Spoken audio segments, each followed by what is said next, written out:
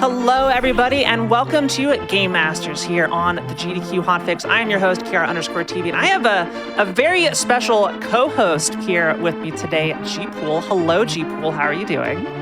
Hello, Kiara. Thank you for having me on your awesome, cool Game Masters show. I'm doing pretty good. I'm looking forward to seeing some crazy stuff going on tonight.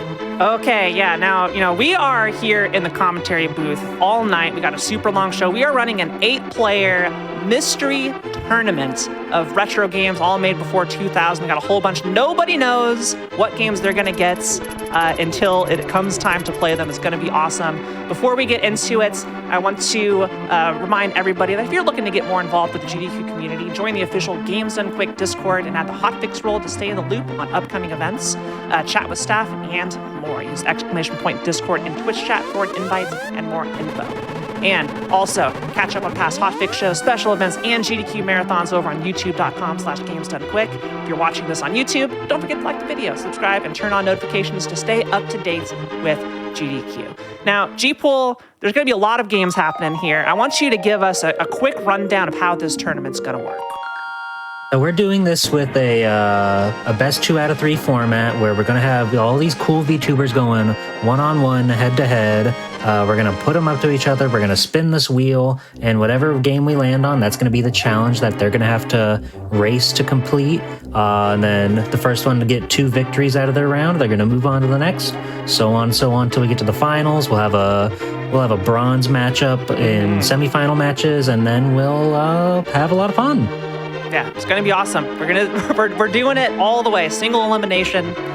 So a full tournament in one episode of Game Masters here. It's gonna be great.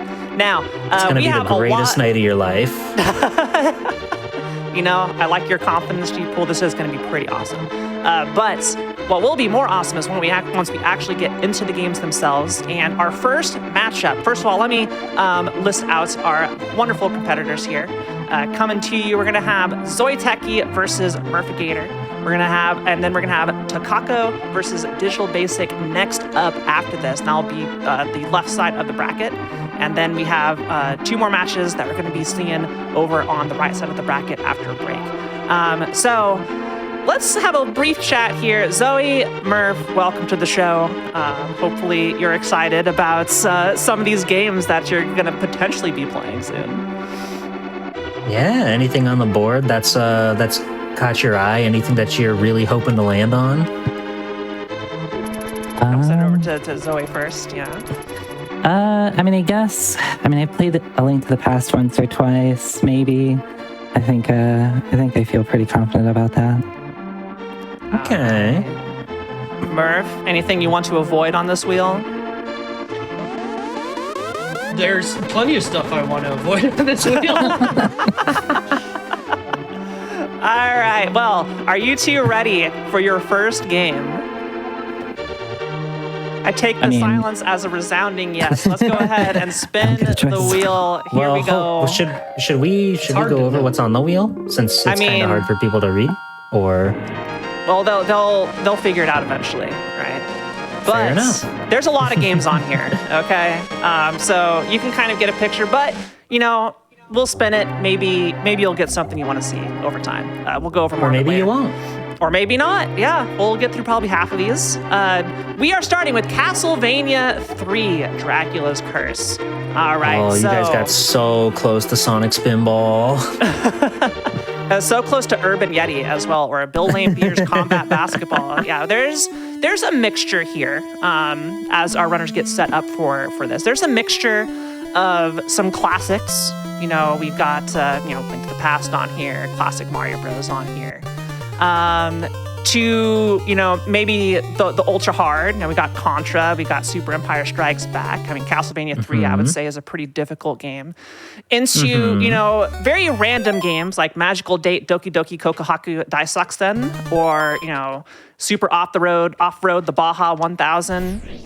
There's something truly for everybody here, and maybe also some things for nobody here. But It's important to know that Doom on there is the Super Nintendo one, just so we're all clear. Oh, I was gonna say that as a surprise for when we actually get into it. It's fine. It'll be fine. Oh, look at that. They're in there. Wow. These Zoe Techie. Mm-hmm. All right. So, Kiara, would you like to explain the specific challenge that they're going for? Yes, I would. So we are starting off Castlevania 3 on level 2, and the goal is to make your way through the clock tower and defeat Grant, the boss at the top. So it is not an easy challenge. We're going to give 10 minutes for them to accomplish this. Whoever gets furthest first, or who accomplishes the goal first will take home the point, or whoever gets the furthest. All right? So we'll do a check-in here. Zoe, Murph, how are you all on setup here? Ready to go? I believe I'm good. Yeah, I think I'm okay. Okay. Let's make sure we can All see right. see you here. Don't forget that part. Oh, I didn't even realize I was supposed to set that up. Oh, that. It's okay. It's okay. All right. Oh, Yep. Oh, yeah. So as we get ready to go here on the timer, I think. How do you feel about Castlevania 3? I haven't played it personally, but Really? yeah. I mean, You've got like a great wealth of retro games you've got to get to. I do. It's there really is no shortage. Anyway, I'm going to go ahead. I think it's a great game. It is significantly harder than Castlevania 1, I would say. Significantly longer than Castlevania 1, but it's got a lot of really cool stuff going for it. Okay. Zoe, are you ready? ready as I'll ever be. All right. Murph, are you ready? Why not? All right. G-Pool, I'll go ahead and have you give us the honorary first countdown of the night. All right. Well, then if everybody's ready to go, then we can get started on go. So 3, 2, 1, go. All right. I can't wait to see, how our runners approach this. This is a classic. It's classic Vania.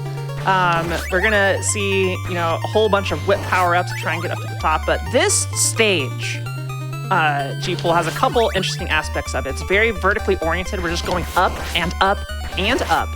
But also, if you are going to fall, the screen does not scroll with you. That is a death plane. And it is an instant death pit if you mess up on approaching any of these staircases. A lot of enemies won't spawn in until you've scrolled a certain length onto the screen itself, and that can really cause a bit of trouble. Oh, looks like we missed a whip upgrade there. That might cause some problems down the line. It'll be perfectly fine. Both of them have the max power whip, it looks like.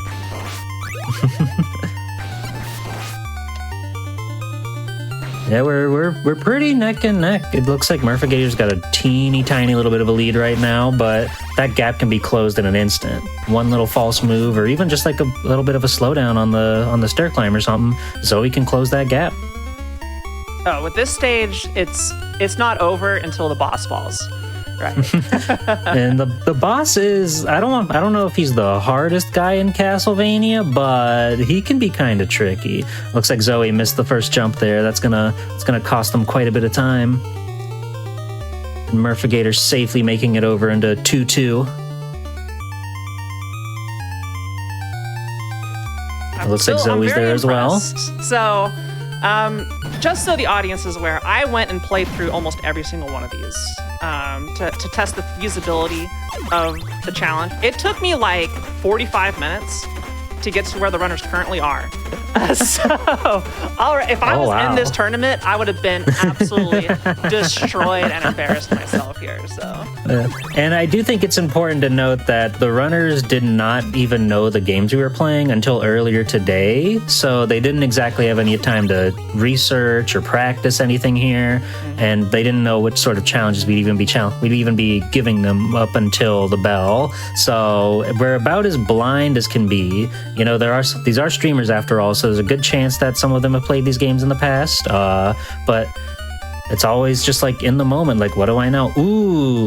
Murphigator got hit and like the sprite flickered, so I thought that he fell down the pit there. That would have been disastrous. It looks like Zoe Techie has overtaken him all of a sudden.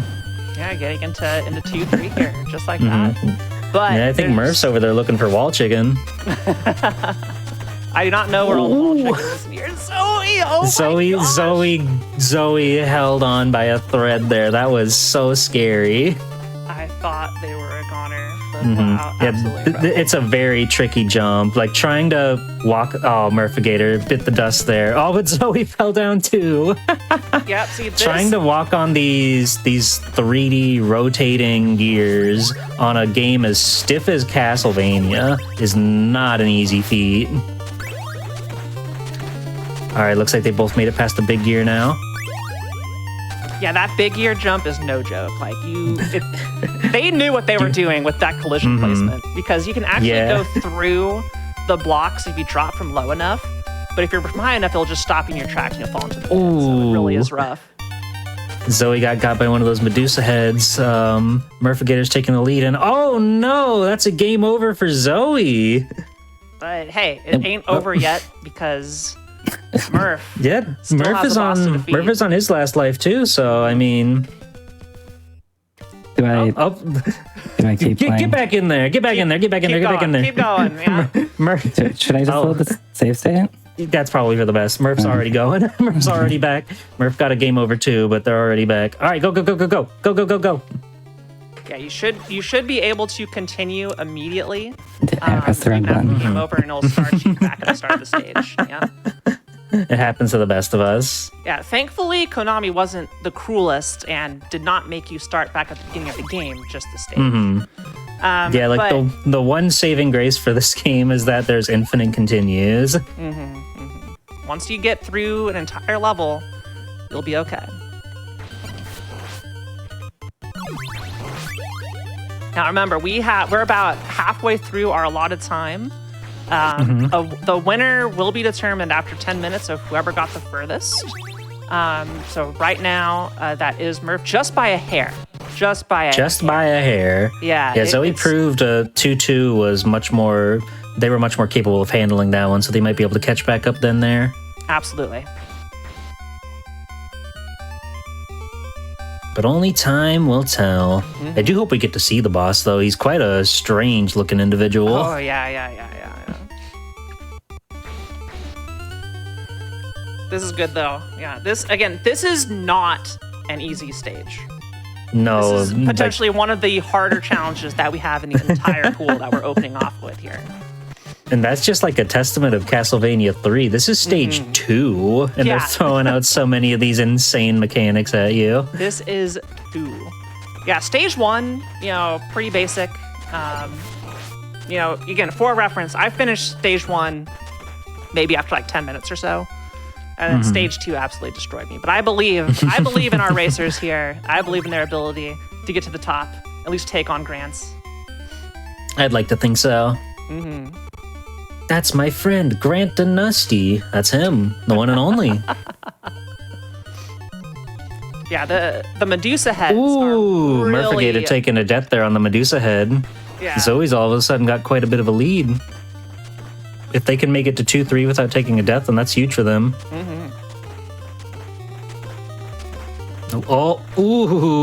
Nearly met the same fate as Murph there. Those Medusa heads are brutal. I believe those were added specifically in the English version of the game. Were they now? There are a lot of little teeny tiny things that they did to the English release to make this game even more brutal and unfair. It is a rental nightmare. I buy the theory that there were game developers purposefully making their game harder so kids would have to outright buy it and not just rent it for the weekend. Oh my gosh. Oh, Murph's on that tricky part, but looks like he makes it through okay. Should be getting to 2-3 without a problem. Zoe not far Oh, but behind. Zoe's right. Yeah, Zoe's right on his heels.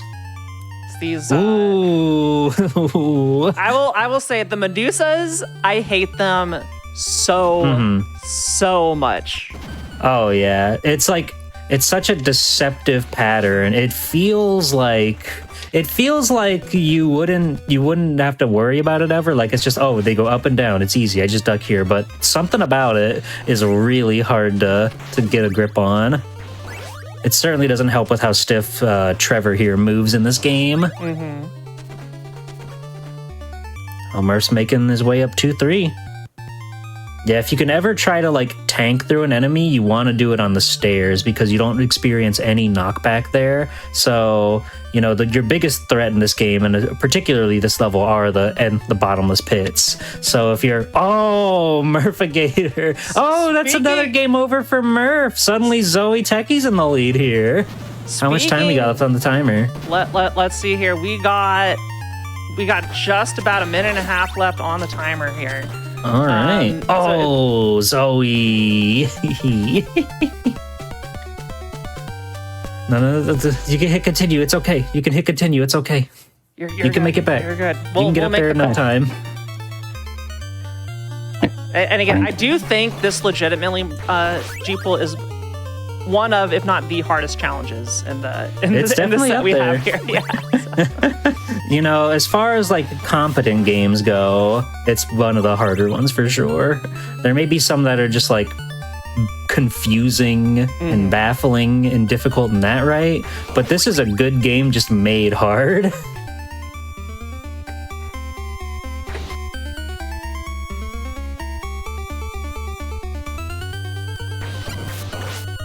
All right. We're going to be at our time here, so both to our runners, we'll let you finish this current life, see how far you can get with this. I think that's a good idea, yeah. Mm-hmm. Not over for anyone yet. Mm-hmm. Again, level 2 of Castlevania 3. Level 2. It's pretty egregious. And the funny thing is, like, you can totally skip this level if you really want to. This game has branching paths, and the only reason to play this level is either for, 100% completion or to fight Grant, who does join your party after you beat him. But other than that, you could just go straight on to level 3, and it's no harm, no foul. Yeah. Smart use of the holy water there. That one skeleton on top has a lot of reach. Mm-hmm. The sub weapons are crucial in this game. Like when your only means of attack is just a whip straight forward, being able to have a projectile or something like the holy water that drops fire, it is crucial. Yeah, that's why these Medusa heads are the worst, because they're constantly sign waving around. Mm-hmm. I don't want that math. It's impossible to counter. Oh. All right, okay.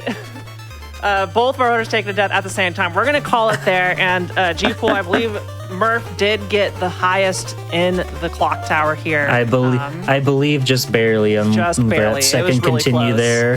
Yeah, Murphigator made it a little bit higher on 2-3. Yeah, and again, no shame for the runners not getting all the way to the boss, because this is a very tough stage. Yeah, really tough stage. Very, very tough. Good job to both of you. Murph, congratulations. How do you feel about Castlevania 3? In general, I am a lot colder on this game than a lot of people, but it is good. Mm-hmm. Mm-hmm. Oh yeah, no, it is just like a really good game, but a really hard one. All right. But I had a feeling there would be a handful of challenges we picked that would end up going to time, just depending on who was running them and everything, because there are some Castlevania sickos around here. But not everybody is that crazy dedicated to the franchise. Yeah, GG's taking the first point, Murph, but it is far from over, because any of these games can really, really turn the tide, no matter what it is. But G-Pool, let's go ahead and go back to the wheel here, and we're going to spin for our next game. Yes. All right. Come on, Super Off-Road the Baja 1000. We will not be repeating any games. That's the only time Castlevania is going to be there. And we've got, oh my goodness. Is it going to be? It's going to be Super Empire Strikes Back. Another, pretty difficult game. Zoe and Murph, I'm sorry we're giving you all the hard ones today, but that's the nature of the mystery tournament, right? Yeah, but it's fun. It's cool. It's platforming. You can't go wrong. All right. While we're getting set up for this, we can pull up. We got some information that we can see about some of our runners. So let's go ahead and pull up Zoe's player card here, up on the stream momentarily. This is a great game. This is a lot of Super Empire Strikes Back. So yeah, Zoe, the one and only cyber only VTuber G-Pool. I'm not sure if you have heard. One and only. Yeah, but I've heard. This is a Super Nintendo game, and their favorite console is the SNES. But does that mean anything? It's not an RPG. It is a super difficult action platformer. Favorite genre RPGs. You go watch twitch.tv/ZoeTechie. RPGs will be a regular occurrence. We'll do a whole bunch of those all the time. Weigh in 5'2" inches and 500 gigabytes in weight. I'm not sure how much that is for digital creatures. I may have to talk to Digi later. I don't think you're allowed to ask that. I think that's more lightweight these days. Now, if Zoe does not win, they have stated they will cry, and that hits for the damage limit. So Murph is going to be sweating here for this, and of course, Zoe though. Zoe, hey, Zoe, you want to give us one for the stream, Zoe? For the fans. For the fans. Zoe. Yeah. All right, let's go ahead and get back to Super Empire Strikes Back. G-Pool, what is our goal here? So we have given our players a password, which you did give that to them, correct? They've got that available? You need to go give it to them, G-Pool. I can give it to them. I will put it in the Discord for you guys. We're giving them a password because no one wants to see Hoth every time, right? So we're sending Zoe and Murph off to Dagobah, and their goal is going to be to find that teeny tiny little guy Yoda. He's out there somewhere. This is a very, very tricky game. The only little tip I'll give you guys is that you want to be double jumping all the time. You want to be double jumping. That's the best way to attack things, and it'll keep these guys off your back because they do not stop coming. All right. Runners, are we ready, Zoe? No. All right. No, I'm not ready. Not ready yet. Okay. Stand by. You're almost ready, though. I'm a slow typer. Hey, it's all good. It's a Super Nintendo keyboard. Can't expect too much. Yeah, they didn't read that. What is that? The GameCube controller called with the keyboard? Oh my gosh! They don't have that for Super Nintendo. Yeah, what was that? What was that made for? Like Phantasy Star or something? Yeah. PSO. All right, looks like our players are there and ready to go. All right, if we're ready to go, we're gonna go ahead and unpause and get 10 minutes to find Yoda in 3, 2, 1, go. Best of luck, you two. Best of luck. Yeah, the Super Star Wars games are known, they're infamous for being rather difficult video games, but I'm glad to see that our competitors here are taking my advice. The double jump lets you do this big spinning slash, which more or less does make you invulnerable, and that can really come in handy. Just look at how many hazards and enemies are on the screen already. Yeah. I don't remember all these enemies from the movies.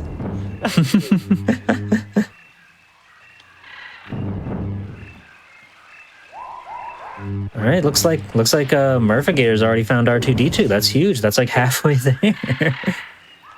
This is a bit of a tricky maze, but Murphigator really just like figured it out. Nice stuff. Nicely done. I will say the platforming is pretty wonky in this game too. There's really a lot of like weird slippery slopes, and right there, Zoe Techie just falling through the platform. What even? No reason for that to happen, but yeah. All right, looks like Zoe got R2. I like all these little piranha fishes that are just like... Yeah, they want to get Murph so badly. I would say this is one of the tamer levels in the game. There are some places that just really get absurd with it. But as long as they just keep on keeping on, I don't think they'll have any trouble here.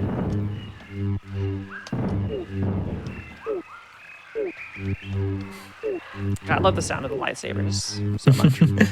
Yeah, it's pretty impressive. They got it to sound like so close using the SNES sound font. Yeah, shout outs to the SNES sound chip or whatever they got. They probably got something crazy in there.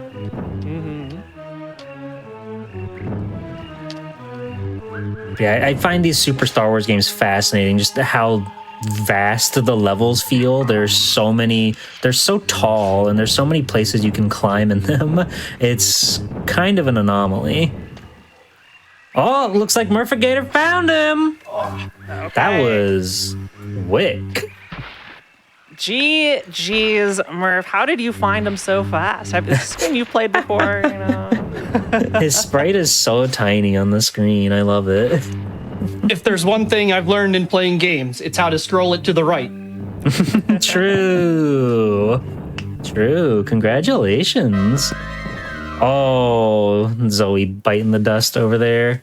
All right, GG's, Zoe. And Murph, you know, that is 2 victories. You'll be advancing to the round of 4, the semifinals, coming in a little bit. But hey, you know, Zoe, you know, good efforts, of course. These games are hard. You know, I do believe for any of the matchups today, any of them at all, that depending on who rolled what, it could really go anyone's direction here.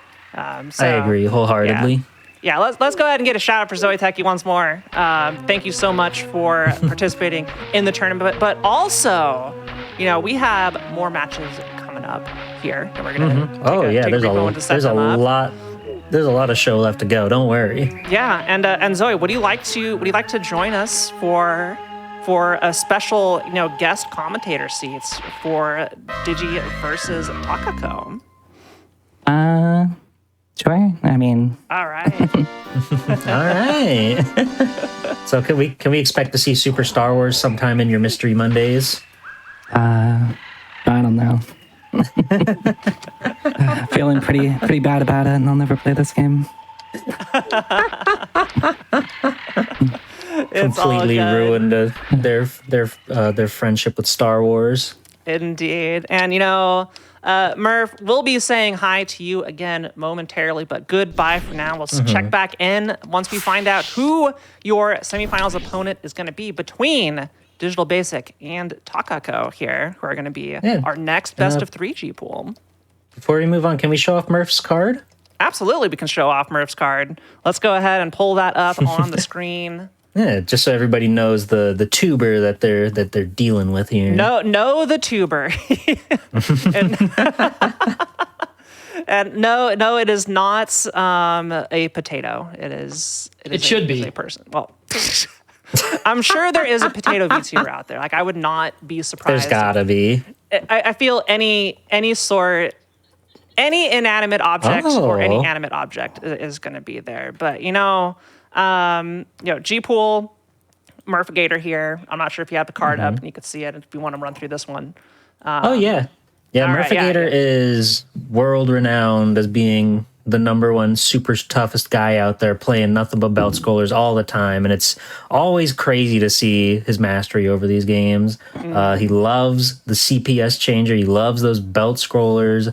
A whopping 6'4". Does that include the pompadour? I was going to ask the exact same thing. No joke. Does it no, not at all. All right, so like 7'6" with the pompadour on top. Yeah, of course, makes sense. And can you hit us with that quote you got there, Murph? Look, it's not about winning; it's about sending a message. And the message that I send is that I'm going to win. Love it. Thank you. Congratulations again. We'll see you a little bit later. See you in a little bit. All right. You know, Digi, Takako, welcome. Good news for you is that Zoe Techie and Murph got through 2 of the hardest challenges. Super Empire the Strikes Back, as well as Castlevania 3. Those are brutal, absolutely brutal ones to... absolutely. So we are going to spin the wheel here. So eyes on the wheel. I have it shared here. You know, before we spin it, Takako, is there anything on here you would really love to see? It's like I could maybe bless the wheel here and, you know, put some extra spin on it. Yeah. I have no control. It's random. Yeah.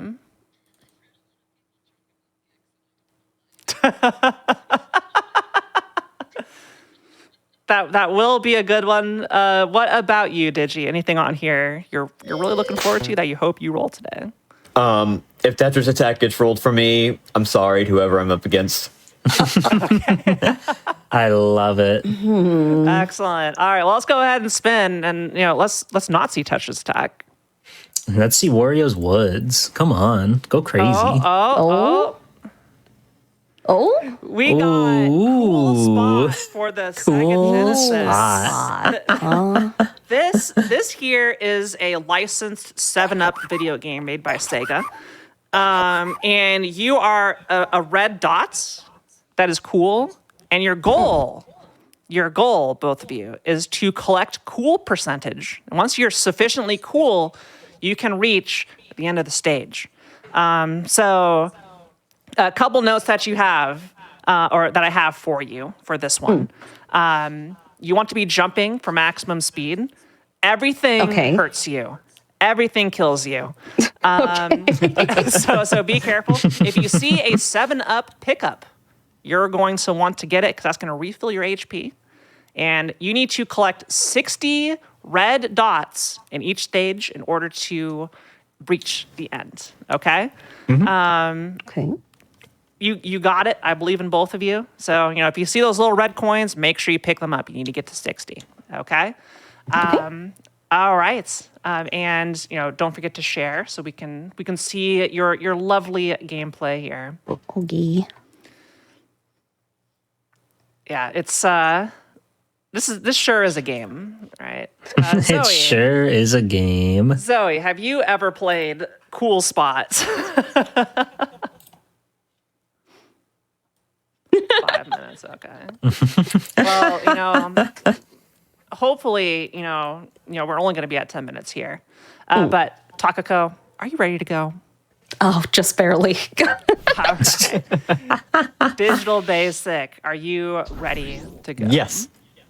Okay, so you're going to go ahead and start the game. Generally, you're going to be moving to the right. Whoever can beat Sage 2 or get the furthest in 10 minutes is going to win. So, Zoe, let's go ahead and have you give our runners a countdown here.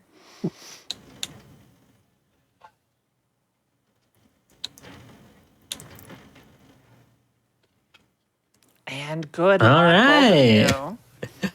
Looks like we're off. Oh, yeah. We're hitting the beach, baby.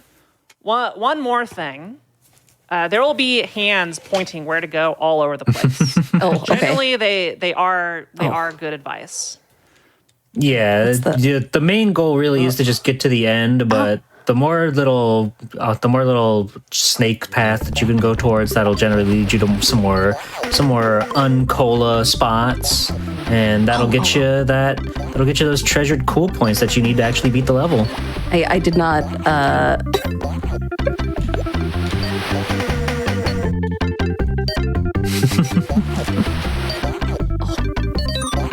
Anyway, it looks like Digi's already got up to 36% cool.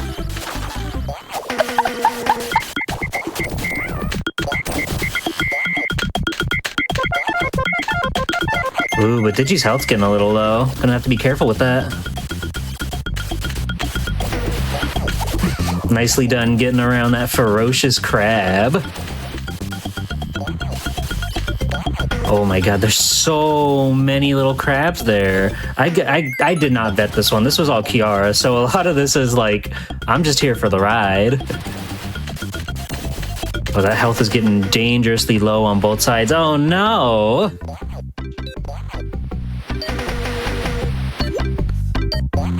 It looks like it does save your cool spots though, so still got a whopping 24%. Digi getting pretty close to that 60 goal though. Alright, yeah, Digi just has to get to the end now. Ooh, biting the dust though. Fortunately, made it to the checkpoint, so shouldn't be too much trouble. Really, it was a magical era, wasn't it? Where you could just make a video game about anything, be it some sort of crazed product placement tie-in. I know Chester Cheetah had one of those. I know Cool Spot here, obviously. So many tie-in products in the 90s. All right, looks like Digi made it through level 1. That's so huge.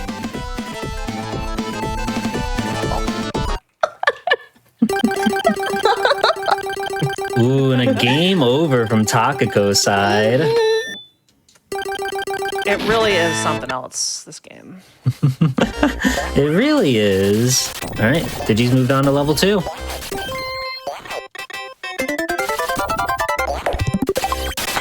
Quite a soundscape this game has, huh? A lot of noises going on.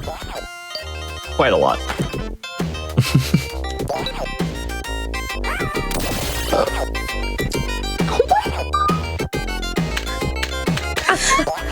I love seeing people play games for the first time. It's always such a riot. It really is great. I mean, great for us watching. Maybe yeah. not so much for Takako here, but, you know, you're doing great, Takako. You're doing great, Takako. They just don't make them like they used to.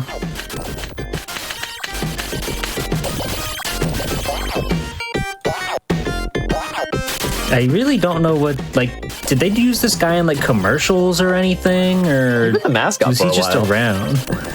Okay. He was a mascot. It just seems kind of, because I know he's got multiple games. Like, there's a Super Nintendo version, there's an NES game, I think there's a second Genesis game. There's a lot of cool spot activity going on.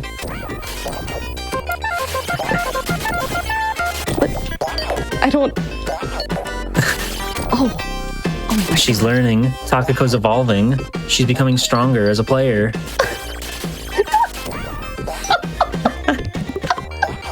They really went crazy with the crabs on this stage. This is such a Genesis game. Yeah, you think there's just a little bit too many? Maybe a little bit. I feel like that is like relatively common. I feel like a lot of Genesis games just throw enemies at you nonstop. Ooh. Did you taking a tumble over there?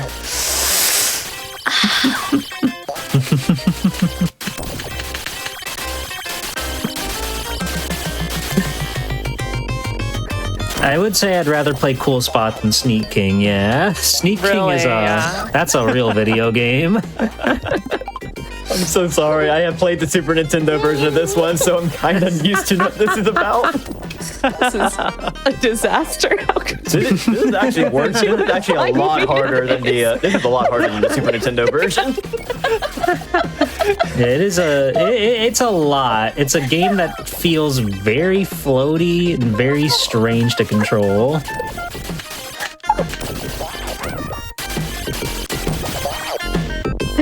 it's okay. And just the way the camera follows Spot too, it's really hard to keep tabs on where you are.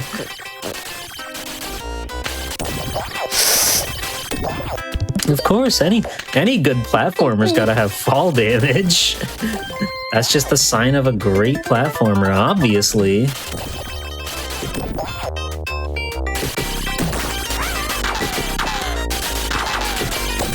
Looks like Digi's getting there though, 37% cool, just a little bit more to go, and then they'll be able to find that cage and I don't. rescue their awesome friend, Oh my who is God. also a cool spot. The other cool spots.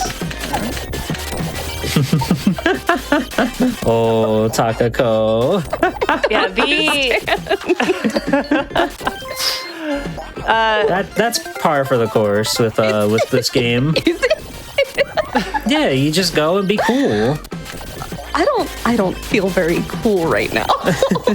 I'll give you one hint. You can Okay. jump on the 7-Up bottle at the start of the game, or at the start of the level, in order to get up to some balloons. Oh.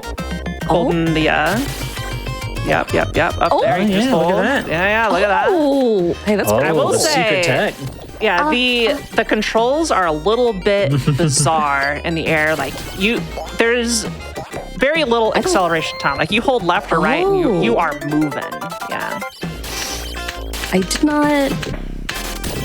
Interesting. Oh.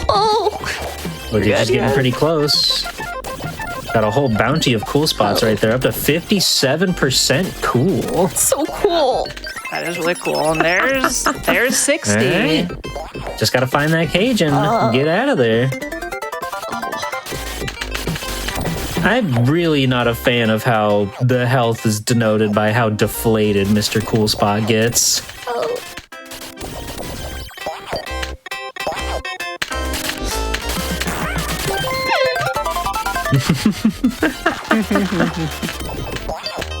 It's okay, Takako. Oh my god. Who made this? Sega, yeah. I think Sega. Yeah, I'm not sure if it was a Sega internally developed or something, but I wouldn't put it past Virgin. they're on the title card. So. Maybe they just published it. I don't know. Maybe someone in chat can give us a look up here.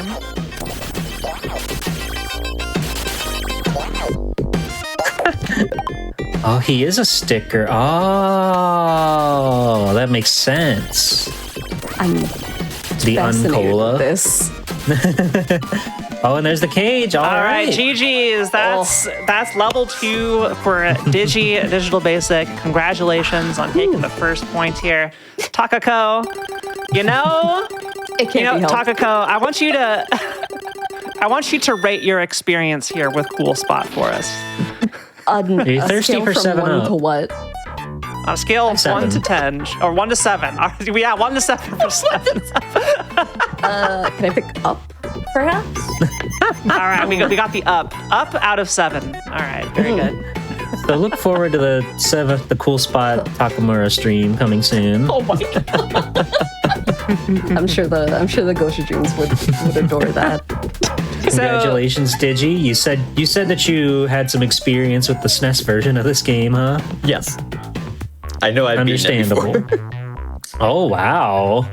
A feat not many can say. It's a strange video game. All right.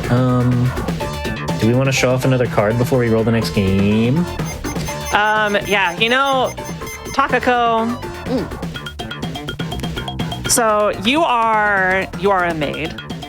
I am. So let's go ahead and take a look at your card, because I was trying to think of, like, before the show, G-Pool, I was trying to think of really cool things I could say, like, for each feature. It was like, okay, what do maids do? They clean stuff, right?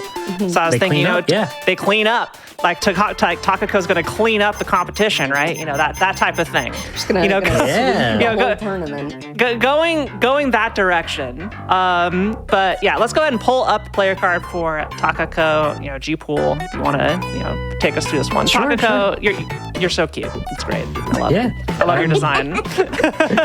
You have a great design. It is a very cute design. I drew and rigged my own model. So it's so crazy. You're so My life. talented. GG's. Ooh. Yeah, you got the favorite console as the GameCube. What's the favorite game on the favorite console? I would love to Sonic know. Adventure 2 Battle. I thought you knew me. Come on now. Well, of course, I know, but we got the kayfabe we got to live up to. Yeah. Sorry. And that game fits in perfectly with visual novels, horror, and Souls-likes. Oh yeah.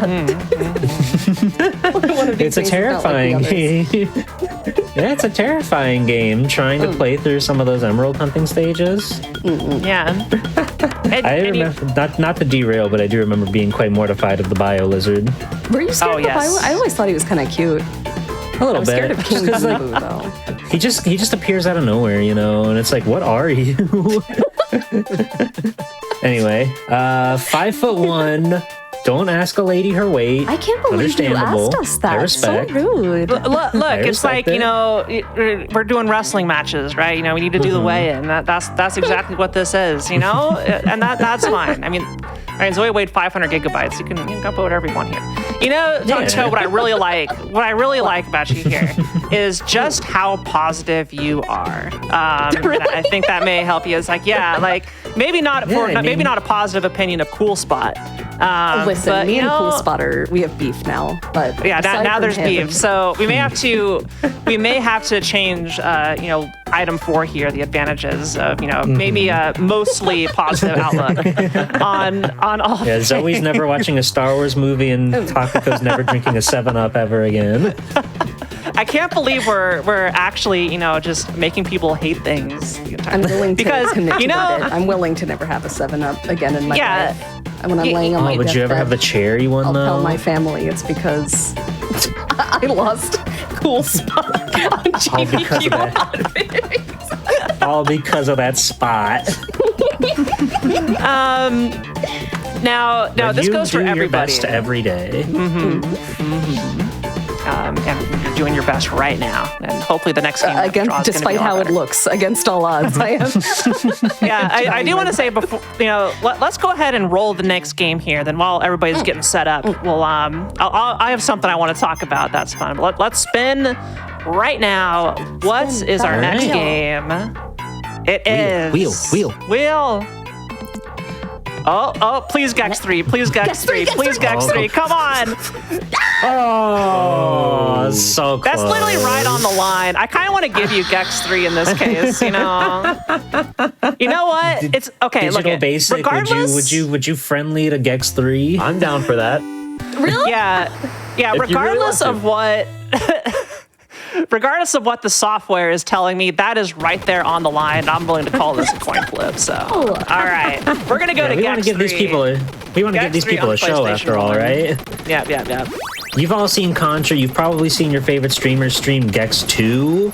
Nobody streams Gex 3. So we're Nobody, gonna show you absolutely Gex 3. nobody. Yeah. So while you get set up, I asked everybody, fill out these player cards, a couple questions about themselves. And like one of the things I did ask is like, least favorite genre / least favorite game. And like everybody, like Digital Basic here, Takako, everybody was like, I don't really have, most people were like, I don't really have a least favorite. It's like, I love everything. Everybody was so positive and so happy. And I was like, let's not even throw it on the player cards. And then how things change so quickly as soon as we start playing. But yeah, we have you, both of you, at a specific spot, skipping some of the intro, so you don't have to worry about that. There is there's a wild CG cutscene at the start of this game that we're not gonna worry about. But we're sending you to the Sorry Winter to all the Wonderlands. Agent Extra fans. Yeah, sorry. But you will have a task, a list of tasks to select. And you're going to select Defeat Evil Santa. That is going to be our goal. So you're going to have to go find an... I advise both of you, if you have not played this, or have not played this in a long time, you played the last one. Have you played Gex 3? No way, I right? don't think I played 3. I think I have played 2. I played one of the Gex games. 2 of the Gex games. Most people All have played right. 2 because it's the first 3D one. Okay. Like the first one is solid, but it is just like a kind of forgettable 2D platformer. But Gex Can I be 2 is like the incredibly 3D transparent with you? one. I don't think You've I've never played a played single Gex? game on this list. So Oh no. but that's What would Rudy say about you not playing Mega Man X2? Oh, she'd be disappointed in me. It's a good thing she's not in chat and I can't see her right there. Good thing.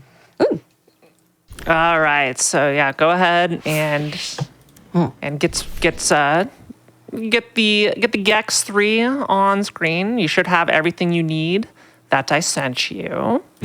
Oh, wait, hold on.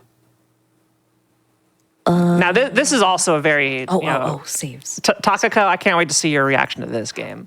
I did play a lot of really bad 3D platformers, to be fair. There are a lot of those out there. I did. A lot of people were trying to be Mario. A lot of people were trying to be Crash. And Takako, I did send you one more thing. Okay. But yeah. So did you up and ready to go for Defeat Evil Santa? Failed to open. You look fine on my end. I don't know what all those bars are, but it looks like it loaded okay. How do I... Let me see. There you go. I get, okay. Yep. I think you're set. If you can move around, that's all good. All right, sorry about that. They're all good. All right. Okay. Takako, you actually start. Okay, so Digi, just go ahead and enter the game. So sorry. So You're all good. Yeah, you'll once you know what? Actually, Takako, you skipped the cutscene, didn't you? I did, yes. Okay, you're gonna want to watch that. Yeah, go ahead and reset Oh, is back it to really where you were, because It just shows you. it shows how to your get objective. there. Yeah, I was gonna explain that. But you're so eager to start. I love the enthusiasm. No. If I do that, is all that stuff gonna pop up again? Yeah, you know what? Let's go ahead and bring cams back on the commentator desk here just for a if possible. moment as we get this set up. I don't think it showed anything questionable, but Yeah, it's good. No, It's no. good. Miyamoto's not gonna know. It's gonna be fine. You're okay. You're gonna be perfectly okay. But yeah, go ahead and get it reset there, Takako. let's All see. right. Thank you. I appreciate it. Anyway, while you're refreshing there, G-Pool, what do you hope shows up tonight out of this list? I really want to see Urban Yeti. That one's a classic.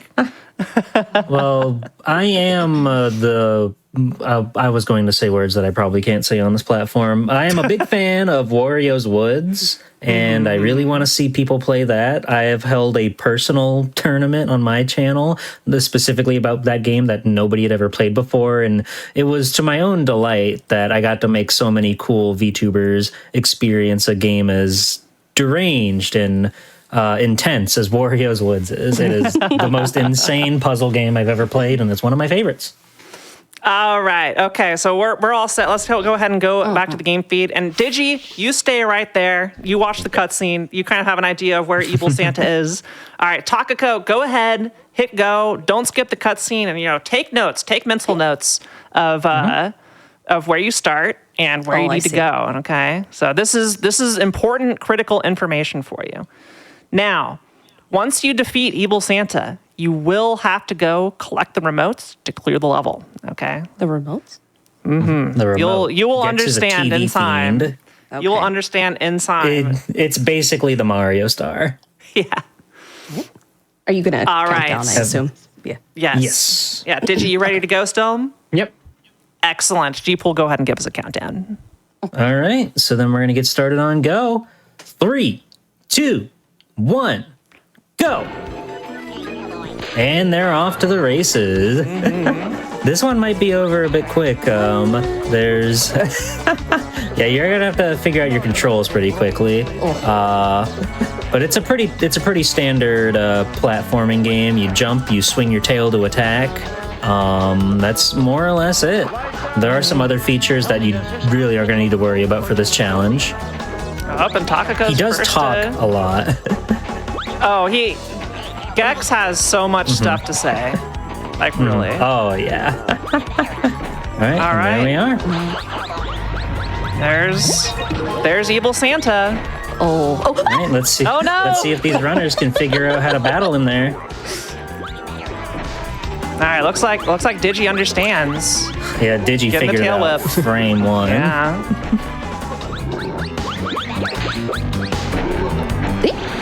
The timing is a little bit awkward. It's very awkward. Why they put it over there? I don't know why they put it over there. We may have It's a to game have designed a by second challenge here maniacs. on this one on this game if Yeah? we're getting through it this fast. Yeah. Awesome line there, Gex. Thank you. All right. Yeah. Where is this remote? How do you get to it? It's not over until you get that. Oh no. Ooh, Yeah, got the sniped timing. down. The timing on reflecting the presence is extremely awkward. Let me tell you. Way back here. Oh. It's a very strange, yeah. It is a comedian's game, for sure. I can tell. But they really, really, really wanted to compete with like Crash Bandicoot and Mario and all those guys. Yeah, for some reason, just choosing to put the stars in the middle of nowhere afterwards. Well, it looks like Digi found it. Yep, that's it. GG's. Sorry, Takako, but good it's job, all right. Digi. Thanks. Good job, Digi. Just getting the insta read on a. Oh yeah, we get to enjoy this cutscene. I skipped it. No, Agent Extra. that was Asian Extra, classic 90s PlayStation, where every single game had FMV sequences, and this one's His real world, real woman girlfriend that he has. Man, it's a game. Everybody should play Gex 3. Now, Digital Basic, congratulations! You're going to be going and fighting Murph in the semifinal A. It'll be fun. But we still have GG. so much more to go. And Takako, GG's. These were tough. GG's. I hope you still had fun. I hope you still had fun It's- for these silly things. Games are fun even if you're bad at them. I think that's very important. So it's definitely, this is a very chaotic format, so it's fun to have a bunch of loud noises and colors thrown at me, just dropped into my lap and be told, okay, go for it. So Yeah. no, it was that's very fun. Thank you. that's what makes a mystery tournament so exciting. Is like you may have an idea what you're going up against. You may get completely blindsided by something you just don't know. There's a lot of video games out there in the world, and it's important to try to experience as many as you can. Absolutely. Now, Digi, you're going to be facing Murph in the semifinals. How do you feel about the matchup? A little nervous, but I think I'll be fine. Tetris Attack is still there. I have a chance. Tetris Attack is still there. Let's see that card for Digi real quick. Yep, let's pop Digi up on screen. We'll be bringing these up a little bit throughout the day.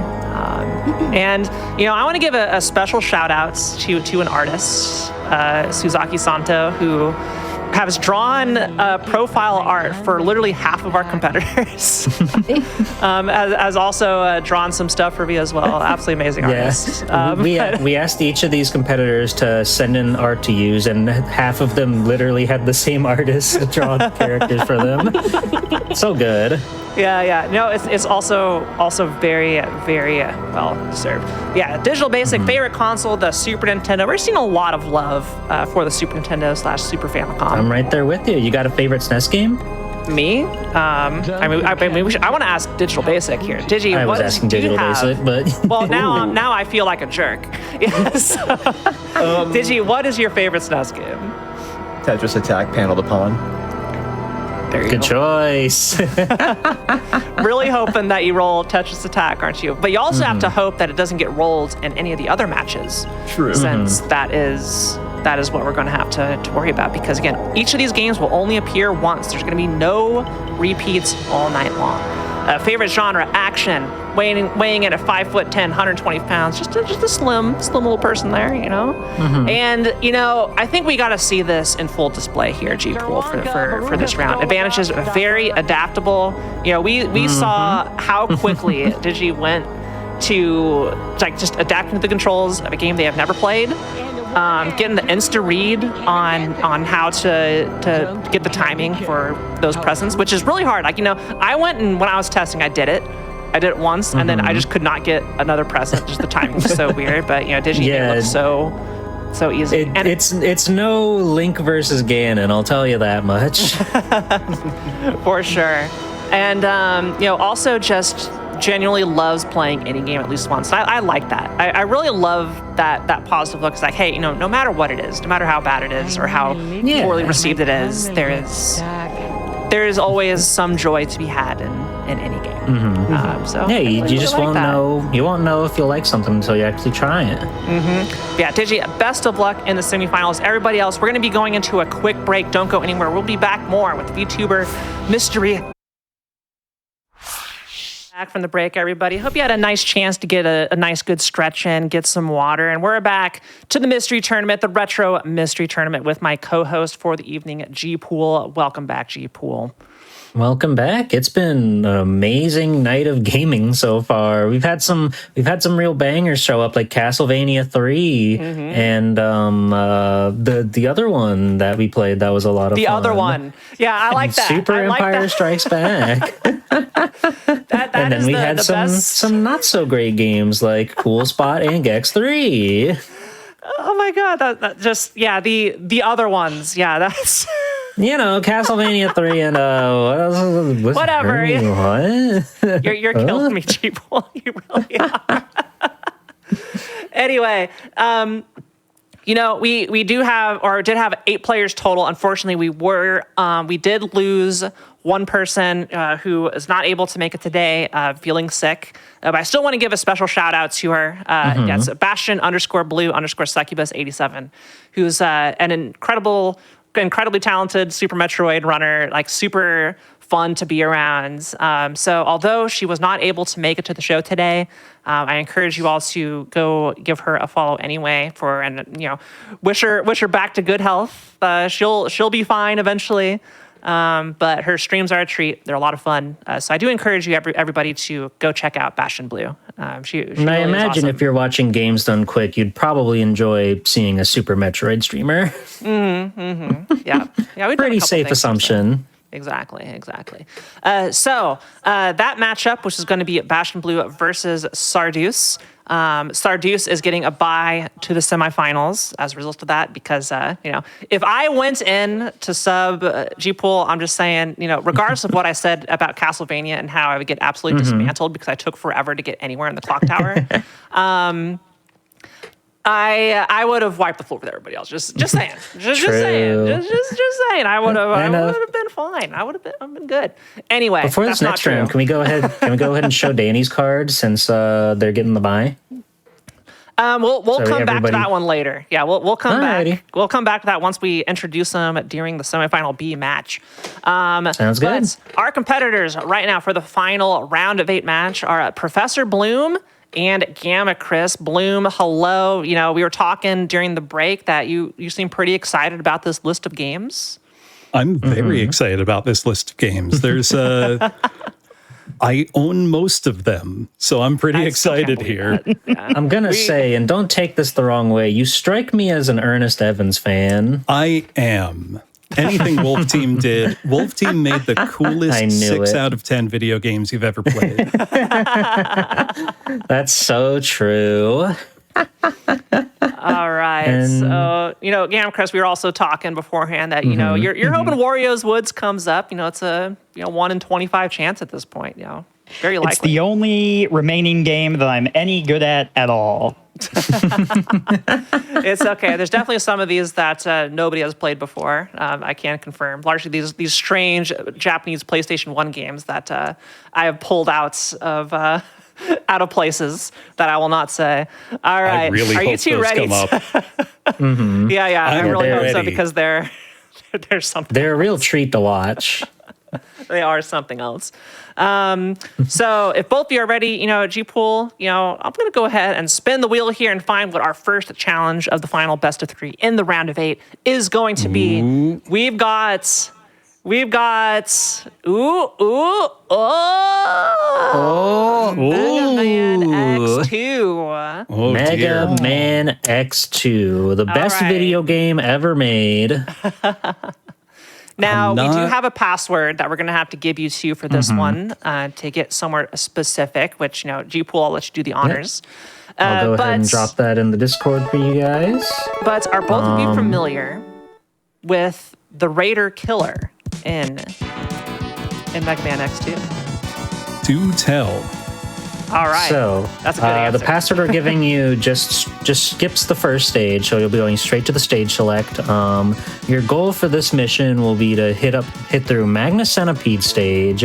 Not only will you be challenged with beating the boss with no upgrades, no special weapons, anything. There is a room after a very long pitfall just after the first mini boss, which is a very cool 3D animated sword. They were really showing off the tech of their special chips. There's a room in there with a lot of falling blocks and some scanners that are combing the room. You're going to need to get scanned by those little blocks a total of 3 times, just so that way when you enter the radar killer room, he'll be maxed out and ready to go, and he'll be the most powerful version of himself, and you're going to have to defeat him. So get scanned 3 times. Get scanned 3 times. Yep. Gotcha. All right, And you'll see it come up on screen.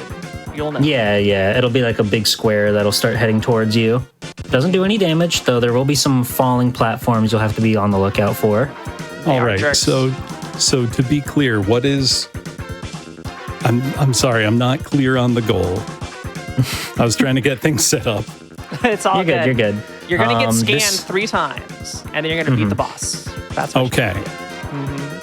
Yeah, so you'll go through the stage. There will be a very long pitfall that you'll fall in, and enter this large room with scanners that are like chasing you down. So you want to make sure you get scanned all 3 times before you enter the boss room at the top of that area, and then you'll get to fight that guy. All right. Those scanners change like how he acts in the game, so it's very important that we're at his best, so that way you can be at your best. Right. And thank you. Magnus Centipede is the enemy on the top right of the stage select. All right.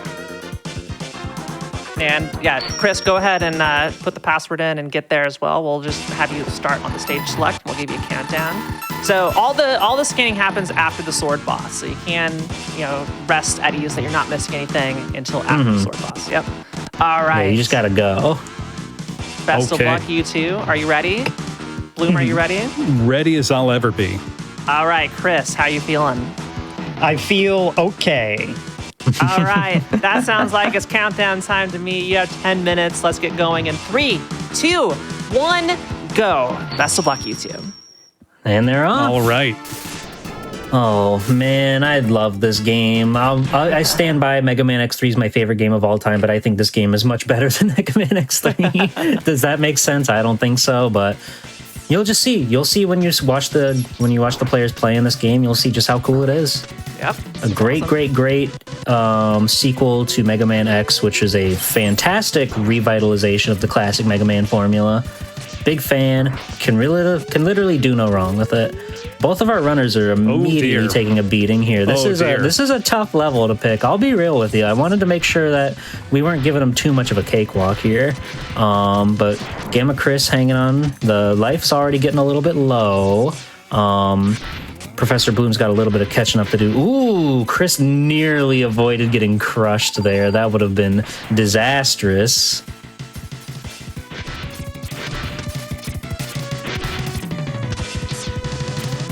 Bloom sitting here and taking a death. It's okay. It's okay. It's okay. It's okay. It's not an easy game. I don't ever want to stress that this is an easy game, but man, is it a fun one. It really is. They just nail the run and gun formula. And Chris has already made it to the first mini boss. It is the 3-dimensional saber hologram. Oh, it's a really showing off their technology there.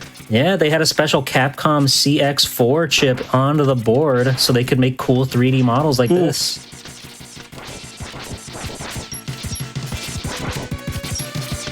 And not an easy game. I'm gonna say that. Not an easy game.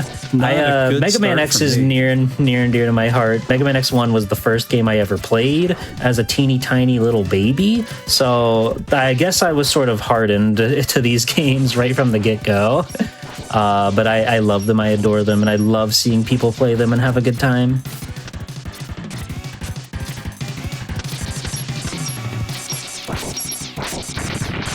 Oh, nicely done. Chris already made it through the mini-boss there. That'll, at the very least, net him a checkpoint, which is crucial.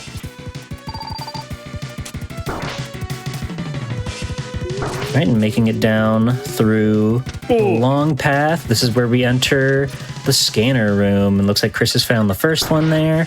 Again, we're gonna need to scan them 3 times just to make sure that when they go into the radar killer fight, it is at its maximum strength. It has the most amount of moves available to it, and it'll just be the most fun to watch. That's number 2. They must have been proud of the tech in this game, all the stuff, all the falling platforms that turn into the ground. That's kind of crazy to think about on a Super Nintendo game. Right, but Chris has made it to the end there, so he can go through that little path, and he'll be rewarded with a cool boss fight. Life is looking pretty low. It's going to be a tough one, but Gamma Chris is one heck of a gamer. And he changes, the radar killer there changes to blue, it changes to red, and then in its ultimate form, it becomes purple. Wow. And there you are. Now he's going for it. He's much more aggressive in this form. He has a lot more moves in his arsenal, and it just makes for an interesting mini boss, I feel. Ooh. Yeah, it's hard. It's a very hard game. It's really hard.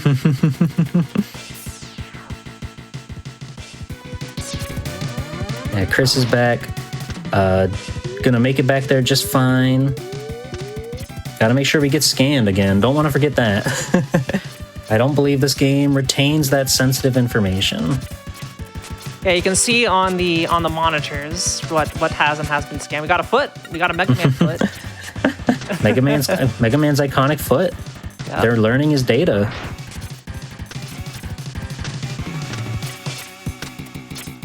I guess Chris is trying to just play it safe so that way he can hold on to his health against that tough boss. It makes sense. I understand. I understand the plight. All right, and that's 3. So Chris will be in the clear to just get on out there.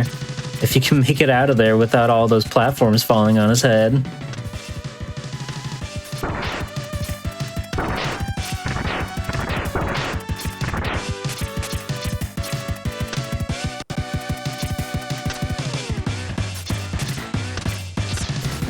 All right, let's give Radar Killer another shot.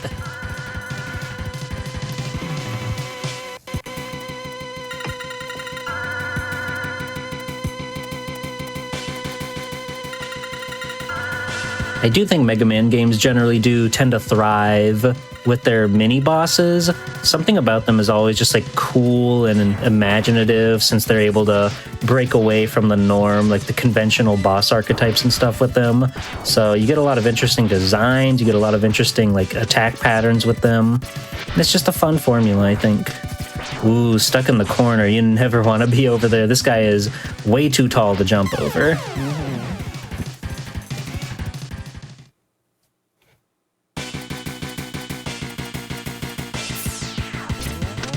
I will say it's so rude, like all these falling blocks in this room. they really don't give you much warning at all. Some of them go slow, some of them go really fast. Yeah.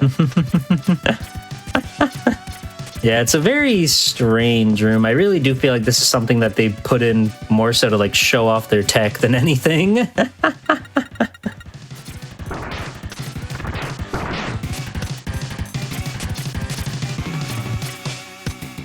Yeah, the shield blast that the Radar Killer pulls out. I believe he only does that in his ultimate form, in his purple mode. But yeah, we wanted to make sure that this wasn't just like your standard regular Mega Man X2 speed run, because this is a popular game. People play this game all the time, so we wanted to make sure we give them something that you don't see every day. There's scan number 3 for Chris. Gonna head back in there to challenge the killer. Ooh, and managed to get there in time to get the health pickup. That's huge. Professor Bloom trucking along, making their way over to the cool sword, the CX4 sword.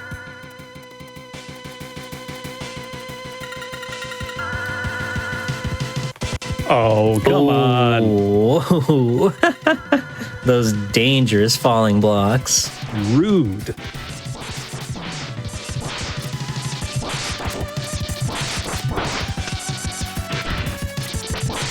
All right, we'll see if Chris can outlast him this time. Came into the fight with full health. We're going to see if he's got what it takes to take the killer down.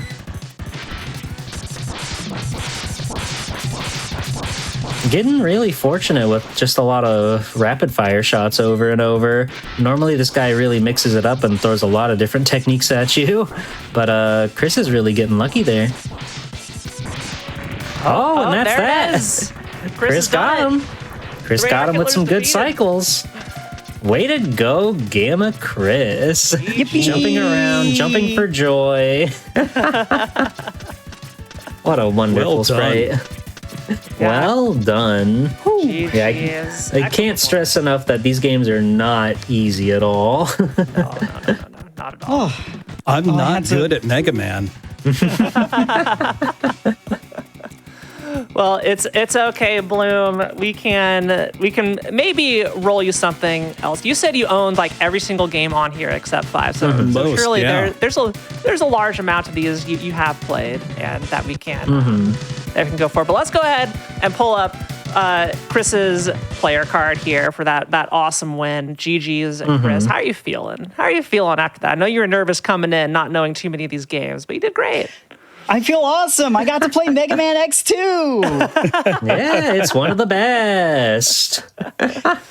It's so fun. Absolutely. All right. So Gamma Chris's profile here. Another arts by the wonderful Sasaki Santo. This one's great. I love this art so much. Just the best red panda that there is. Oh, thank you. Internet. Oh, Yeah. I love this Really? artist so much. They're so good. Yeah, but It's I love quite this. awesome. It's quite Favorite inspiring. Favorite console, the Game Boy Advance. We do have a couple Game Boy Advance entries here in the mystery tournament today. And favorite genre, platformer, which, Mega Man X2 is like an action platformer, I would say. So definitely plenty of platforming action going on in there. So kind of really showing it Yeah, it here. looks like those skills translated over.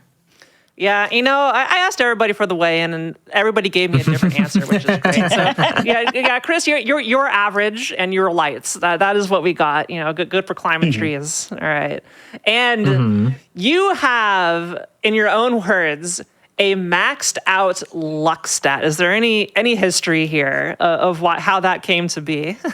Well, yeah, so it was demonstrated on stream already. Professor Bloom hasn't played Mega Man X2 very much. Nope. So So all the games that we could I win draw. because he doesn't know X2. Yeah, you're really swaying the wheel right now. All right. Well, perfect. I'm convinced. So, if we get two games of these where Bloom knows the majority, well, anything could happen. But we'll see. I also, strongly assume that's every other game on here. Yeah, not to like doom any competitors, but I really do want to see some sets go to game 3. no, absolutely. Well, Doom would be a very good game for that, I think. Doom with Bloom. It's true. All right. And we got a fun fact here. Red pandas can sleep for up to 17 hours a day, which I did not know. True. And Chris, That I want to is ask, crazy. do you have any more fun red panda facts here? So red pandas are predators. People often think they're harmless little critters because they sleep and they're easily startled and they eat a lot of bamboo. But they do also hunt for small birds and lizards. Oh. I've never seen a picture of this, but Wikipedia has told me it, and I believe it. Small birds and lizards. Mm-hmm. What a diet. What a diet. All right. Well, Bloom, we'll be rooting for some better luck for you here. Hopefully We'll you can see. get through. I'm excited for this magical wheel luck spin. stat.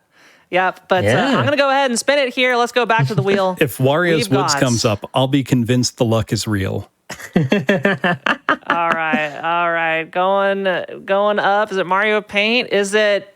Is it? No, it's Mario Bros. The original Super Mario Oh. Bros. So surely everybody's played this. But No, that's actually one of the 5 games Bloom doesn't have. is it Bloom? No. I had to ask. So your challenge here, G-Pool was so kind to get you a save here with near infinite lives. You got like castle levels of lives. And I had to learn how to do an exploit glitch. It was awesome. the infinite shell jump. Yeah, we took that for you. Yeah. But your goal here is to beat World 8. We got you already locked in on 8-1, and we're just gonna have to see who can take down Bowser first or get the furthest in the 10-minute deadline. So, Bloom, how are you feeling about Super Mario Bros. Here? I would feel pretty good, but it's been a long time since I've played Mario. I'm just hoping I remember the, I'm not going to say anymore. Yeah, it's Mario 1 is always a lot quirkier than I remember it being, and it's always a lot harder than I remember it being. Like, if you don't just get seasoned and you play it every day, then it's pretty tough to get through. But Yep. I know you two are both seasoned gamers, so I'm sure you can manage. Absolutely. All right. Well, Chris, you ready to go? I am. I loaded the state already. I'm paused right at the beginning. Is So that did okay, I. or should I Perfect. reset? No, that's perfect. Oh, Nope, perfect. you all are perfect right I there. did the same thing. Excellent. That's good. Okay. You guys both have 299 on your timer, so that's good to me. Yep, that's good enough for me. Get ready. Roll date is no joke, but you're gonna start. Match point here for Chris. In 3, 2, 1, go. Good luck, you two. Thank you. That's fine. We didn't need that. They're off. Quickly, Chris losing that fire flower. How rude of Mario Bros. 1 to just instantly go from Fire Flower to Small Mario, but It's really messed up. Yeah, it looks like they're off. That's fine. We didn't Professor need that. Bloom still holding on to that. Whoops. Oh dear. these Goombas. Okay, so if you have not played Mario Bros. In a while and you're used to more modern stuff, it is a little bit of a learning curve to get used to the particular way that the original Mario moves. A lot of the acceleration is a little bit strange. The way that jump heights work is a little bit strange based off your momentum. But Chris, I think doing the right approach here, taking it a little bit slow. Yeah. This level really is tempting to just kind of go for it, but there's so many obstacles and stuff that happen here that you really do just have to be mindful. That's why we wanted to make sure that we gave them as many lives as we possibly could, so that way they can just keep on bashing their head at the wall here. Because nothing's worse than just running out of your 3 lives and having to go back to 8-1, or if you miss like the A input, then you have to go back to the very beginning. There we go. There, did that fix it? Let's see. Let's go ahead and just take a brief pause here. Oh. Make sure we get Professor Bloom's feed up. So, sorry, I thought I had All it. Is mine not up? no, go ahead and continue. Stand by. Go ahead. Are we good? You're good to continue. Okay. Is mine not displaying?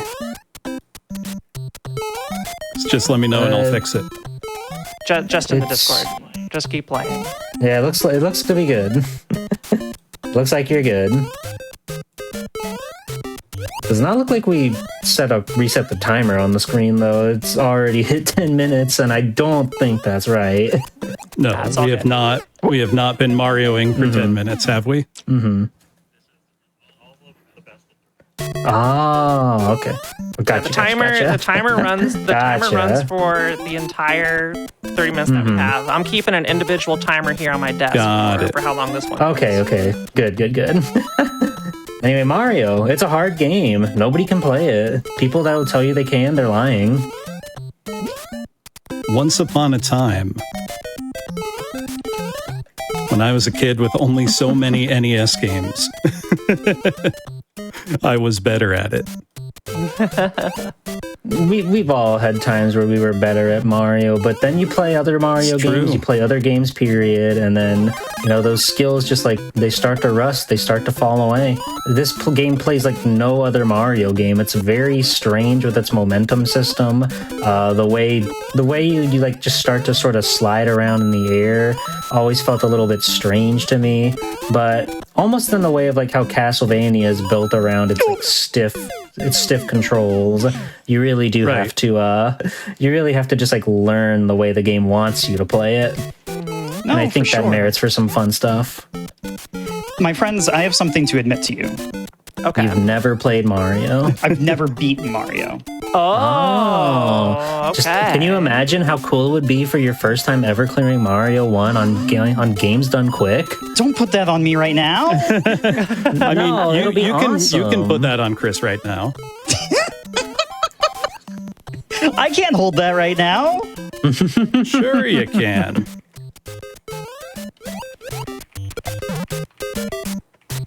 I mean, I will also be a poor craftsman and blame my tools and say, feels very different using an Xbox controller than my trusty NES dog bone. So true. Oh, I want one of the dog bone controllers. They look so good. They're very comfortable. Was this the devil's spot? It was. Aha. That's probably the devil spot. the herald of the end. Another real great thing about World 8, no checkpoints in World 8. You have to play the whole level start to finish. It's a nightmare.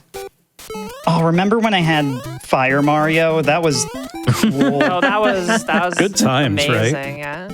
I do like how was both really you awesome. lost. I did all I could to help you. You're on your own now. We Now, does everybody remember where learned- the mushrooms are? You know. No. They are incredibly few and far between. I know. I did see, Chris, you did manage to find where the star is. That is a huge boon. Yeah, that's because I'm a star, baby. Oh. Yeah. These World 8 stages are also deceptively long, but there we go, Bloom.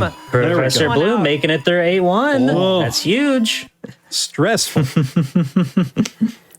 Stressful game. Very much so. If you Still love it. I don't buy horror games or whatever, right? I don't get being scared by the jump scares and the ghouls and the ghosts, but playing a platformer like Mario, that's terrifying. Something about So putting this scary. poor little man in these horrible situations. I only Couldn't have we a have gotten crown's a worth nice- of lives now. A nice wholesome game like, Monster Party. Monster Party is pretty cute. I love that game. pretty It awesome. terrified me as a child. Well, hey, if you take us to Party game is 3, you just so might see it. cool. I hope it comes up for anybody during the challenge just so people can see it. It is a game that deserves being talked about for how just strange and awkward it is. And how super fun. I got really lucky right there. Oh, I thought that Koopa had you. I thought you were done. It should have had me. It's a strange game. It's a bizarre video game. Nobody knows it. Nobody understands this game. Yeah, that Bullet Bill Bloom was like, you are living on borrowed time here. Right. Look, there is a new Final Destination movie in theaters right now, so it's only appropriate that death catch up with me sometime. So true. One of the Nice job hardest getting around parts those. of Mario for me is not panicking. No, really. Like, No, I agree. managing your emotional reaction to what's happening in the video game. There's a I know fear that meter in the sounds game silly, and right. IRL. Right. It's true, though. Especially when I don't remember the last time I played Mario to completion. Nice job, Chris, getting through 8-1. Catching up. Thank you. Yep. I now have Crown Z lives. Whoops. I do like how it I actually failed does- the wall jump. Oh, yeah, that is one of, if not the trickiest jump in the whole game. It's crazy.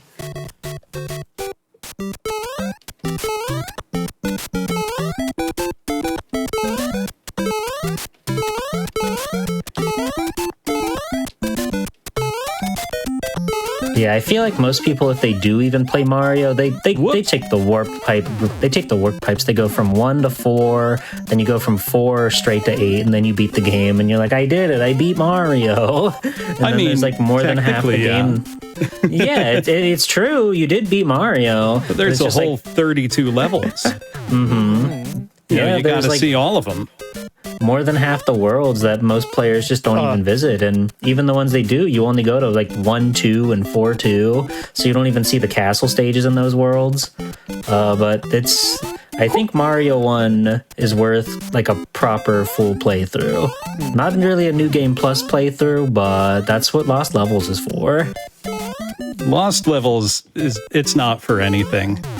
That's a sicko's game. You think playing this game can get hard? Lost Levels is just made to like hate you.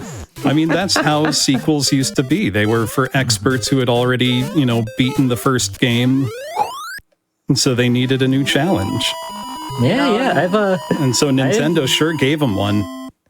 I've thought a lot about how more often than not, a ROM hack for any game is always just like excruciatingly difficult. And it makes sense when you think about that. The person that's going out of their way to spend hours and days of their life to make ROM hacks, they've played the core game to death. So it makes sense that they're making something that is generally just like tougher, harder. Right. When did you get to 8-3, Chris? What happened? I was reminiscing. I'm gaming over here. Oh, I gotta lock in. Kiara, okay. you gotta pull the reins back in. You gotta keep us on track. I do, but like the conversation was just so interesting and so awesome. I didn't want to interrupt it. I think Chris might have this one. We got about 2.5 minutes left in the challenge. I don't know about that. Anything can happen. That's true. Yeah, I will If you've ever say- seen one of... Whoops. Go That's true, ahead, I say Kiara. as I jump into a pit. Go ahead, Kiara. Oh, I was gonna say I think 8-2 is definitely the hardest of these 4 stages. What? The Yeah, Hammer Bros. The 8 Hammer Bros can be scary. 8-3 has a lot of Hammer Bros, There are a lot but of Hammer Bros, but the you can. the pure platforming of 8-2 is a nightmare. But yeah, if you've ever seen on my channel, I do my own VTuber tournaments every other month. We're not like most conventional tournaments. We talk a lot. Usually there will be like an hour of introductions the before momentum. we actually get started on a video game over there. But it's just the kind of vibe that I like to have around with these sort of things. It's, because this is a for fun tournament. This isn't like nothing's on the line here except for, pride, I guess, if you're into that. But we're all just cool. Happy Pride We're all Month, just having everybody. fun. Yay! Happy Pride Month, everyone. We're all just having fun out here. We're all just having a good time playing video games and showing our stuff.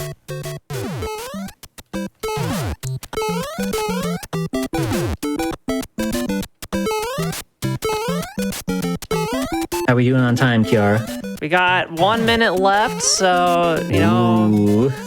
we'll call. So in 1 minute we'll call last life. But so far, Chris is in good shape, but Bloom is at the end, But and just Bloom is cleared at the 8-2. end. So yeah, So if on last life, Bloom, you can Yeah. get through 8-3. the miracle run. It still Can could you get happen. us to a game 3, Bloom? We'll see. I want to see a game 3. Let's go, Bloom. You got this. Just be careful. I Oh, don't like but this. Chris has I just don't a like few this. precarious platforms between him and 8-4. What did they do this for? Who's For fun. impressed They by hate this? you. Not me. They should have built the whole staircase. But Chris made it to 8-4. Yeah, and that is our 10-minute time. So Chris, Oh. you've never beaten Mario, so No. we are going to give you the victory, but I'll let you play this last life out here in 8-4. Okay, we'll see All how right, far you you got can it. get. One shot of it. I thought for sure you were going straight into the lava. It was extraordinarily tempting. You can do it. I believe in you. Oh, they only got baby enemies in here. It's easy. Easy game, yeah. Yeah, Right. only Easy- baby enemies here. easy game for babies. Only You have this. teeny tiny babies in Bowser's final castle. Oh, I wanted that to be the end. Now, Chris, I need to ask, do you know?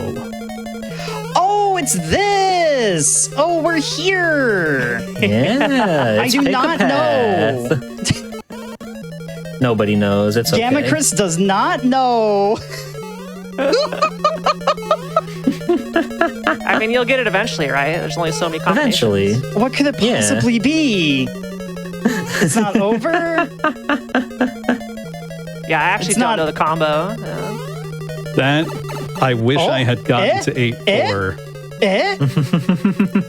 Oh, it's easy. It's Mario. You pipe. You pipe. Yeah, Mario course. pipes. Bowser's Great Riddle is Mario's greatest answer. Oh, dang, Ooh, the that Koopa Troopa got you, though. Yeah, although you didn't kill Bowser, you still did win the best of 3. GG's, Gamma. Congratulations. You're going to be going Good on to game. face Sarduce in semifinal Yay. number 2. Yeah, so you get a little bit of a break here before we bring you back. Just so a little Bloom- bit, so don't go too far. Yes. Yeah, Bloom, good efforts. It was fun. Thank you for having me.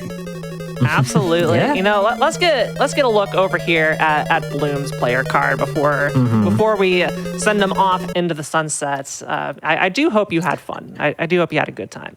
I had a very good time. That was great.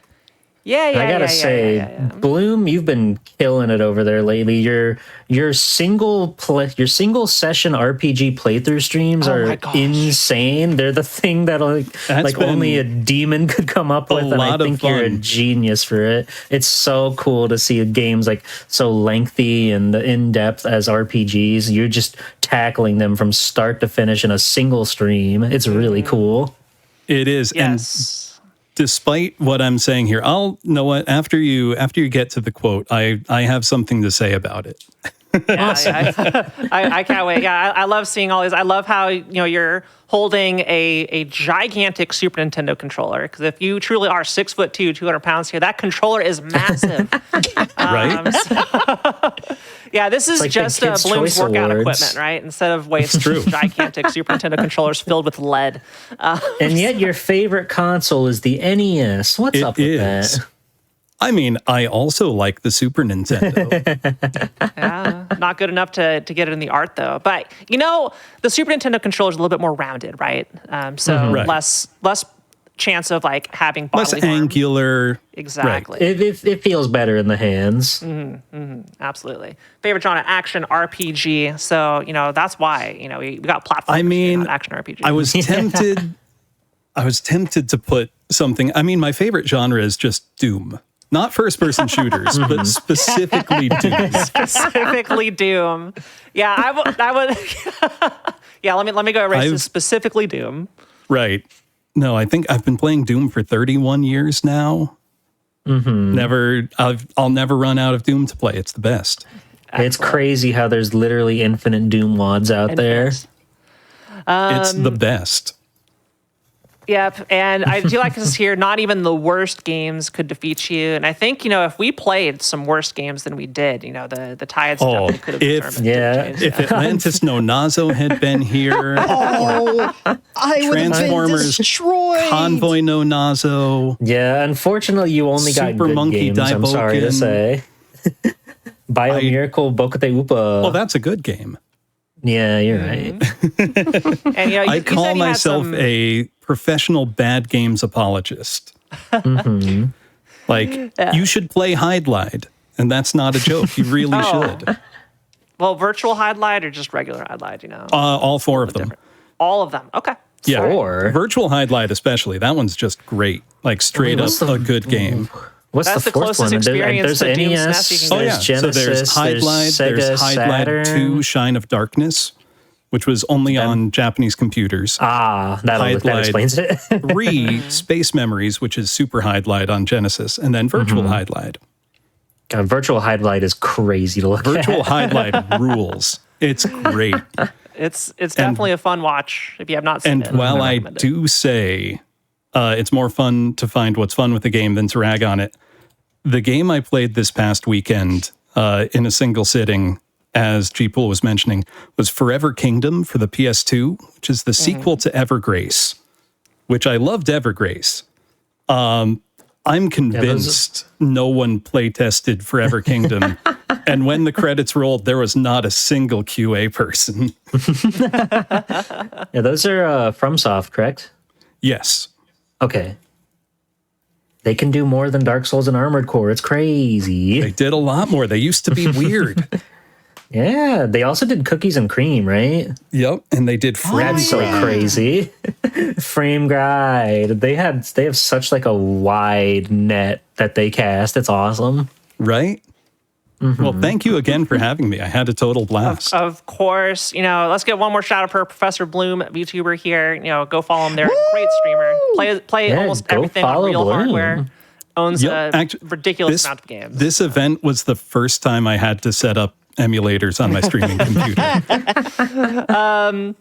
Anyway, Gamma Chris, congratulations moving on to semifinal number 2. So, we'll be getting back to you shortly. We're going to go ahead and go into a short break. Before we do, prize submissions are open for SGU 2025. So visit gamesandquick.com for more info. Also, Black and Flash's Summer Speedrunning Celebration Juneteenth is coming to the GDQ channel June 19th through the 22nd. That's coming up in a little over a week. Type ! Juneteenth in chat for the full schedule. Visit gdq.gg/BAF to learn how you can get involved with the Black and Flash community. And be sure to follow their new Blue Sky page at blackandflash.bluesky.social to stay connected. Everybody, go get some water, go stretch, because we're going to prep for the semifinals coming up. And welcome back from the break, everybody. You are watching the Retro Mystery Tournament. We have 8 players that we have invited today to go through. We are in the semifinals. We're down to our final 4. Once again, I am joined by G-Pool. But before we get to the fun of our first semifinal match between Digital Basic and Murphigator, I want to remind everybody that you can get ready for Summer Games Done Quick 2025 by checking out the SGDQ ambassadors all throughout the month of June. So support Doctors Without Borders by joining each ambassador's community in the lead up to SGDQ. That's ! SGDQ ambassadors in chat to check out the full schedule. But G-Pool, we're getting into the weeds here. We've had a lot of I think good games come up, or I would say well-received games in the wider. I agree. But what that means is, every time we get a good game, the next time it's more likely we're going to get something strange that nobody's ever seen before. I'm really hoping for Bill Lambier combat basketball. Do we even have to spin the wheel if the arrow's already on it? The arrow is already, but we do have to spin the wheel. So let's go ahead and spin the wheel and see what Digi and Murph are going to have to play for their first match of their best of 3. And we have this is great.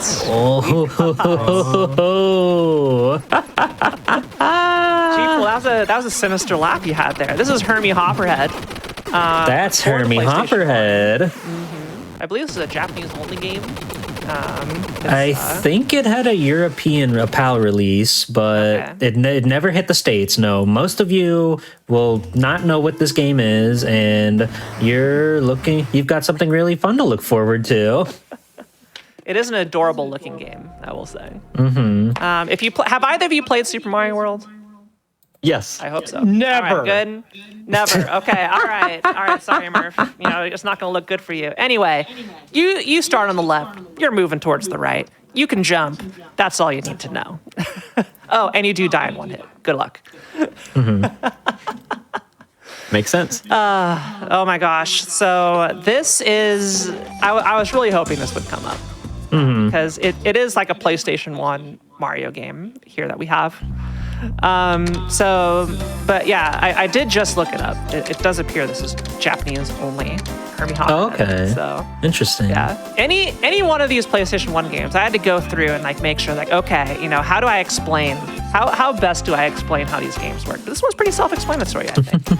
Man, the opening cutscene's so charming too. It really it's is. so well animated.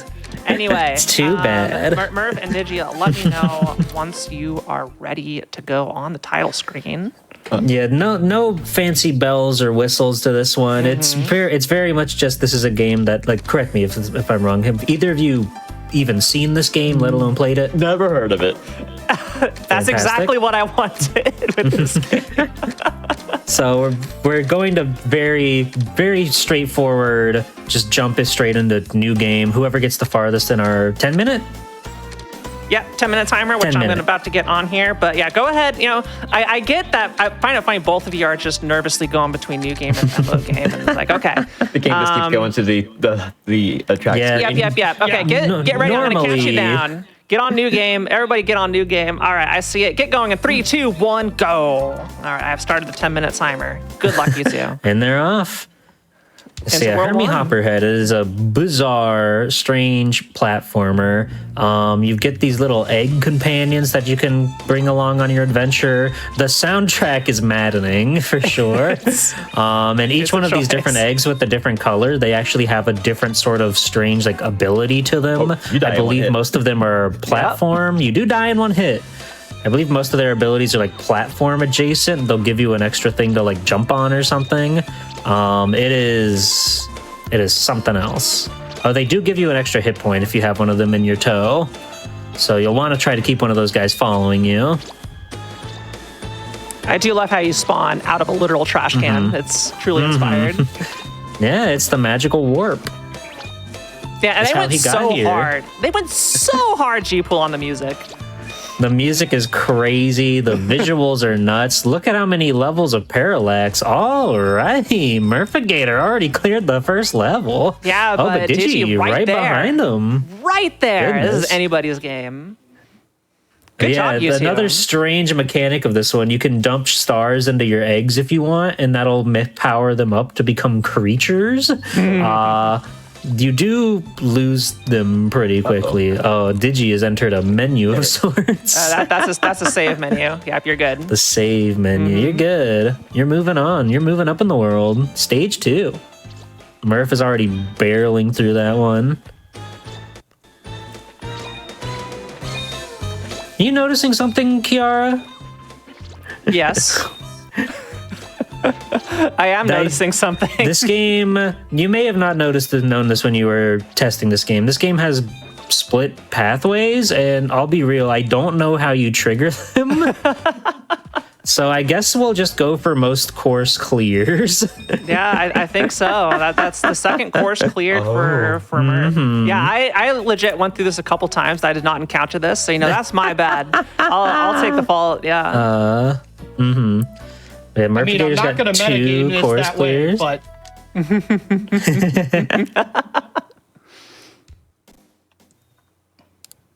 God, there's just trash everywhere, G-Pool. It's all over the place. All right, and yeah, so I imagine that Digi is going to be in the level that Murph was just in soon. 'Cause it looks like they've kind of swapped around. Murph, did you play the first level twice? I did. Oh. I that was like, because explains it. I know there are split like paths at some point, but I was like, did you find one already? What happened? All right, I was so confused this entire time, but I think that means, hey, Digi, you're up on top. Hey, I've You're up on cleared top, 2 buddy. stages. Oh goodness me! All right, Digi moving on to 2% stage clear. 3. That's the beauty of just running a tournament on things people have never played before. You get moments like that, and everybody is bewildered. Yeah.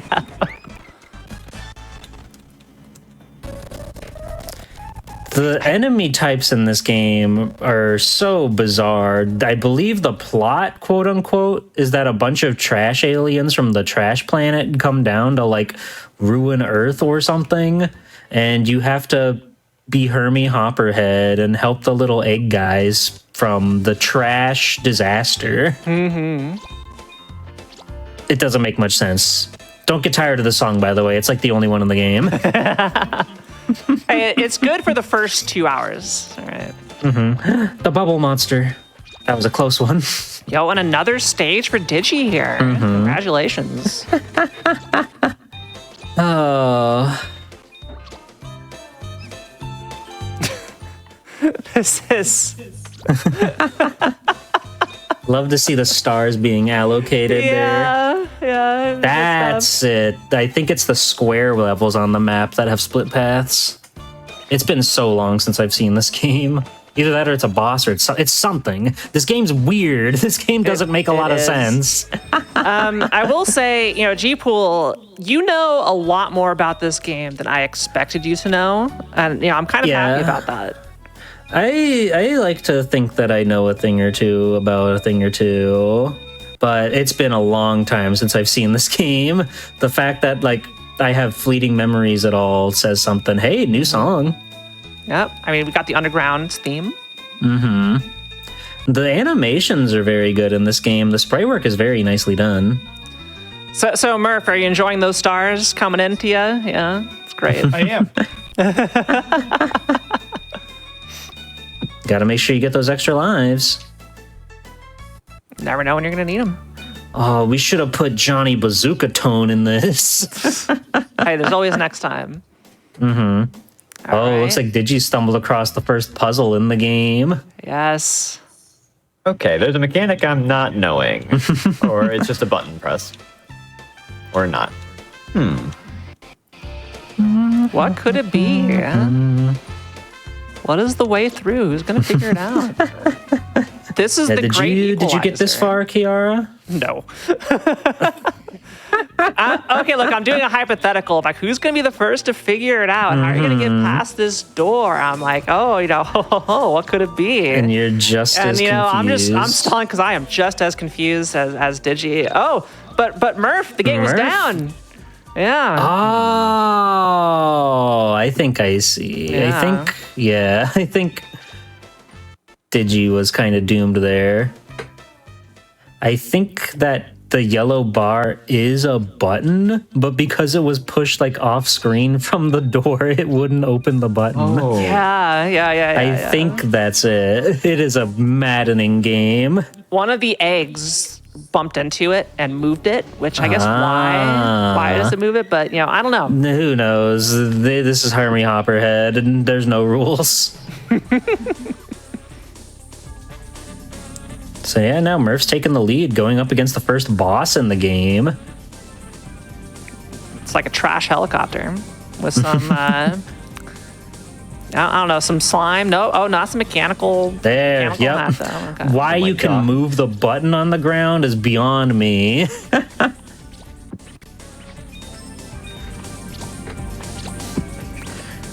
We're The just trumpet is something I hear in my wildest dreams. We're just about 7.5 minutes in. Ooh. But that's another stage clear from Digi. So, depending on how this Not boss yet. fight goes for Murph. Did you still has to beat the boss? Oh. Murph has made it through into the trash looks like can Murph warp. made it. GG is... Yeah, Murphigator is making very good pace right here to just keep the lead. It's one thing to have to catch up on one end, but for the leading player to stay so just consistent with it, it's very tough to catch up on, even if you're playing at your best. Yeah, I'm still trying to figure out what this boss thing is. I think it's just, hey, we got design and we're putting we're putting some sneakers. We got an island. It's got helicopters. We'll go from there. He just sends enemies at you and he says, "Go ahead, have fun." Yep, that's right.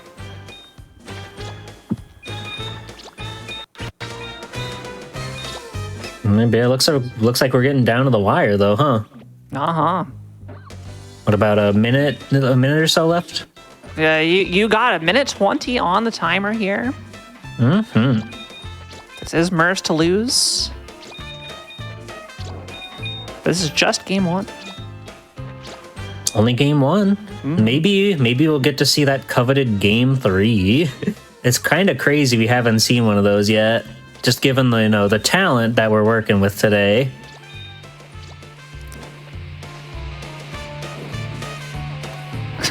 Nice use of the egg there on Digi's end to wipe away all those shoes. I'm gonna have to ask Digi if that was intentional or just I don't know how that happened, but I'll take it. Everything's intentional with Hermie Hopperhead. Oh, Murph sent that button to the moon. Oh, is Murph gonna be able to get it back up there? It just it does not work unless it's in proximity. Oh, there you go. Oh, and Digi beat the boss. Congratulations. Digi. God, the fact that the buttons move is just I was so wild. confused about that. All right. insane. It's an All right, so insane we are game for insane people. We are at 10 minutes here. You're allowed to finish this life, and that is it. But, given Murph that you just finished this level that Digi is in, I'm going to say we are going to give you the win here. GG's Murph. I'm taking game number 1. Yeah, Digi, sorry, you were holding it well until the mysterious button came in. Yeah. And your egg kind of hecked you there, unfortunately.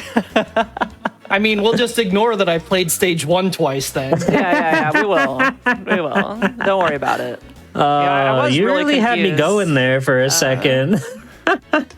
Because I know that there are like split paths in this game, but All right. Well, also, GG's on at least finishing the level as well. So, both of you finished the same amount of GG. levels. But we're going to go ahead and get back to the wheel. We got more games to play. We got to get through this. So I'm going to go ahead and spin here for your next challenge, you two. And it's going to be...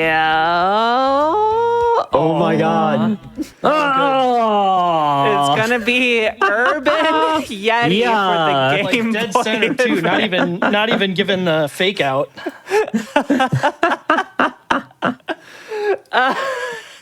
I really thought Monster Party, but sure, Urban Yeti, yeah, fun, let's go. Yeah, I was thinking it's going to solve a Monster Party. I mean, Urban Yeti is something. If you have not seen... We got a lot of Urban Yeti fans in the chat. Let's go. They're having a great time. Let's go. Urban Yeti heads in chat, pop off. I want to see you.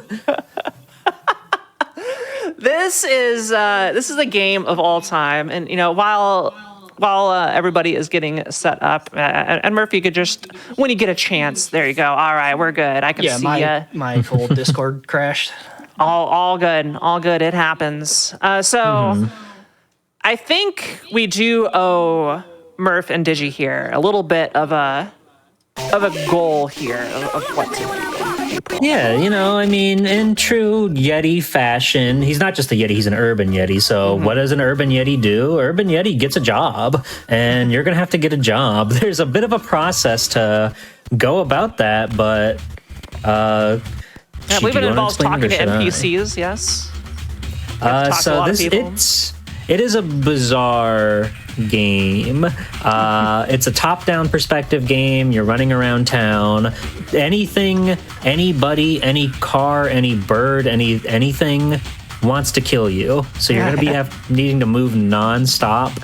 Occasionally, arrows will come on the screen and give you like a sort of idea of where you want to go, and that'll tell you to like look for the female Yeti that you wanna continue the species with, as the game says, and then it'll tell you got to get a job to do that. So you got to go find the classifieds in a newspaper, which is on top of a building somewhere, and then you'll get rewarded with the ability to go and get a job. Yep, Tomorrow. And I think that's enough of direction for you. So we're just gonna say, get ready on new game to go in 3, 2, 1, go. Good luck to the both of you. Can you get a job? No. Can you get a job? It is not easy for VTubers. But it looks like we're both out. Ooh, Murphigator was immediately hit by a car. That's no good. The noisescape on this game is unhinged. I don't know how they came up with it. The GBA is made of dreams. Gamma Chris said it was his favorite console. Maybe he's a fan of this one. Maybe. The female Yeti scream. It's coming from the mainland. Incredible game. It really is. The survival of your species is at stake. Even though, like, the previous text box is like, get to her before another Yeti can. The toll is $4. You need a job to get over there. So you're going to have to find those classifieds. I love that. Oh... It's insane to watch. Just everything going on. There's so much chaos. There's so much noise. Anything is an enemy in this world. It's really quite bizarre. I think Digi saw a little bit of the classifieds, just needs to find his way up there. Or their way up there. Yeah, they're just floating around up there because where else would a newspaper be? Clearly floating around on the ceiling, right? Exactly. Obviously. That's where you want it.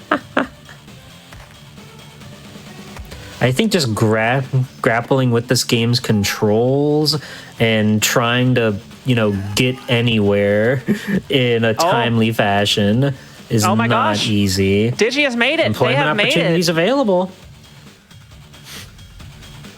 Apply hours and interviews start tomorrow. So it's showing you now where you have to apply, but you can't get there until 7:30 tomorrow. So you're going to have to survive until the time, which is easier said than done. Yes. There's officers, there's criminals, there's birds, there's cars, everything wants to get you. But hey, it's already 1 a.m. Digi, you can do this. We're not accepting applications. Oh my god, the Urban Yeti was dead. That's so scary. I think my favorite thing about this G-Pool is just like the walk animation. You got like the top-down classic GTA style, right? No, you're just a lanky Sasquatch. Sorry, a Yeti. I'm not sure if Sasquatch is an offensive term to Yetis. I'll make sure. Most definitely. But, I do love this tech here, though. This menace.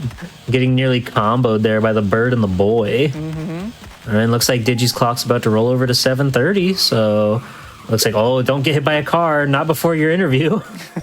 Okay. Digi did it. There we go. Got to the soup kitchen manager. Congratulations. GG's Digi. Bringing us to a game 3 here. It's Urban Yeti about time. Back. Yes. And now you get like the worst version of like root beer tapper. It is a bizarre video game. Good job, Digi. How do you feel about Urban Yeti here? Just good. Speechless. It's I a can't believe it. Yeah. It's okay. You are free. Both of you are free. You may. I'm hearing some Murphigator doing what he can to get the beat 'em up into the game somehow. That's beautiful. All right. Pay attention to the wheel because we are going into game 3. This is going to decide who goes to the finals, who goes to the third place match. Spinning now. We've got for you. It's going to be.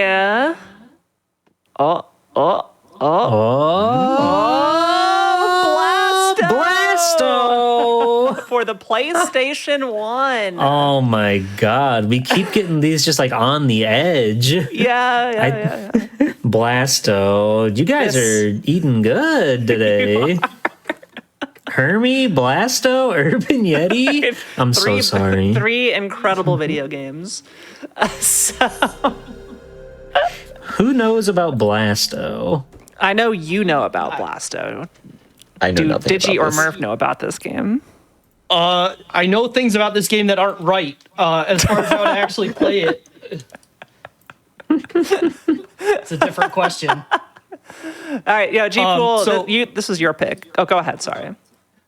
I have a friend who speedran this a long time ago, and there's a lot of very wrong things that can happen when you know how to push edge cases in this game. Gotcha. Oh, I bet. It is like held together by duct tape and wires. They were really trying to go for some big personality, some crazy just voice acting, platforming. Not the best, I'll say. But it is a fascinating early entry into the PlayStation catalog. You're a big, buff superhero cartoon spaceman, and you're just running around shooting aliens and rescuing babes. Yeah. So, what is our goal here, G-Pool? Give a brief rundown. Yeah, like I said, then this isn't exactly the easiest thing to do, okay? So follow with me here. Blasto loves babes. There are babes hidden throughout the stages that are trapped in cages or platforms, and they need Blasto's help to get out of there. So it'll be a test to see who can find and rescue the most babes in our time limit. Okay. Makes sense, right? Yes. Makes perfect sense. Yep. All right.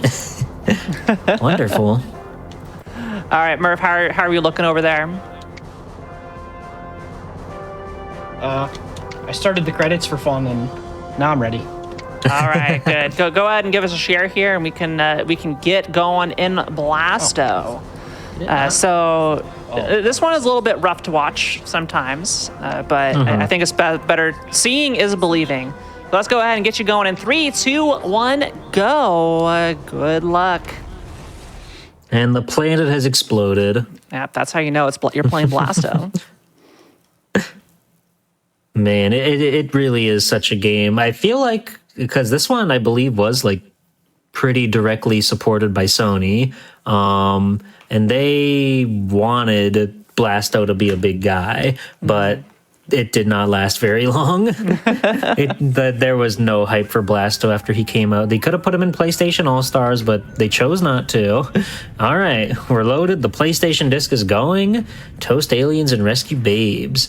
There are 2 babes on this stage. We'll see if they can find both of them.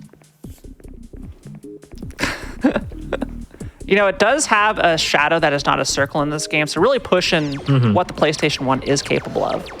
I think there are some impressive things about it. Like the shooting feels pretty good for the most part, and it's, pretty responsive to like where you're angling your gun and everything. But it's also kind of a wicked platformer. There are many perilous jumps that you have to make here. All right, and there's a babe out there. Yeah, we'll see if our runners can figure out how to get her, if they can capture her heart. Plenty of power-ups and healing items around the place, but enemies will seem to spawn in just about anywhere in this game. All right, both runners hitting the flashing red button at the same time. There we go. Yep, they figured out where the button. Ooh, they both got flattened. They both got tricked. Blasto's jape gets him again. So yeah, it doesn't turn off the masher; it just slows it down. What a comedy game. It really is. Did you finding a button? Did you finding the map, the ever-important Blasto map? Might give them some clues on how to get around this place. There's a babe! She's trapped in a cage! The voice acting is great. It's quite awesome. Okay. Oh, it looks like Murphigator found the open cage button. I wonder what that does. I don't know.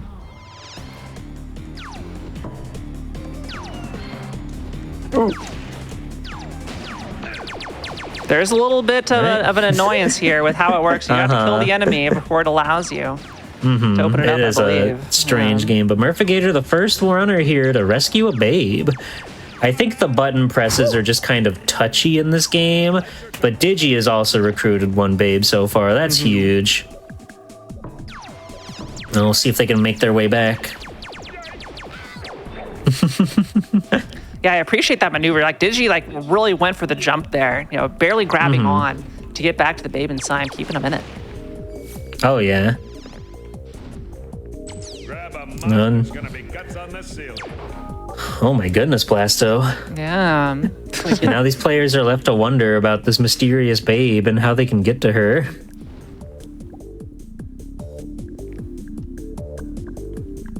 Yeah. Digi taking a look at the map, seeing if anything is telling there. All right, and they've both taken the little teleporter down. Maybe good. that'll lead them somewhere new. Yes. What could the save button do?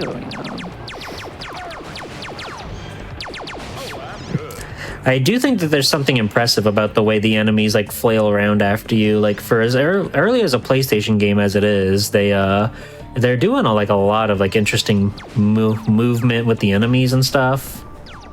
I see. Hitting the do not press button. Unfortunate. No, you want to press the do not press button for sure. Absolutely. You want okay.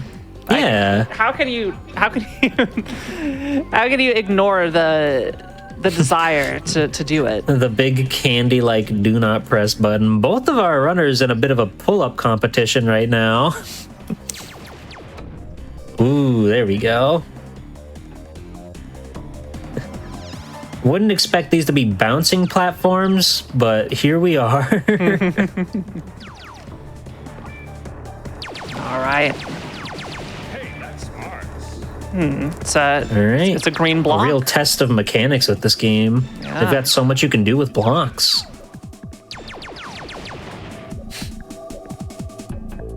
But where will it lead? Where will it lead?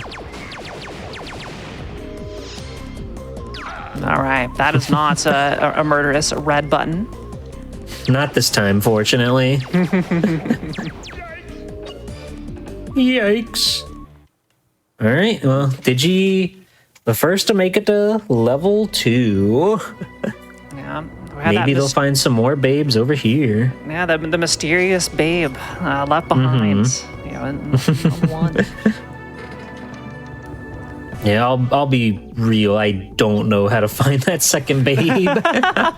She's right there, but it's so far away. Yeah. But there are more. There are plenty of fish in the sea, as they say. Yes, absolutely. We're about halfway through our time nice here. speed skip from Digi there.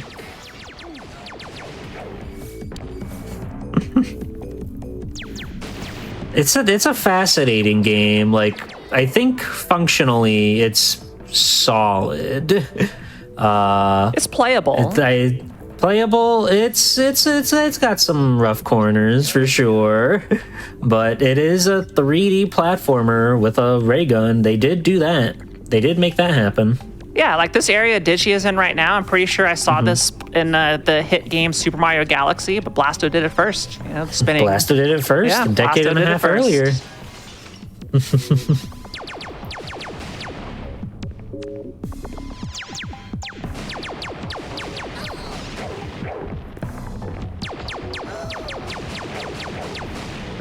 Oh, you know, Digi finding the exit of the stage, but you know, no babes in sight.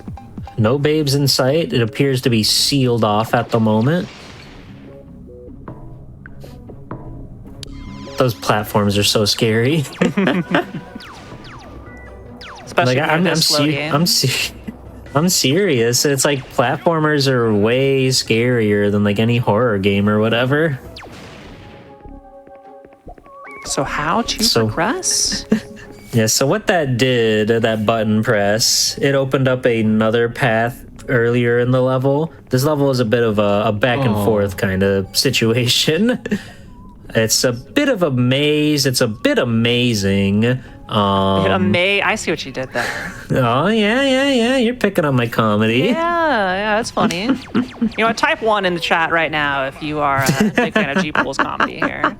Follow us, twitch.tv/swelltimegpool. You'll have a swell time. Always. Feed my ego. Yeah, there you go. All right, looks like Murphigator making their way back through that tunnel there. Got the crispy 500 flame spitter over on Digi side. A wide variety of strange weapons in this game. Your blaster seems to do just fine, but they sure give you plenty of other stuff.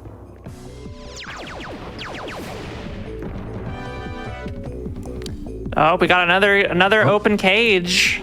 That would imply the existence of a nearby babe. Yeah. Yeah, and given our time, I think it's going to be, you know, who can find that babe first? Yeah, how are we looking? Where is she? We got about 2 minutes left, so I think I'm going to call it here on whoever finds that babe. I think that sounds good.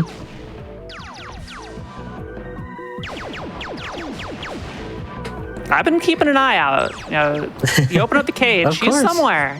I'm always She looking is for somewhere. babes. There she is. All right. That's a babe for Digital Basic. A babe More like Digital and a Babesick. I don't know how I feel about that one, Chief.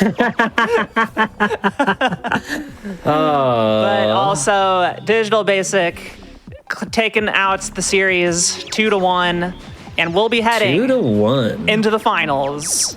versus our to be Congratulations. determined opponent. So GG's Digital Basic. Congratulations. How do you GG's. feel? This game is bizarre. It's like kind of cool in a weird way, right? There's like something about it. It's like it doesn't feel great, but there's something about it that like charms me, and I don't know what. All right. Well, Murph, you're not done yet. You are going to be back after the next semifinals round for the bronze medal match. But Digi, we'll be seeing you in the finals of the show here tonight in about an hour or so. So everyone, look forward to that. So you've earned yourself a break. You can sit back, relax, and kind of size up the competition here as they are going through the remainder of the games.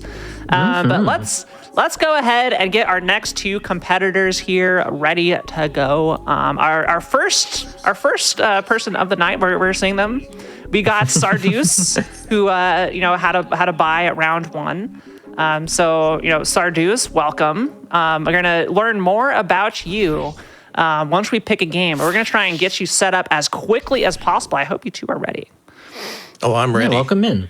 All right. Well, I'm going to go ahead and immediately spin the wheel so that you can set up, get your shares going so we can watch. And, G-Pool, it's your game.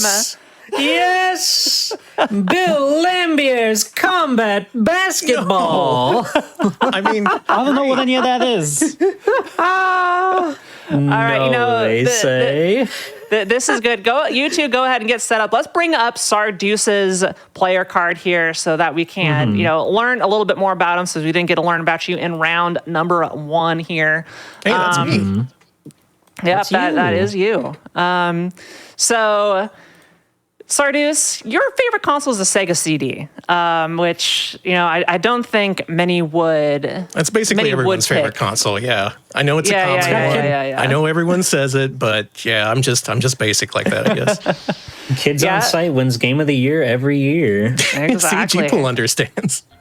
Yeah, favorite genre action platformer, but you also weigh in at a gaming bantamweight. What is that?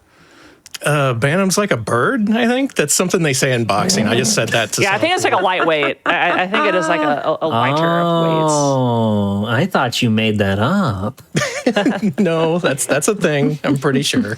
Yep. Cool. And you claim that you have played every game. Yes, even that one. Have you played Bill Lambier's Combat Basketball, Sarduce? I have. I can't figure out how to score a point in it, so that's a great sign. All right, good. I mean, our challenge here is who can score the most goals in a game. So you're gonna get into the game, and you're just gonna do a single game. We'll play through it. It's split into two halves. It's quite short. The key thing to hear: there's only one button. You move around, and there's one button. It's the same button for tackle as for shoot. But the trick is, you must be stopped. You cannot be moving at all with the basketball in order to jump and do the shot. If you're moving, it'll treat it as a pass or a tackle if you don't have the ball. But yeah, you need to stop wherever you want to make a shot. And then if it goes in, it's kind of random. The closer you are, the higher chance it is to have success. But okay, I'm taking notes. I'm pretty sure I got this. All right, good. It's not about beating the computer. It's about outlasting the other player here, whichever one of you two has the most points between the two of you, whether it's like 2-4 or 42-68. Yep, we'll take the winner there. Yeah, and this is combat basketball. There are items on the arena that you can pick up and they'll fling at other basketball players. It is a strange game that is only on here because I had it as a kid. All right, Sarduce getting antsy here. Did you select the beginner difficulty, Sarduce? I did. Okay. You want me to go back to the menu? No, that's good. That's what we want. We want. Yeah. We want to make this one as like manageable as possible. All right. Now because it's just going to be you're both going to play the game to completion, and we'll go from there. So it's going to be whatever the blue number on the top screen, whatever one's bigger. If it's a tie, I don't know what we're going to do in that situation. But Let's go ahead and get going in 3, 2, 1, begin. Good luck, both of you. Remember, once you get the ball, you need to stop moving in order to shoot it. Oh, I'm blue. Am I red? You are blue. You should both be You're blue. Red is the enemy. Again, you have one. Red is the enemy. You have one button. Just jump, shoot, watch out, listen to those banging tunes. Yeah, and you want to shoot into the red goal. I just want to say. Yeah, And blue no- is your goal. You don't want to throw a basket in that. Yeah, so both of you, you're going to start. You need to shoot a goal on the bottom. After halftime, the goals will switch. You're going to be shooting towards the top. Is it supposed to play like this? Yes, yes, Yep. it is supposed to play like this. I want you to know this is the beginner difficulty, and yeah, it is as awful as you think it is. I wonder if this is the first time this has been on the GDQ channel. This is history. I don't know. Could be. I don't see speedrunning this game, so maybe. I guess if we do have a tie, it could go to like who let the opponent score the most points. Nah, I think if it will have to do a sudden death in a game of who scores the first point if we tie. Yeah. I like that. Yeah, it looks like we're at 0-0 so far between our two competitors. It's weird. Just getting bullied around. They are really putting the combat in combat basketball. You know, G-Pool, when I was testing out the game, I want you all to know, don't feel bad. This is exactly how my first game went. All right. Danny's in position to take a shot. Oh, overshot it. Swing And and a a miss. shuriken is flying out there. Oh, blasted that poor competitor. Oh my goodness, the long shot from the CPU back there. Yeah, I'm pretty sure the CPU cheats on accuracy because there's no for way. sure. There's no way any of it there's like an accurate way to shoot. Like, yeah. It's like Not you at press all, you press no. the button, it's gonna do the thing instantly. I am really looking forward to seeing who makes the first basket. Oh, Yeah, I this got may it. I come got down. it. Check this out. Check this out. All right.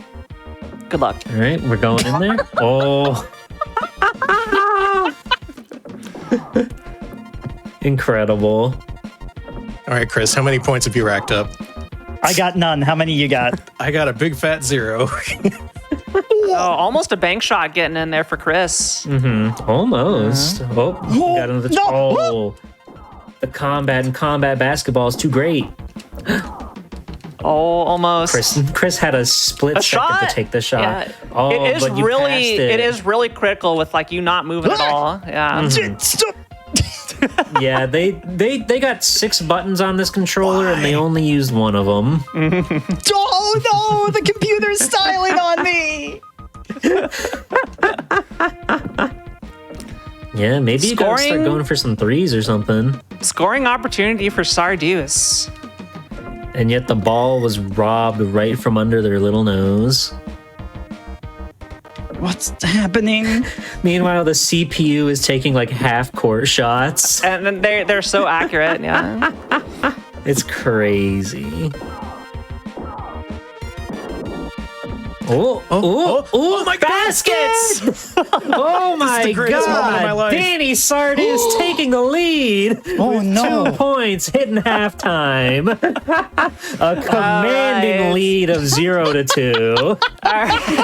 Now you're immediately going to go out. Your goal now is up at the top. Don't forget. It's easy to forget. 'Cause the game doesn't have any other indication until you get to the basket. Yeah. Yeah, so you want to make sure that you're going towards the top instead of the bottom now. The courts have flipped, much like true basketball. So you got to make sure to don't score on yourself. I don't think the game will even let you, but I've never tried. never tried, never will. Oh no! They're just throwing the ball out of bounds nonstop. Oh, getting hit by the that's on the floor power up. See, this is the kind of joy I expected to bring out of the mystery tournament here. Yes. You gotta have like the known stuff. You gotta have the games that are actually good, but you gotta have Bill Lambier's combat basketball. Oh, a free shot here potentially for Chris. Get in! Oh. Remember, you have to have no movement on the D-pad to make your shot. Oh, Chris bodying that man. Shuriken's in play. This is huge. Come down! Got a whole squad of boys around each other there. Ooh, but the backcourt, the vicious backcourt. What does that mean? Classic. That means you had can't- possession if- and you went back to your side of the court. Yeah, you can't cross that line in the middle once you have possession. Unless it's to your enemy's basket. All right. Oh, good right. pass here. Good pass here from Ooh. Sardeus. Danny is in a position to potentially get another point in basketball. What? Less than a And minute a three. left on the clock. And it's a three. Oh, that didn't count as a three. That was totally must have been No. Must have been touching the line. All right. Must have been touching the line. That's 4 points. Danny Sardeus is up 4-0 right now. So one of these power-ups switches your score with the computer, right? Yeah, just keep trying. Just keep trying to get him. Do your Nice best. tackle there from Danny. Got the Going for a control of the three? court. We're Ooh, close. nowhere close. All right. Man, this is the most amount of people that have viewed Bill Lambier's combat basketball I think ever. that might be true. That might literally be true. Basket. Yo, that was an amazing turnaround shot. Am I talking to Michael Jordan right now? This also Am I may be the talking most to the points. Bill Lambier? Inventor of combat basketball? What a violent man he must be. Come on, quick, Chris, G-Pool, you why gotta do you dig know deep. about You this got- video game? It was one of the games that I had in my very first collection of Super Nintendo titles. My console was a hand-me-down from a cousin, and it included such greats as Mega Man X, Zelda: A Link to the Past, Mario Paint, Super Off-Road the Baja 1000, Bill Lambier's Combat Basketball, WWF Super WrestleMania, NHL 90-something, and many more. Yeah, I found out with this game, oftentimes it's good to just throw it out for the enemy to get, and then you can just tackle them and get another basket. But anyway, that is Chris's time game up. is over, which means Danny takes the first round with a commanding 8 points. That is many points. Yeah, That is simply an incredible number of points. For this game, absolutely. Yeah, Chris, my first game went very similar to yours of 0 points, so don't feel bad. But hey, this is a best of 3. This is just game 1. GG's as we throw out the get the last 2 seconds here, run the clock out. And we didn't get to ask you, Danny. Were there any games on this wheel that you were personally hoping for? Geez. Let's see. You got that weird NES version of Ghosts and Goblins. That could go to pretty much anyone. It really could. You are a Makaimura fanatic. Good old G&G. Wow. All right, well, let's see what you're going to be doing for game number 2 here on the wheel. We've got Oh, baby. it's Wario's Woods. It's Wario's Woods, everybody. Oh no! Time to get honed at Wario's Woods, even though I like it a lot. I wouldn't worry so much about that. Nobody can get owned in Wario's Woods. We are playing the Super Nintendo version in particular. Breakfast. This is an incredibly complicated puzzle game. It'll make more sense once you actually see it, but to give an audience an idea of what we're working with here, you play as Toad, not Wario, and you are on the puzzle grid alongside all of these little monsters and bombs, and you need to line up the colored monsters with the same colored bombs to destroy them and clear out your board. There are different game modes. We're going to be tackling the versus com mode. Your challenge for this, we're going to start straight from hard mode, and the player that clears the most amount of rounds in this time period, in this time lineup we got, wins. Yep, that's about it. All right. Hard mode, you say? Hard mode. So for It's basically, it's not even a difficulty spike. It's just literally we're starting you on this level versus this level. Yeah, that's Look at great. all these little Are you guys! both of you ready to go? You know, ready. Sardeus, you're getting really antsy here. I appreciate the enthusiasm. I'm just reading yeah, the game.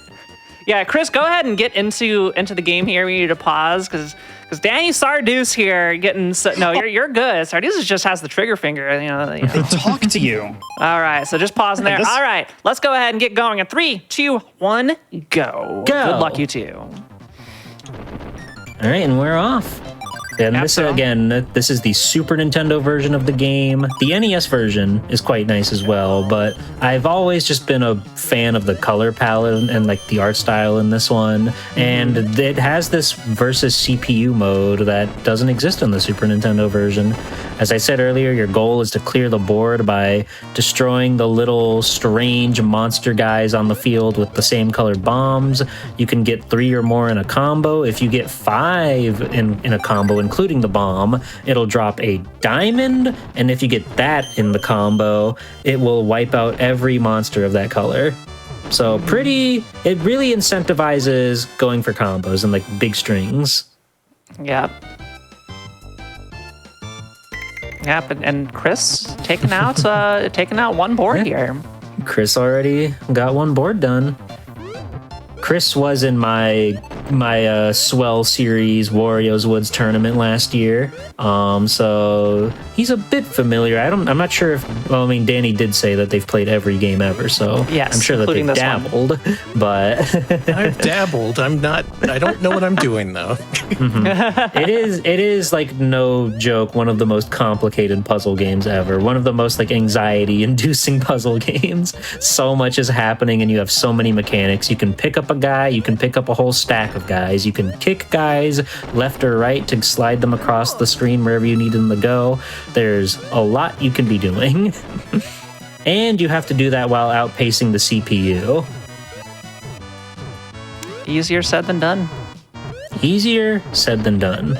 I think it's a brilliant game, and all of you watching at home should give it a shot. The NES version is available on the Nintendo Switch Online's NES thing. So give it a shot. See if you like it. I know you will. Kiara, have you ever played this game or even seen it before? No, this is before prepping for the mystery tournament here. No, this is a first. This is absolutely a first. Yeah. It warms my heart to get to show so many strange, interesting games to so many people.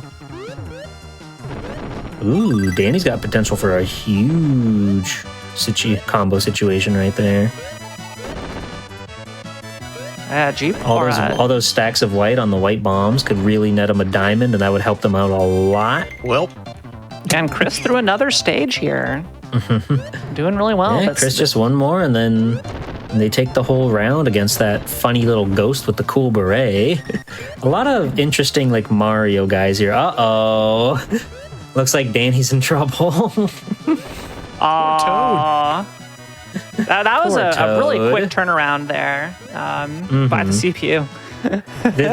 The game can change on a dime. It's truly fascinating.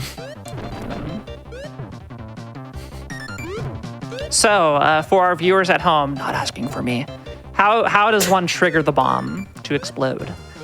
Oh, you gotta chuck it. Yeah, no. So the bomb will just explode whenever you have a line of 3 or more of the same color. As long as the bomb is in there, you need at least one guy or 3 bombs or any combination. Just see, like right now, that white bomb's gonna fall and set it off. It's just a matter of having a proper line of the same colored equipment with you there, and then it'll just go through and it'll work itself out. It's hard to understand. Many people have not figured this game out. Even people that have played it for hours and hours and hours on end. Oh, and there's a diamond there for Danny. Could be a big help.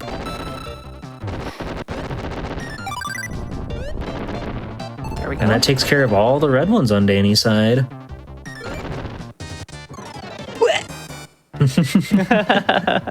this is a game for aliens. This game. I mean, and also G-Pool. Hey, G-Pool, you got anything about your origin story you'd like to tell us? You know, I was gonna say Captain Cube, another cool VTuber out there, quite enjoys this game, but his lore is he's literally an alien, so That tracks. I can't defend it.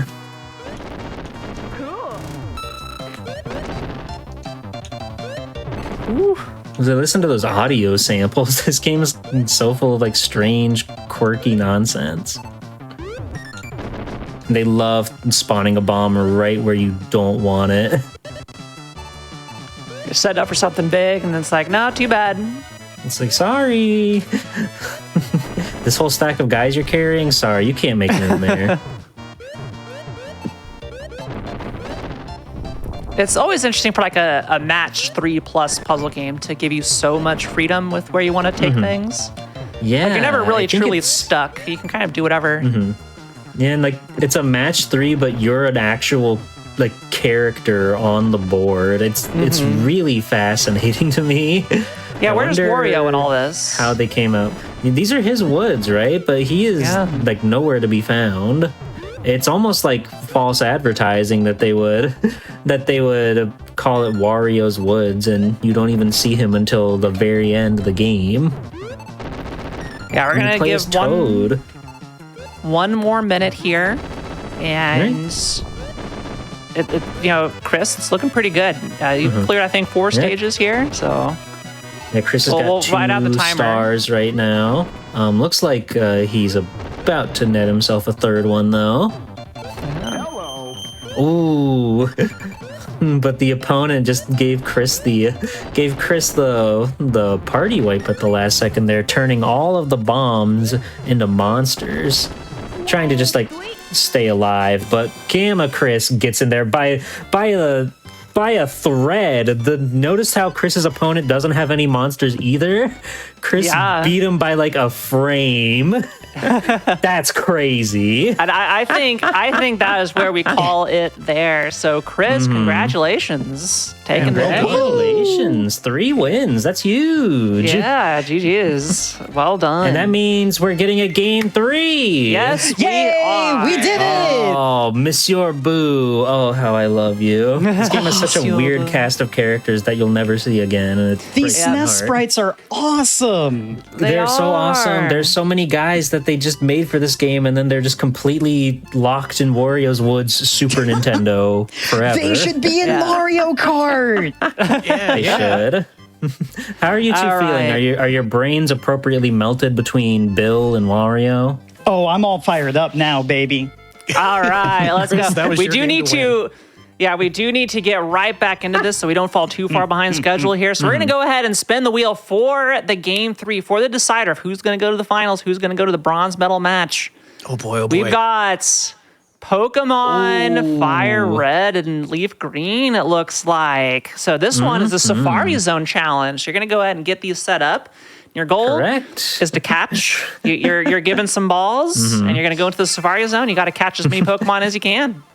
G-Pool, About the how do you most feel about it? RNG. It's about the most RNG angled thing that we've got, which is a pretty appropriate for these two, considering their technical prowess with video games. So yeah, we've already got them set up with 30 balls to go into the Safari Zone, and we'll see just how many that they can catch. Again, this is big RNG. Like, does the bait do anything? I don't know. Does the rock do anything? I don't know. I'd like to believe, but it's definitely want to be in the grass. Yeah, you definitely want to be in the grass as often as you can. 2 questions. Yes. First, do you want us to change the crop on this at all, or should we just let it rock? Just leave everything as is. You're doing great. We will handle everything. State the goal one more time. Catch as many Pokemon as you can. Oh, Yeah, just you wanna catch as try to many. catch- Doesn't matter what type. Nope. Okay. You can catch multiple of the same guy, and just whatever it takes. You'll either run out of balls. You only have 30 balls, or you'll run out of steps, which I don't think will happen one before You're the other. gonna run out of the Safari balls, yeah. But are both of you ready to go? You understand the objective? We'll try our best to keep track of how many you have caught, but definitely keep track yourself as well. Yeah, let's go ahead and get going. In 3, 2, 1, let's go catch some pokes. Good luck. And looks like they're off. They're heading in there. God, this is so exciting. Yeah. It could You be guys, could be anything. how do you catch a Pokemon? you The one game Danny has never played is Pokemon. What's a Pokemon? Yeah, also do not forget you can run in this version of the game. So in the Just by holding B. original Red, I don't think you could, but this one you can. You can hold the run That button. is correct. Danny All off to a right. huge start, catching execute frame 1. That's huge. Let's see if Game of Chris can catch this one here. All right, that's one for Chris. All right. I'm keeping tallies, by the way. Good. Again, it could really go anywhere with when the Pokemon choose to spawn. Another one for Danny. Yeah. I'll say Danny's already having better luck than I did when I was testing this. Yeah, maybe we should change the rules after it started and say you got to get unique ones. Force them to move around the map. Can't just catch a million executors, right? Well, there are a lot that spawn in even this tiny patch of grass, if you can believe that. But that's 2 apiece. Rhyhorn, though, a bit of a tougher guy to get in the ball. He's a rarer one for sure. I do think stuff like that goes into. I'm not the biggest Pokemaniac out there, but I believe that there are rarity values. That's another one for Danny, and some of them will be harder to capture than others. Yep. Now, what are your tactics to bless your RNG? You mash a button hoping it's gonna catch faster. Yeah. I am a hold down B and Down and then B. tap the D-pad in the opposite direction that the ball rolls. That's my technique. Oh. I have the Does answer it do now. anything? I don't know, but it makes me feel better. I thought it was hold up and A and B. That's what I heard. Everybody's got a different one. And for me, it's hold the button and then release it briefly after every wiggle. Oh, okay. The Pokemon ritual. The Pokemon ritual. Yeah, chat. Share us your favorite Pokemon catch. Tricks. How do you capture the Pokemon? Also another one for Danny here. And another one for Chris. We're 3 Chris, 4 Danny right now, if my tally is correct. Yeah, It'd I be hope pretty you're keeping embarrassing if I couldn't count to 4. I like that Chris has got the shimmy in place technique. Hey, try and get the maximum amount of steps in as you can. Oh yeah, I'm loving all of the bless RNG. Yeah, I love it. Just use the Master Ball. That's my RNG control. Yeah. True. Where's like missing that. though? We got to do some exploits. All right, so 4 for Chris, 5 for Danny. Yep. Scyther. Sorry, that's my favorite. Yeah. It's a little bit of a Well, this rare one's for one in here. you. Oh. Scyther can be a pain though. Oh, okay, bye. Yeah. This is a Just like that, he's Pokemon. It's gonna just a come bunch in, of waste the eggs. ball, and get you out. Yeah. Oh. you See, ain't seen nothing yet. ideally, you would go into a different patch of grass, but I'm not gonna say anything. Yeah. I'm not gonna suggest anything. Yeah, no, what's important is that we capture guys. It doesn't matter where you find them. You We're could getting really as many go as we swimming if you can. really wanted to. Who's to say, Pokemon in other areas could maybe easier to catch, maybe harder to catch? Who knows? Who knows? There's a lot of Pokemon. Another one here. for Danny. And another one for Chris. Yeah. Neck and neck. Danny still has a 1 Pokemon lead right now, but that could be over in an instant just depending on the RNG. Yep. And we're about halfway out of our balls in our backpack left, so we're about halfway through this challenge. Oh, and look at that. Sarduce getting, both of them getting fleeing Pokemon here right at the start.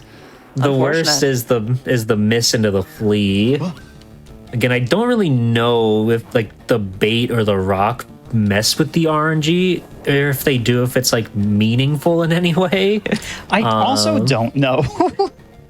The idea would be the bait would distract them so they're easier to catch, I suppose. Oh, dang. It was Ooh, nearly got Parasect. that Parasect there. Yeah, getting a string of bad luck here with some running away Pokemon, but we're over halfway through. The Pokemon are watching carefully. I hope you all are watching carefully on Game Masters here tonight. I hope you're having a fun time with the mystery tournament. I'm having a great time. Great. I'm getting so many Pokemon. Oh, no way, me too. Let's see some emotes in chat if you're having a great time tonight. All right, Chris gets another one. Chris has tied us up 6-6. We get to keep these Pokemon after the show, right? Yeah, of course. Yeah, you can do whatever you want with this file. Whatever you want. Yeah, this is this one. It was intentional put in here to really have a coin flip of what's going to happen. We all know how to play Pokemon. I think pretty much exactly. I can count on one thing that pretty much everybody has played. But okay, Sardeus, get another poke there, get that Venonat. Have a little bit of better RNG. A mystery tournament without a single like truly pure RNG angle. I feel like it's not truly a mystery tournament then, Mm-hmm. Yeah, and you could just blame the game, right? Instead of yourself. Mm-hmm. Which I'm a big fan of. If I lose, it's never my fault. If I win, it's 100% my own doing. And I did it myself, right? That's the way that's not how I outlook on anything, but yeah. Mm-hmm.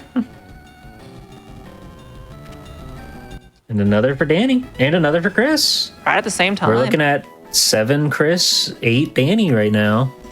Yeah, we're running out of balls, and with this many balls left, like if Sardeus just gets a couple that run away after some Safari balls, that's it. Like, you can throw 6 balls and get 6 Pokemon in this. So it's true. Oh, and that one was close. Mm-hmm. Yeah, Chris has 1 more Pokemon captured and 1 more ball than Gamma does right now. So while it's a pretty small leverage, Danny does have a bit of a, if you can call it a lead in catching Pokemon. Oh, but that's another one for Chris to tie it up.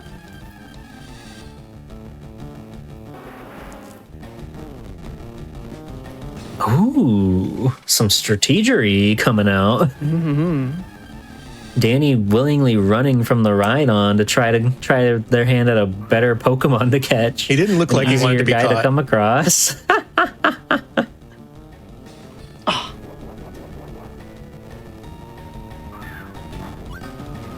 And we're getting down to the wire. Only a few balls left. And we are tied. But that's another one for Danny.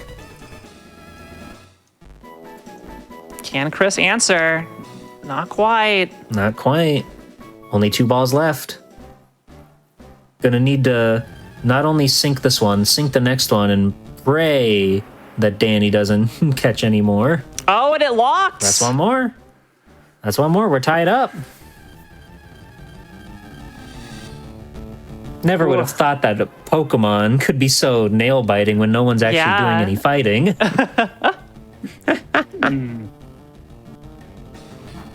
Oh, it was so close, too. I thought that was it. All right, Chris using the rock strategy, angering the Venonat. I mean, I would be angry if that happened. Mm-hmm. Will the last ball do it? Chris gets Chris it. took the lead. But will Ryan answer? Does this catch? Oh my goodness. We have a tie. Unbelievable. This is unprecedented. I didn't plan for this. What are we supposed to do here? How are we going to solve this? We can't spend too much time here. So wow, we tied. How do we give it? I don't know what to do in this situation. I don't know. You know what? We can figure out during the break. We're going to go into our final break of the evening. Everybody, don't go anywhere. We'll be back with the bronze medal match and the finals, and we'll figure out what we're going to do here. All right. See you all momentarily.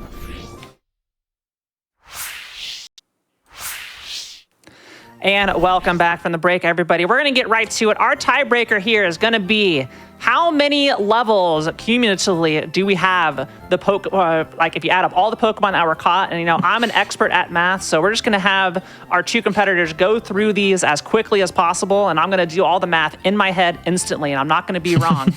So Chris, we're going to start with you. Let's go ahead and see your Pokemon levels. Okay, we got a 25. Right. We got 25. 25. 50. Yeah, keep going. 25, Go faster. 25. 25. 22. 22. 22.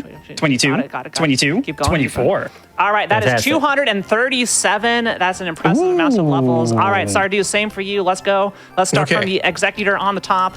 Or You got it. Execute. Execute. Yeah, let's go. Okay, 25. All right. 25, 22. Not the Pikachu. That one was like 25, 22 plus 20 plus 31. That's a big pick. 31. A lot of 30s here. 22, 22. And we've got another 30 from the Parasect 22. That is 252 levels total. Stardust, you're going to be going on to our finals. But Chris, don't go anywhere because we're going to be doing the bronze medal match right now.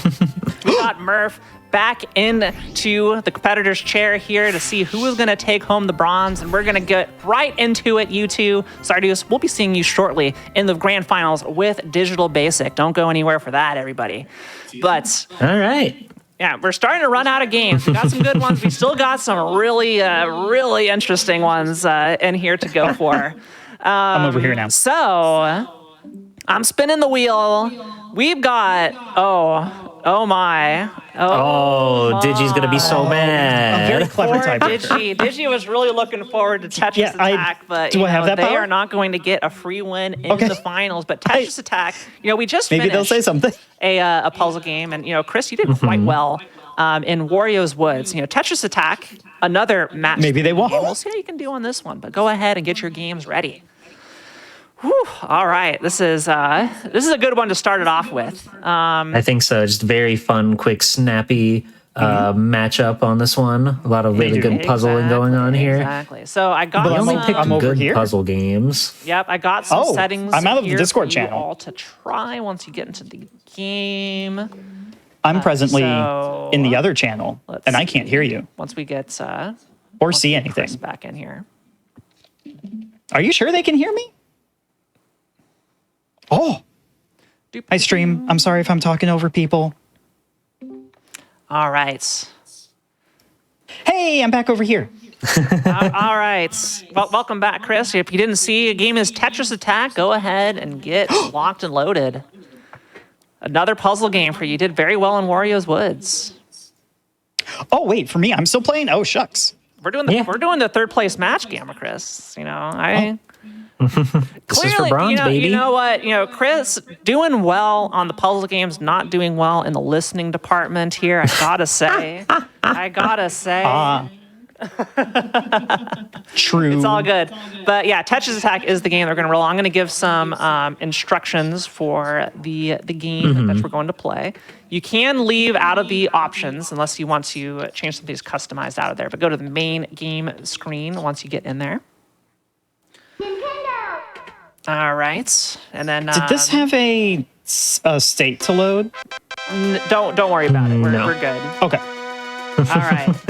So you're going to go into one player endless. Oh, that's the back button. Yep. One player endless, and then go ahead and select that once you're there. And there's a whole bunch of customization options that we have. And we got the speed. Yeah, we got the speed. Do not set the speed to level 50. I'm just gonna say that's bad. This game will kick your butt. So you're gonna set the speed level to level 15, both of you, in here, and you're gonna play on normal difficulty. And the goal here is to see in 10 minutes who can get the highest score. So you get score, the more combos you can get. You will potentially game over. That's okay. But you're just going to go and see how far you can get. Obviously, if you can keep one game going the entire time, that's going to be good. But just checking here, making sure that we got all the settings. We're good. Okay, Chris, are you ready? Have you played this game before? Everybody know how this works? Nope. I have no idea what this is. All right, it's match 3 with colors. You can only swap things left and right. You can swap things with empty air to move things around. So obviously, it'll make sense the moment you hit the button. It'll make sense. I do it, yeah. And sometimes the best play is not at the top, but it's like down below in the weeds of all the trash that you've built up. All right. Okay, on go, everyone. 3, 2, 1, go. Good luck. And pick any stage, yeah. As far as I know, we'll be Yoshi. It's all the same. Yoshi, love that guy. Again, minimum of 3 that you need to stack with the same color. Yeah, this is another really great puzzle game. It's super fast. It's super snappy. I don't know why it has the Tetris branding to it in America. It is far from a Tetris game, but it's just a very cool take on the match 3 block puzzle style. Obviously, matching more than 3 in a row will net you bigger points for more potential combo fodder. And it's a lot of fun. I will add, if you do need more trash from the bottom, you can press the R button and it'll instantly give you a row of trash on the bottom that you can play with. Which is it is a dangerous fire you're playing with because in true block fashion, if the blocks hit the top of the screen, then you lose, game over, just like that. But if you are trying to line up for bigger combos, you might want to consider pushing towards the heavens, so to speak. That's a good way to put it. Oh yeah. But already, the score is neck and neck, G-Pool, right here at the start. This is good. I'm happy that, both of you have picked this up really, really quickly of how this works. I think that's the benefit of this game is that it just makes sense right from the get-go. Yep. Maybe not so much Wario's Woods, but this one definitely. And Murph getting some good combos going over there.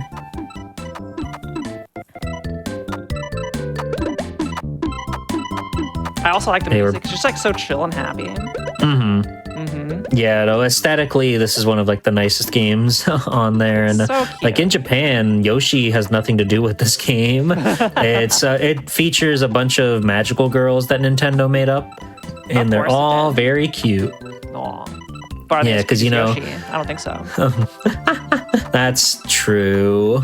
Anyway, they couldn't market a magical girl game to the cool gamers of America. It is a very just nice and easy to play puzzle game that can get pretty intense if you play on the higher difficulties. All right, we're 2.5 minutes in, and we're 1420 points to 1490 points. And now it's Chris is in the lead by 10 points. This is back and forth. This is the most intense match of Tetris Attack I've ever seen. And it changes on a dime. Only 1v1 I have seen, I will say. Yeah, as you'll notice on the right there with the stopwatch, man, the speed level does go up pretty consistently, and it'll get tougher and tougher for them to maintain everything. And obviously, a game over is going to wipe their score, so that'll be the points to beat. Just depending on how things go, it's going to be very unlikely for them to get a score back up if they do pull out a game over far into it. We'll probably go once we get far enough. It's okay, that's it. That's it. Yeah. We'll go on that score. Yeah, these players both seem pretty adept. So it just keeps going back and forth. I'm really curious to see how things get when it starts to get dire, when that speed really starts to tick up. This is why, starting on speed level 50 is a bad idea. Oh, yeah, it's over in an instant. I did admire the desire to go fast. Here on the tenacity. Game's done quick, Yeah. If there's ever any place to go fast in your video games. The fact that we're still within 10 points of each other this far in is it's kind of crazy. They're both equally cracked. Anyone's game. But something's got to both give. Of you know, we're going to go until your timer hits 8 minutes in the game, okay? So you're just about halfway through that timer. So from there, no more inputs. I'll let you know when you're getting close. And we'll pause it about there and Gosh, it really could be anyone's game.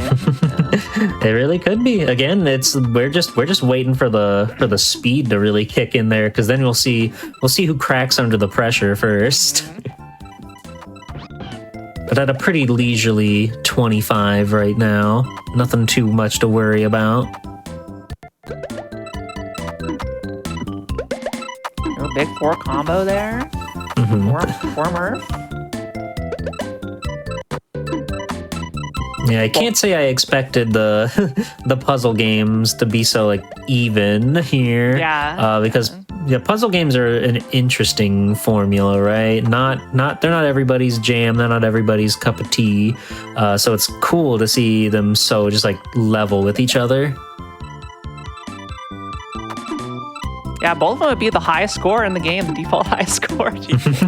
The default high score. Yeah. Absolutely crushed. Yoshi's never gonna recover. We got 2.5 minutes left. Murphigator is taking a bit of a lead. Got a pretty nice combo there. Meanwhile, Chris's screen is starting to get a little bit full. We'll see if he can mitigate all that madness.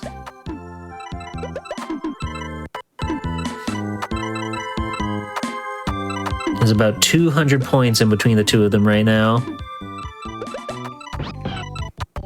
Yeah, Murph just like commanding it over there so far. Maintaining that lead, trying to stay on top of things. What's fascinating about this game is that if you can swap a block in like a borderline frame perfect input, you can actually put the right color block under the other two like that are dropping, and that'll still count towards your combo if you hit it just right. It's a pretty tricky one to master, but you do feel quite good when you do it. Another big move from Murph there, just making the distance even further for Chris to climb back up from. Yeah, the late game combos really coming in clutch here. But we still got about 1:15. Again, both of you started at a little bit of a different time, so at least that I can see. So again, go until your personal timer hits 8 minutes. That's where we're going to pause and see what your score is going to be. Uh-oh, it's getting a little chaotic on Chris's side again. But hey, this is an opportunity for big combos. That's true. That's true. Big points. You can get like 500 points in like 2 seconds flat if the chips align. Yeah, if you can get all your blocks in just the right places to fall down where they need to be, it can be really devastating. Murph just passing over the 5,000 mark.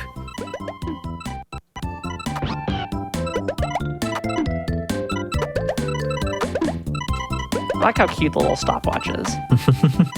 This entire game is adorable. All right, Murph, you're in your final 15 seconds here. Yeah, clutch it out. Yep. Let's get something big going. And Chris, you're about there yourself.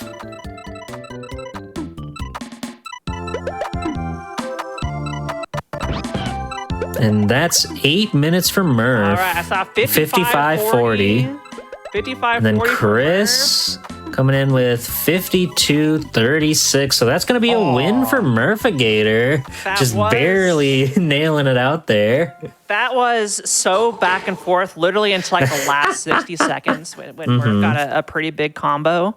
But well played, both of you. That was well played. The amount of times the lead changed was kind of mind-boggling. It was like, Chris in the lead, it was like I could see the bars just like constantly racing each other all the way to the top. It was awesome. GG's to the both of you.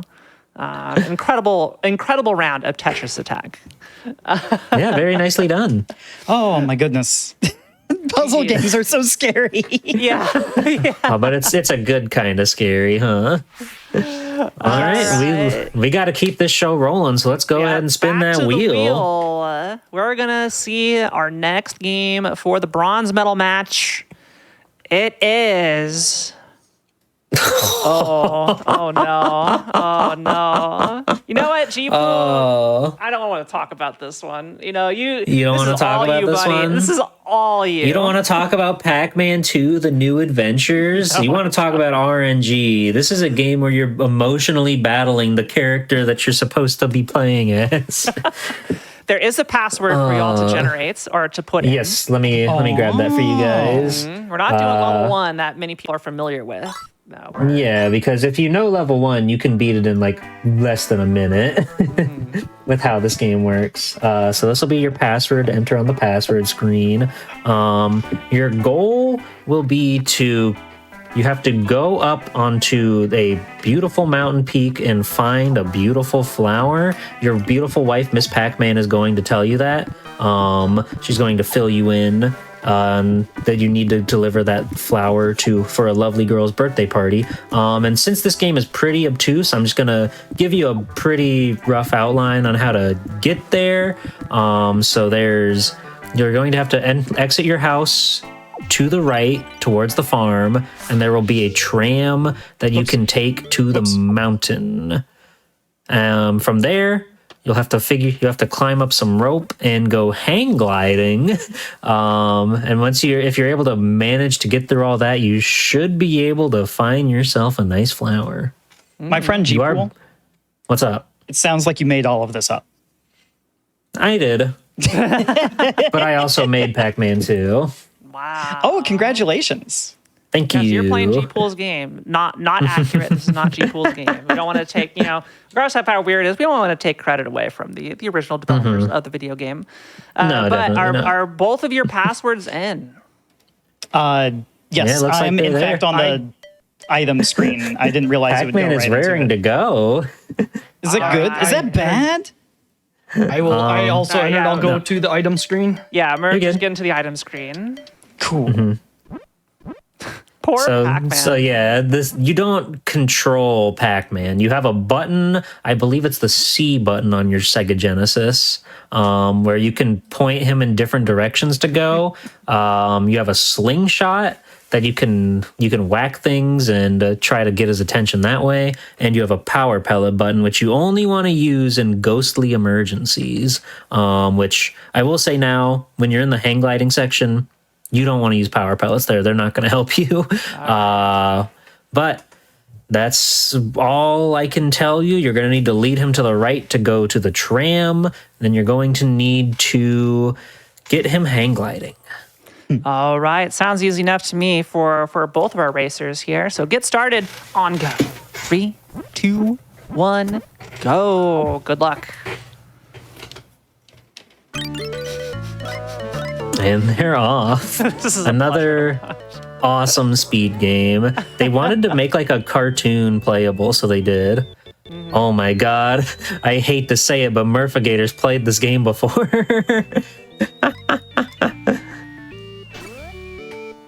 Chris is immediately shooting Pac-Man. That's no good.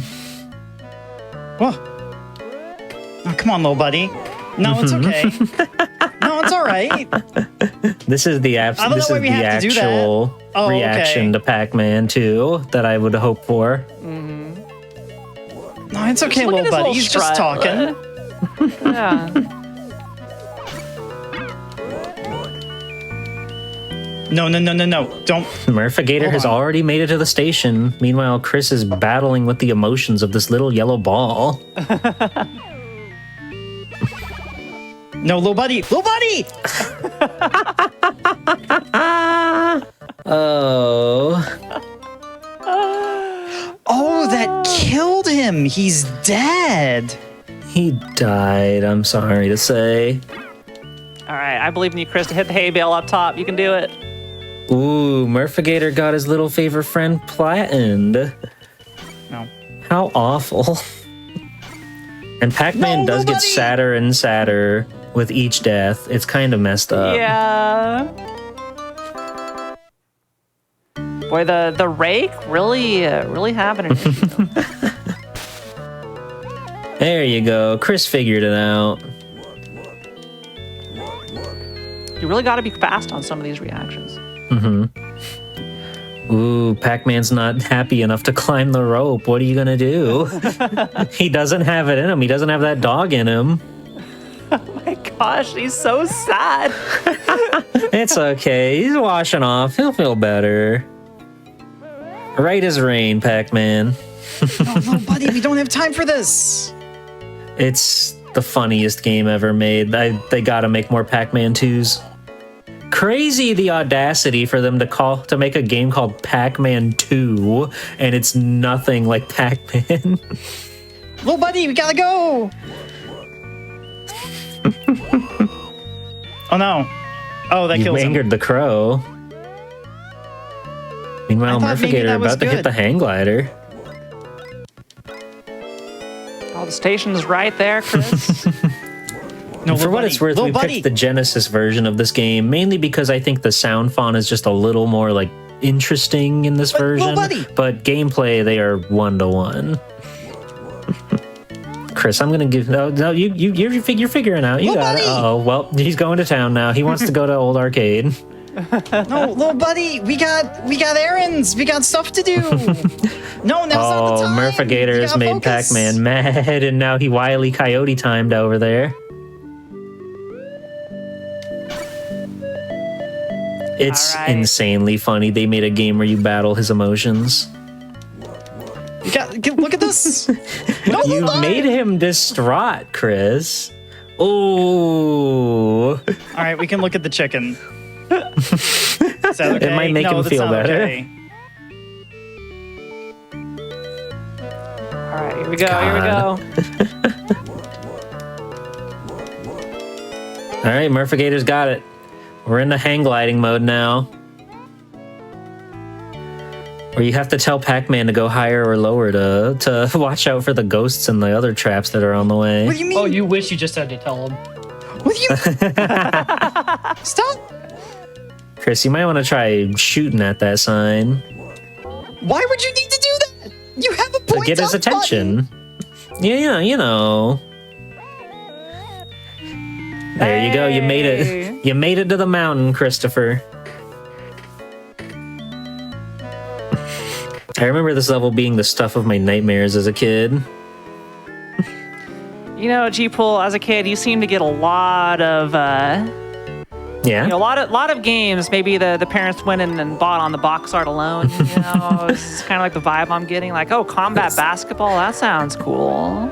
You know, like the vast majority of my early childhood games were quite literally hand-me-downs, so we didn't buy like anything. It was all just stuff that we got from like other family members. I don't think it was until we got the PlayStation where my parents were actually buying games. And you know, there were some that were like whatever, like, oh, Dragon Ball, okay, I love Goku, sure. Spider-Man, love that guy. But for the most part, I think they got games that I liked. But certainly not the most conventional games in my upbringing. Chris, you've been flattened. I've been flattened. Meanwhile, Murphigator made it perfectly through the hang gliding segment. All that's left is to track down that little flower. Where could it be? That's the hardest part of the game, right? Oh, Probably. yeah. Danny, I bet you wish you were playing Pac-Man 2 right now. Don't worry, little buddy. Little buddy. It's just a sign. Signs don't hurt you. Pac-Man, Yeah, you if used to you- be so brave. What happened? He used to be a real brave guy. Yeah, if you want to hear Chris call things little buddy because it's really cute, you know, go follow twitch.tv/GammaChris. Oh, he It's a can't wonderful, handle it. wonderful stream. Oh, thank goodness. If Pac-Man had gotten too sad by that balloon exchange, then he would have been too depressed to look at these flowers. But Yeah. there we go. Murphigator found the flower at the top of the mountain. And not only Impossible. not only that is the winner of the bronze medal match, Murphigator. Congratulations. Congratulations, Murph. I lived. In a sense, we all win, if you think about it. The second I saw Murph cover the farmer with the hay barrel, I knew he played this game. Yeah, that was a bit of bad luck. Mm-hmm. But you know, hey, you know, that's the mystery tournament. you can, you know, you never yeah. You can just call it a present for me, a birthday present for me. Yeah. That's Oh yeah, right. it's after midnight. Happy birthday! Murph, happy birthday! I completely. We got you this bronze medallion. Yes. Yep. It's not a physical I hope bronze you like it. medallion. I'll draw one for you later. All right, I'll hold you to that. Okay. Yeah, please do. congratulations, you two. You put on quite a show. You made it to bronze, third place in a realm of pure mystery and unmitigated fun. Yes. Congratulations. And, everybody, make sure you go follow both of these awesome people. Twitch.tv/GammaChris and, of course, Twitch.tv/MurphGator. Both amazing streamers, super fun streamers. Murph, you are going through and doing a whole bunch of beat 'em ups all right now. So trying to, beat up all the beat 'em ups, so can't get enough of it. I love it. And, Chris, what have you been up to lately on your personal stream? I will be expecting the Pac-Man 2 streams coming soon on GammaChris's channel. There will be a Pac-Man 2 stream in the future. All right, I don't there know you go. when. That's enough, GDQ. All right, go follow GammaChris. All right, good job, both of you. Thank you so much for participating in the mystery tournament, but we are going in to our final match, everybody. Our finals, our grand finals. And, G-Pool, in order to make these especially grand, you know what we're going to do? The special thing. I got the approval to go ahead and go forward with this. We're going to make the grand finals a best of 5. That's right. We're going to get you some more games here at the end. It's going to be Sarduce versus Digital Basic. I can't wait to see this. We got two titans of gaming, two radical retro. Third letter that starts with R. Yep. I am so upset Tetris Attack got picked. Just so you know, I was playing in the background. At 8 minutes, I have 23,000 score. Oh my gosh, that's ridiculous. I'm glad you're playing in the background. Like, I would have won this. Yeah, anyway, both of you have done the handshake agreement to make this a best of 5. We're staying up late, everybody. Let's look at our possible games that we have for the finals. We've got Ernest Evans, Battle Athletes, Dai Undokai GTO, Magical Date, Doki Doki Kokohaku Dai Sakusen, Umihara Kawase, Tekken 2, Doom, the Super Nintendo version, Monster Party, Super Off-Road Bob 1000, A Link to the Past, Donkey Kong Jr., Math on stream, Ghosts and Goblins, Bionic Commando, Sonic Spinball, Splatterhouse 2, Contra, and Mario Paints. Anyway, let's see what you two are going to have to do for match number 1 here. It is the one, the only, the Splatterhouse 2. There it is, Splatterhouse 2. Splatterhouse 2. I believe this is on. This is a Genesis special. Getting a lot of Genesis That is love correct. today. Yeah. So go ahead and get your games ready, you two. So G-Pool, we're going to be doing something with the scores here. Correct. For Splatterhouse 2, we're going to be going for more of a score attack kind of round. So you two will be racing to be the first to get a total of 30,000 points. Shouldn't take too much effort, but you'll still have to be on your toes for all these sneaky guys that are coming up trying to put a stop to your plans to rescue the soul of your beloved babe. My babe. Oh no. Yeah. This ain't Blasto? This ain't Blasto was earlier, yeah. Anyway, you Blasto's get a the share prequel. going when you get a share going when you can, and we'll just hover now over on the starts. Don't get too antsy, Sarduce. Okay. All right. It's funny. It's not just you. I love how excited everybody is. But are both of you ready to go? I'm ready. All right. G-Pool, go ahead and give us the countdown to our first game of the finals. Of the final round of the Game Masters Retro Mystery Tournament. We're going to go. So 3, 2, 1, go. Good luck. And they're off. So Splatterhouse is about the most adjacent thing to a beat 'em up that Murphigator could have wished for. You play as this hockey mask man Legally on a quest to just beat as Jason. many of these demons as you can. And it looks like we're off to a hot start right now. Yeah, 300 points per regular zombie kill, but there's more. There's more to be had. Anyway, here's the namesake. The bosses are the namesake. That's the house that's being splattered. Yeah, that is the house, and things are being splattered right there. There it is. Yeah, the bosses are like the main chunk of your points. The first one, I believe, gives you 5,000 points, and the second one will give you a whopping 8K. If I did my math right when I was checking this one out. So bosses are going to be like the big go ahead, but obviously you want to get as many guys on the way there as you can. Yeah, it looks like right now Danny has a teeny tiny bit of a lead. Nothing too crazy, but game's gross. Yeah, it's kind of gross. They had to be the edgy, kiddie Nintendo. You can't have anything like this. So we're going to kind of counter program that and just put guts everywhere. I don't even know what this thing is supposed to be. It's like a worm. It's a mess. It's a mess. Yeah, it's something, all right. Ooh, both of our players taking a death on that guy. Yeah. It's a pretty tough one to figure out. He's got a lot of messy moves. It is just a mess. Four hits you have before he goes down. Oh, looks like okay, we both got him there. Fantastic. Nice. As it spills its guts all over the floor. Absolutely disgusting. I do love this. It's just an elevator. Stage 2. An elevator. An elevator. Every beat 'em up's got an elevator.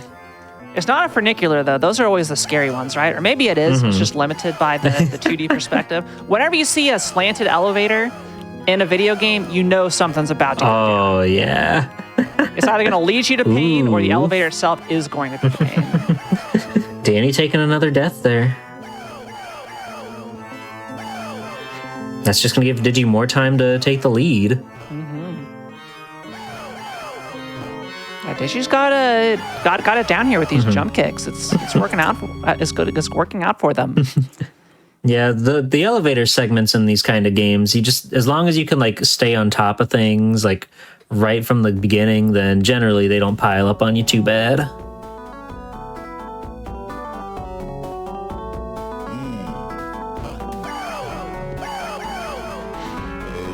Got a lot of really interesting visuals in this game too. For sure. Gotta say. These games are pretty neat.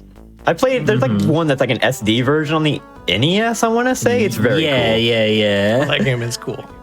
I don't think that one ever came out in the States, but it does look very fun. 20,000 points nets you an extra life. That'll be important. That's huge.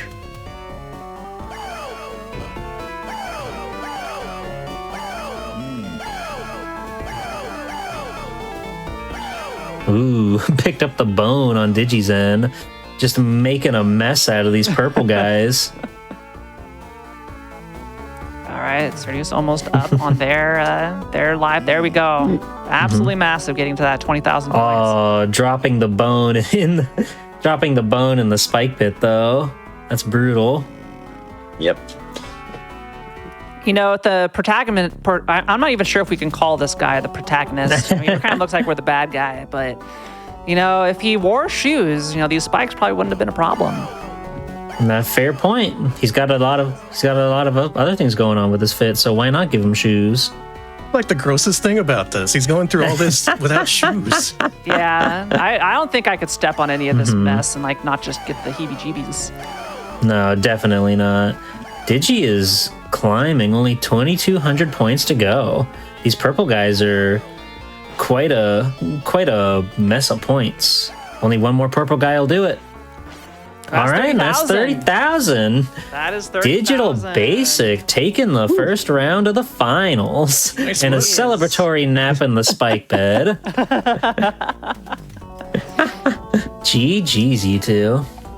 God, I like the scary images flashing on the back of the screen. I may have to go add this one to my playlist. It's pretty good. These games are pretty neat.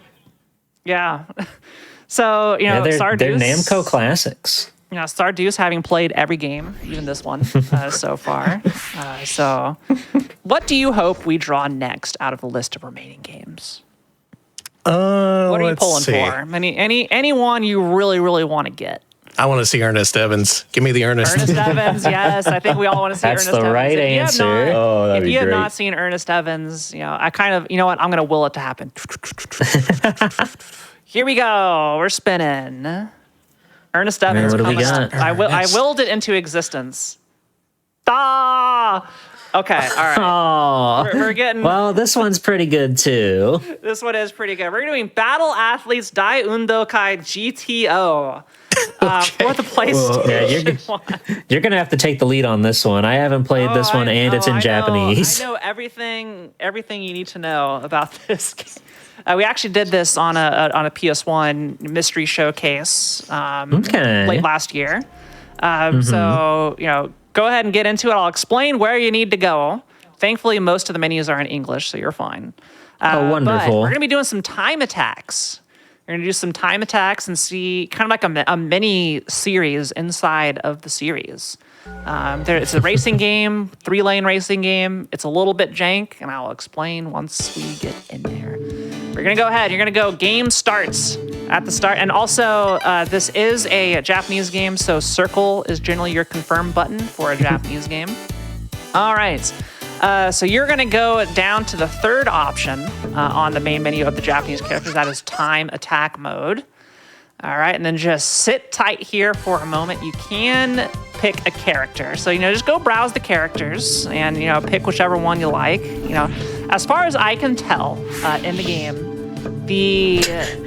was that guy's name Grant Oldman? Yes, it is Grant Oldman.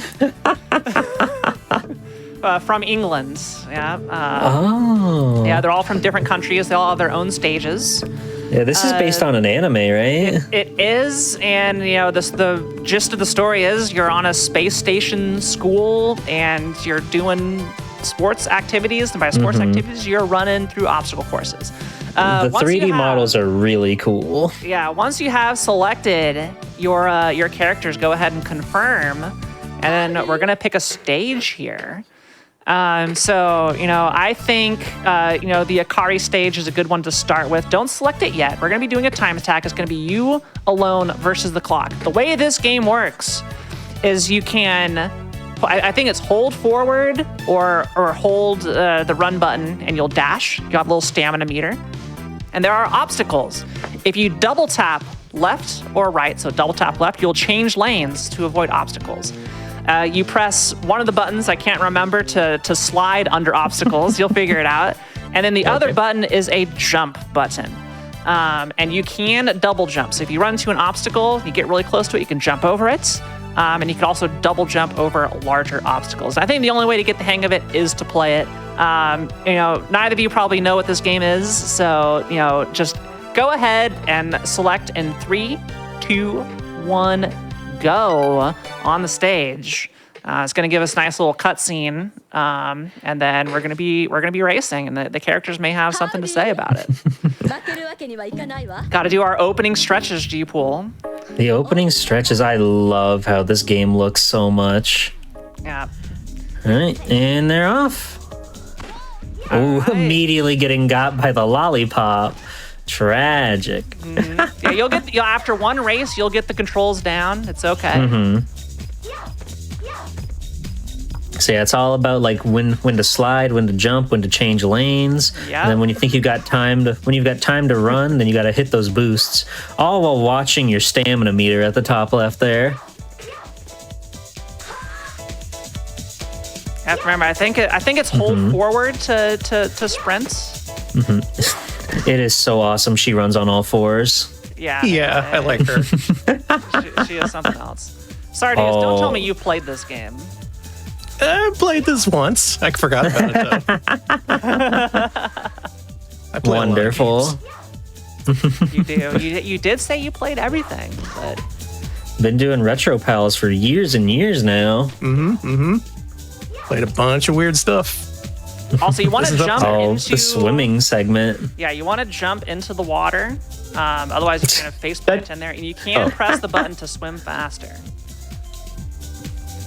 Anyway, this is a good really stage run to you kind through of the give you an gambit. idea of how we're doing. We're going to do first to 3 lanes for the races. They're all about a minute and a half each.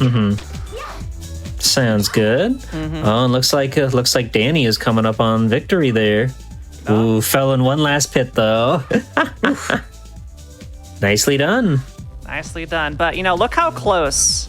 Look how close Digi is. Like, go ahead and finish it here. Yeah.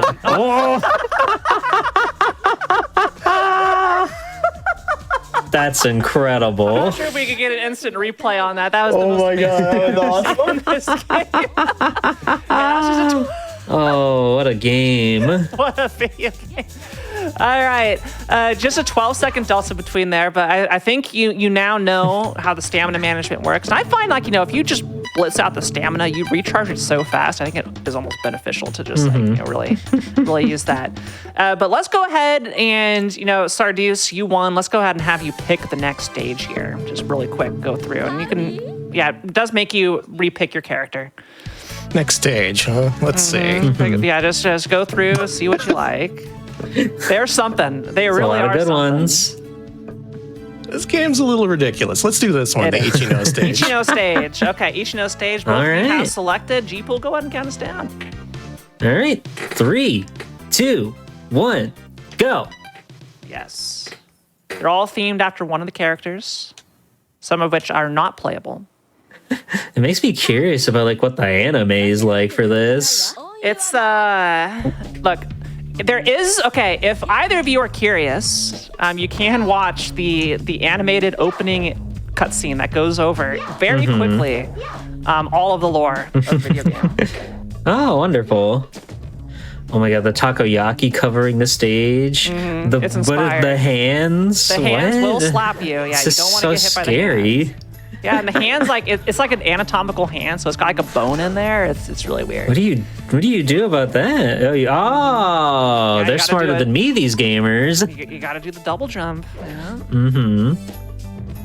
Looks like Danny's got a little bit of a lead right now. It's close. Yeah. the hands, they can come and slap you.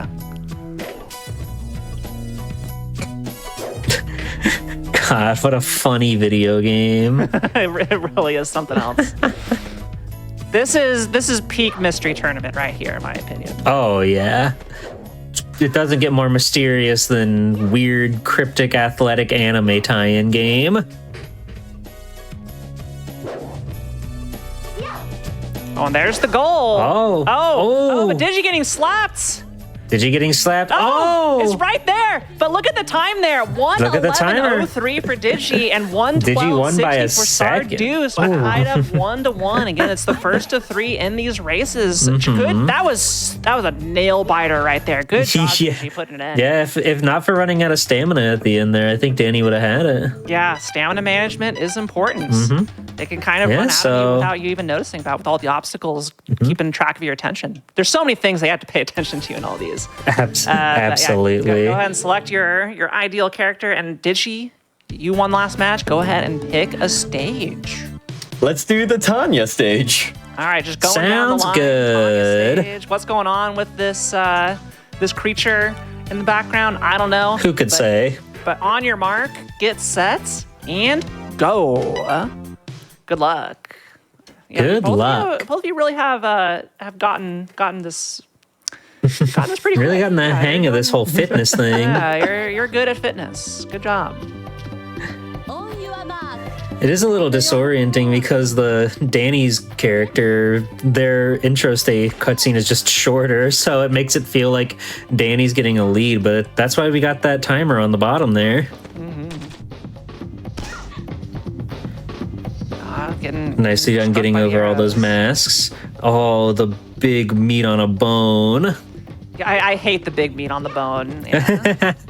God, if you order that in a restaurant, it'd probably cost you like $800. Oh, yeah, but it'd be so delicious. Oh, God, my mouth is watering right now watching this. The PS1 meat is what I need right now.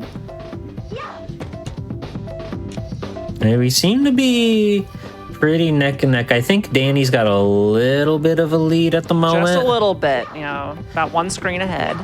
All right, here we go to the water portion. So belly flop. If Digi gets a good jump into the water, that could be it.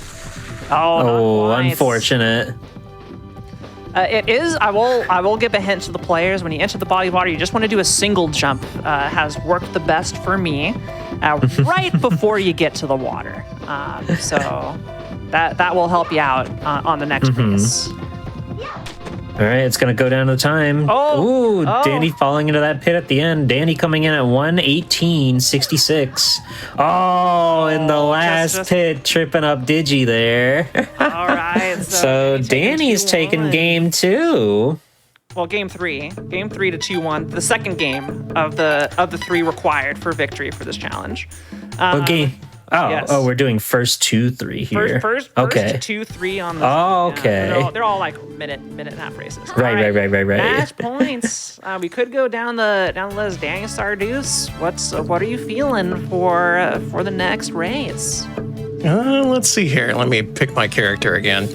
She seems to be working pretty well for me. I'll stick with her. Can't go wrong with Tanya.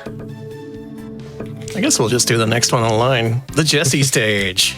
Jesse stage. So, yeah, this is America. I want you to know this is the most accurate depiction of America you will ever see. All right? Wonderful. On go. 3, 2, 1, go. I just want y'all to appreciate the music and the setting for this, okay? It truly is special, this one. Howdy. Yep, this is accurate. That's America. This is America, yeah. The music kills. And we're off. Yep, UFOs. The aliens. Yeah. Oh, what are they teaching these kids in school? And casinos. Yeah, it's Casinos, hotels. It's so great. It's beautiful. The purple skybox is really nice, I gotta say. It is, yeah. I'll say and Danny getting a perfect dive into the water. That's huge. Oh, but Digi nailing it too. Nicely done. Both of them are like just barely hitting any obstacles at this point. It really is impressive. No, they've really started to master this game. I like this game. This is awesome. This is awesome. I'm so proud of both of you. Digi doing a very good job managing the stamina bar too. Oh, it could be anybody's game right now. They're both doing such a good job. They've really evolved. Powered up. Oh, face plant into it. And Digi looks like it's Digi taking a bit of a lead. Oh, the stamina loss into that. Oh, no. Okay. Wow. And we're tied I guess we're up. going to race 5. We're going to the decider race. And yeah, I did not expect this to go 2-2. I'll be honest, but here we go. Here go we ahead go. and get back to the race menu. The characters seem to be working for you. Again, I have found, I'm pretty sure there's no difference at all between any of the characters.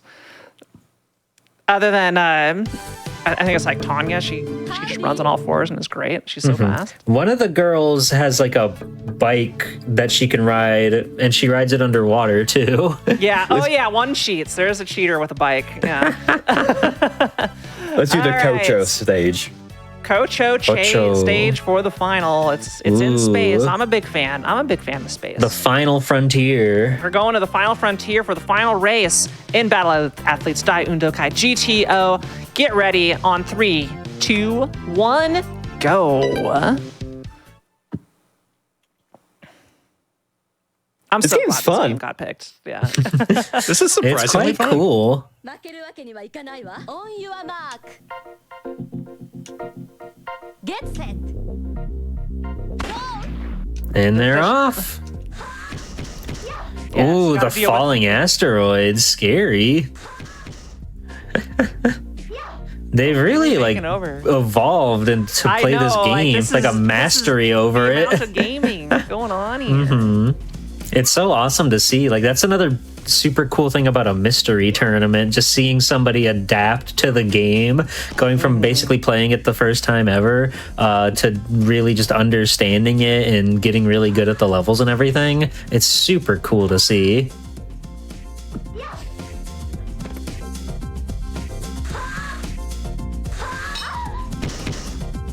All right, couple. The hiccups sound on both design sides. is quite awesome in this game too. Oh, the thwack is such a thwack. we're pretty neck and neck at the moment right now. Yeah, it's going to come down to stamina management at the end here, I think. Because there's the goal. Oh, no swimming on this level. All right, so Danny coming in with a 105. Oh, and the last rock drop sealed the deal for Danny to take it. That's it. It's still 3 seconds between them. Danny, GG. GG tying up the series 1-1 here. Yeah, 1-1 in the final round of the mystery tournament. Close. Incredible game. Everything's so close. Incredible game. You know, I'm happy to spread joy of random games like this. To the unsuspecting victims of my friendship. If you could take anything away from tonight, it's that you got to play Battle Athletes Daindoki GTO. Exactly. All right, you know, now I'm hoping we get Magical Date to follow it up. But let's go ahead. Game 3 of the finals, best of 5. So we got at least 2 more games we're going to see here. I love this. We're guaranteed to go to Game 4 at the very least. I hope we get a banger for the last one, but it's got to be a banger. Here we go, baby. Here we go, baby. That's what I'm talking about. It's Super Off-Road the Baja 1000 for the Super Nintendo Entertainment System. I haven't seen you this excited all night. It's the Baja 1000. That's huge. We're not gonna be doing 1,000 laps though, are we? No, definitely not. So I'll take the reins on this one as you two get set up for the Super Nintendo Classic. And it is a classic. Don't let anybody tell you otherwise. It is a single-player oriented racing game, much like the true-to-life Baja 1000. It is a race from start to finish. So it's not a conventional like lap track race. There is a start point and an end point.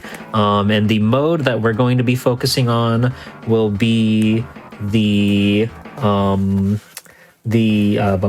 have it in my notes. Where did I put that? The 250 circuit. And if you want to change the color of your truck, you can do that in setup real quick. Don't bother with any of the settings or anything, but you can change the color, which is pretty cool. Nice. So yeah, this is a racing game. You're going to be tackling the 250cc or the Mexico 250 there, which is only 2 races, and whichever one of you places the highest at the end of that, it is totally and almost expected for you to game over because it's kind of hard. There's many obstacles on the road that can crash into you and damage your truck. But you want to try your best to stay on the road. B button is gas. Y is nitro, which is a super boost. You've only got a handful of those, so use them wisely. And there will be a shop you go to after the first race where you can purchase things. I would recommend spending money on engines since that is your speed, but you'll want to allocate your points appropriately. Sound good? Mm-hmm. Okay. All right. If you two are good to go, then I will count us down. So on go. 3, 2, 1, go. And they're off. There he is. That's my friend. There he is. All right, and there you go. As I said, this is like a single-player oriented racing game. So your goal is to just try to be the highest rank you can get. The controls are a little bit unruly, as we're seeing here, but it'll start to click. Oh, Digital Basic has run over a pedestrian on a 4-wheeler. That is unfortunate. That is a loss of $3,000. That's what a life is worth, apparently. You're gonna want to try to avoid those as best you can because that takes out of the money you use to buy upgrades in between the races.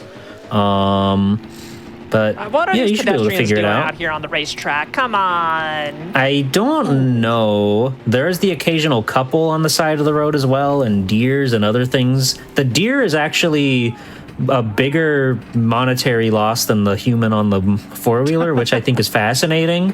If you boost over a high enough ramp, your truck driver will shout "Arriba" every single time without fail. It's truly awesome.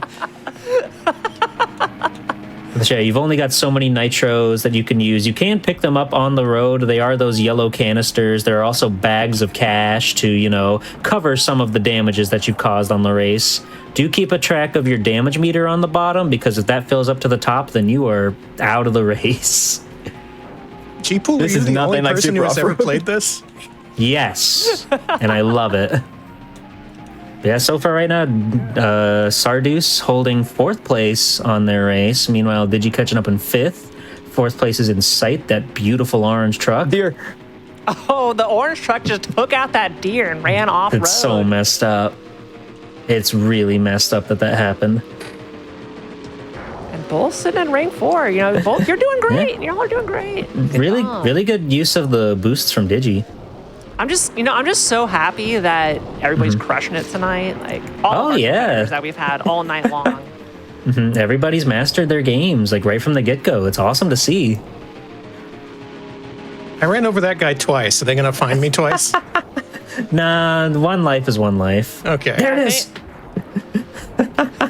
Arriba! It's so awesome.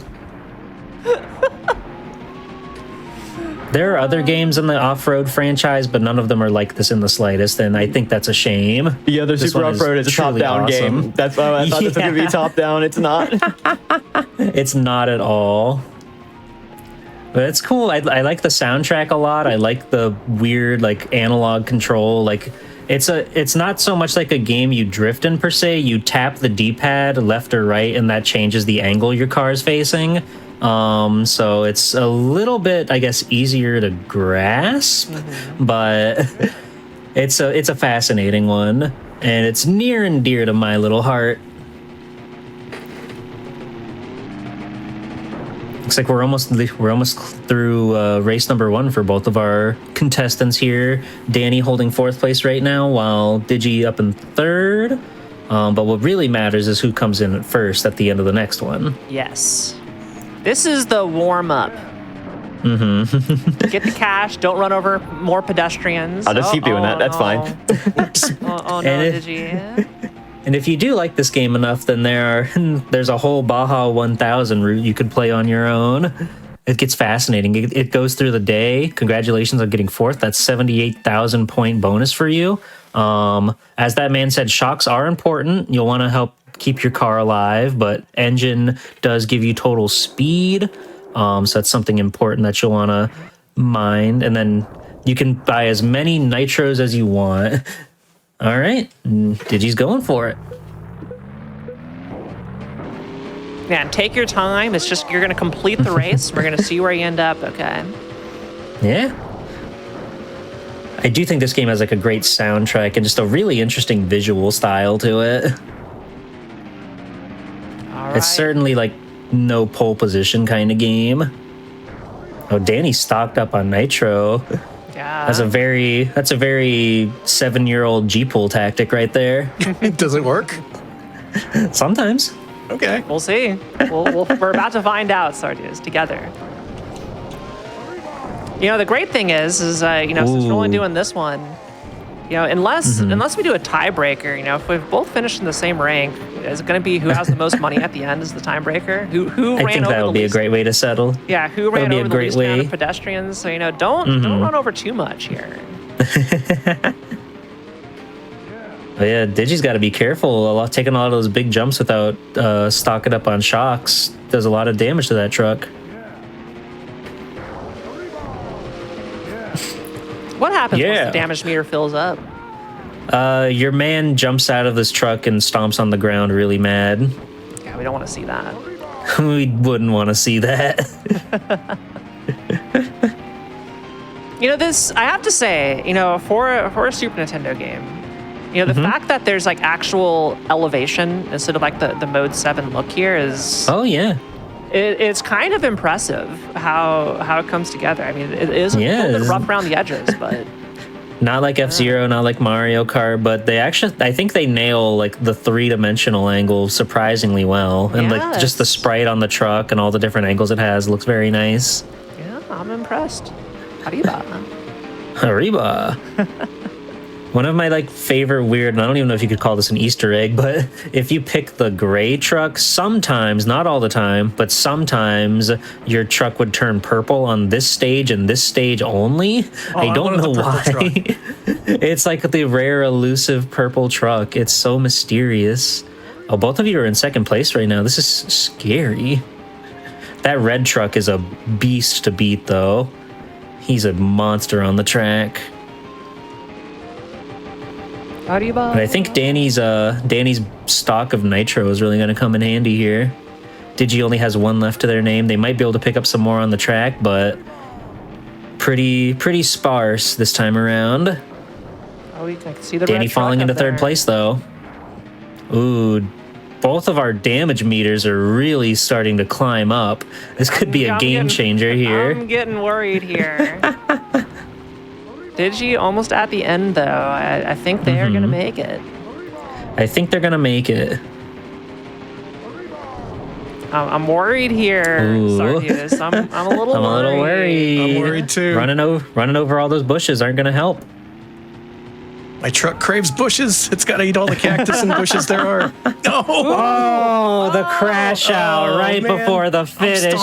Stomping the ground. Your truck broke down. This race is over for you. Look how disappointed you made him. He was smiling before. Congratulations, Digital Basic, coming in third, getting the kiss from the beautiful babe. Nice. That's fantastic. I love this game. This game is wild. You know what I love, G-Cool? I just love how excited you are about this game. You know, Nobody knows about this game. Yeah, no one knows about Super Off-Road, the Baja 1000. Literally no one. I'm its sole fan. Well, maybe I've made a few more tonight after this. All right. Well, we are at series point and tournament point here. Digi leading 2-1 in our best of 5. It's first to 3. And, you know, Digi, you know, hopefully, is there something you really don't want? Yeah. Is there something you really is like, oh, no, this is a disaster if I get this? I'm just scared of ghosts and goblins. I mean, we all are scared. You know, I'm kind of tempted to take that one out. But, you know, hey, you know, it's not going to roll. We're not going to roll Ghost and Goblins. We're not going to roll it. Surely not. There's no way. No Come on, way. Ghosts and happens. Goblins. Is it? Contra. For real this time. Yeah, we ran on this earlier at a tiebreaker with Gex. We wanted to see Gex. We put in Gex. So once you're, do both of you know the Konami code, the classic? If not, I do. You can get. All right, good. So what we're gonna do is you're going to enter the Konami code and then start. And I think G-Pool, we're just going to see who can get the furthest. But we're also going to start the time on inputting the Konami code whenever you're ready. It does kind of like go into the demo reel like immediately. But yeah, this game is brutal. You die in one hit. It's awesome. It's so cool. You're given 3 It's a lives, dream to and play that's it. co-op too. Yeah, it really is. But we're going to put in the Konami code and give them 30 lives respawning. You're just going to go for 10 minutes and see who can get the furthest. All right, and this could be our final game of the night. It could be. I mean, it's a good one. It's a good one to end it on if it is. So, yeah, both of you, once you're ready to put in the code, let me know. I'm ready. Yeah, I'm good. All right, okay. On go, put in the code, and get in there. All right? 3, 2, 1, go. You'll know you did it right because you'll start with 4 lives. Visible because it can't show any of the other ones. Where in there? Rest All 30. right. Good job, you two. You know, I'm so proud I did not have to explain it. I'd be heartbroken if on the finals I had to explain the code, so I had to look. So originally, this was going to be a score attack challenge, but then it dawned on me when playing the game, you only see the score at the end of the level, which would have made for quite like an awkward point system. We wouldn't have been able to tell who's in the lead or what's going on. So we decided to just make it more of a course clear situation. Yeah. Danny holding onto that spread, the ideal. What's your favorite weapon in the Contra? Mine's gotta be the spread. The spread is so good, but like when I played it, I played this game for the first time just a couple days ago on Sunday. Really? So yeah, I mean, there's a lot of games I have not played, and my chat gave me crap for it. But the spreader I would get for like a second, and then I would take a hit, and I was like, well, there it goes. It was nice while it lasted. But the flamethrower or something that throws a constant line, that thing just trucks damage so much. Oh yeah, the laser. So, yeah, it's pretty nice, but I just like the spread for the versatility of it all. Like, there are so many enemies coming from different angles, so having so much covered really helps. And Sardu's already through stage 1. You know, I think Sardu's has nicely played this done game a little bit. Yeah. Played some Maybe a Contra little in my bit. time. A little bit of Contra. Just a little bit of Contra. The first time I played Contra was not on the NES. I had gotten one of those like Super Joys from a flea market. The whole console is in the shell of a Nintendo 64 controller. It's got some of the stiffest buttons known to man. If you want to play second player, there's a port on the top that plugs in a Sega Genesis style controller. And that was my first time playing Contra, and it was so awesome. They have the analog stick, but it's just firm plastic. It doesn't move. So you just use the Nintendo 64's awful D-pad to play all of these classic NES games. Contra's a living legend, though. It'll go down as one of the greats on the NES. Not even just like for the dynamite multiplayer to it. Just, it's a great run and gun game. I really love the like these installation stages where it's like it's having you like go pseudo 3D on a freaking NES. Yeah, it's really cool. Yeah, this is one of Konami's finest, if you ask me.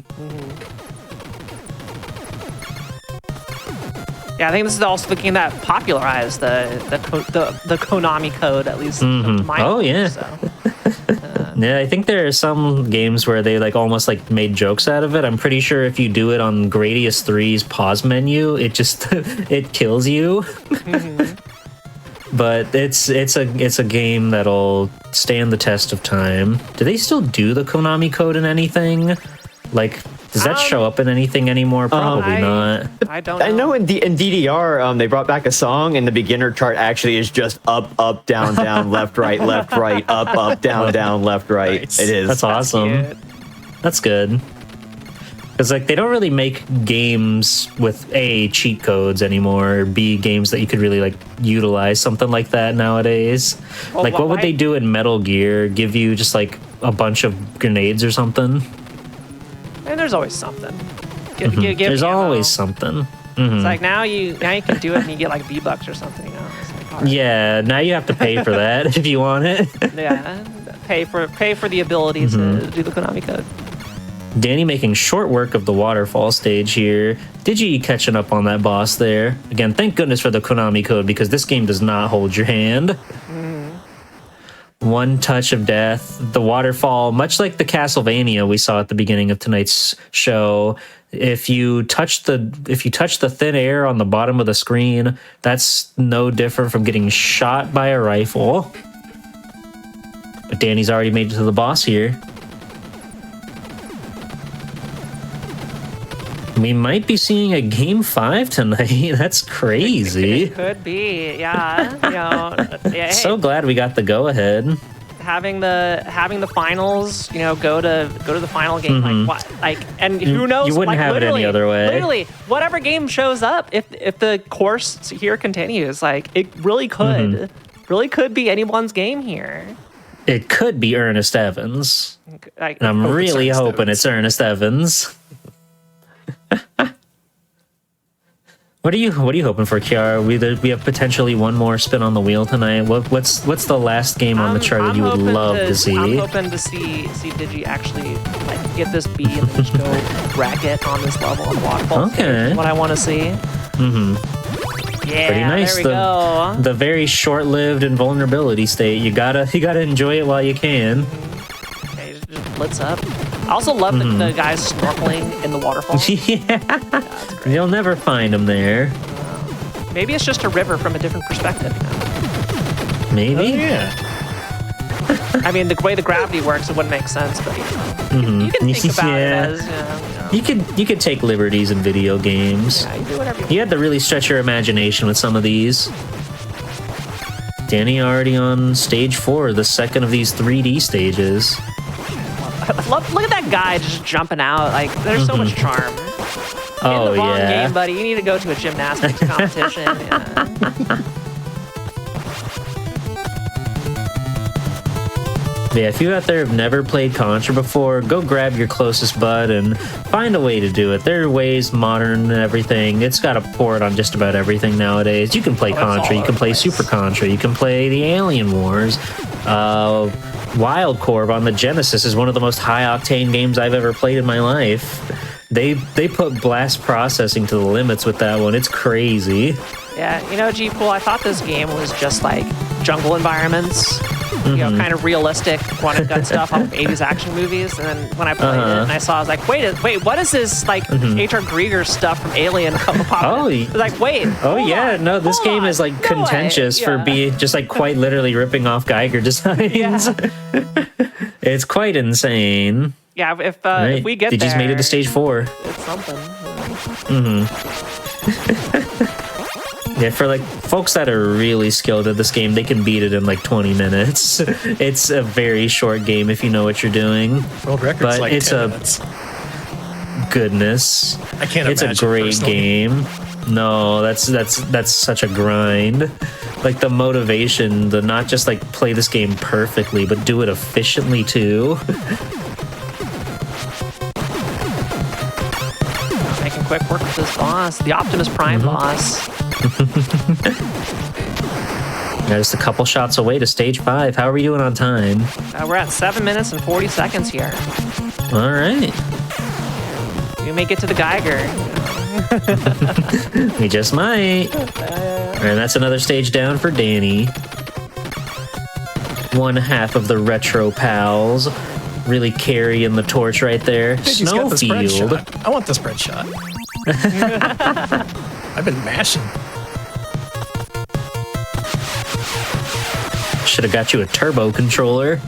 True.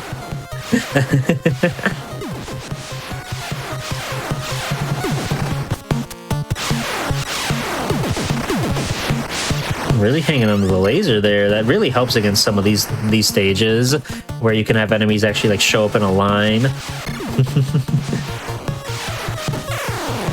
Ooh, the depth perception. Always a tricky one to handle with those rolling logs.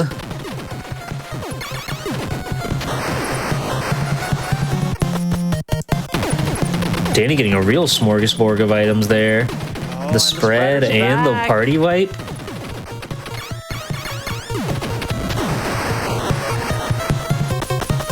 Looks like we're coming up on another boss on Danny's end.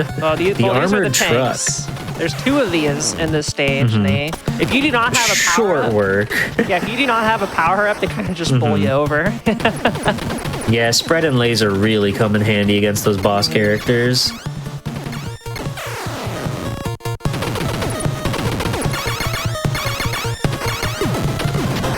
And there's tank number 2. Yeah, look at that. Making quick Made work short of work it. out of it. It couldn't even reach you there. All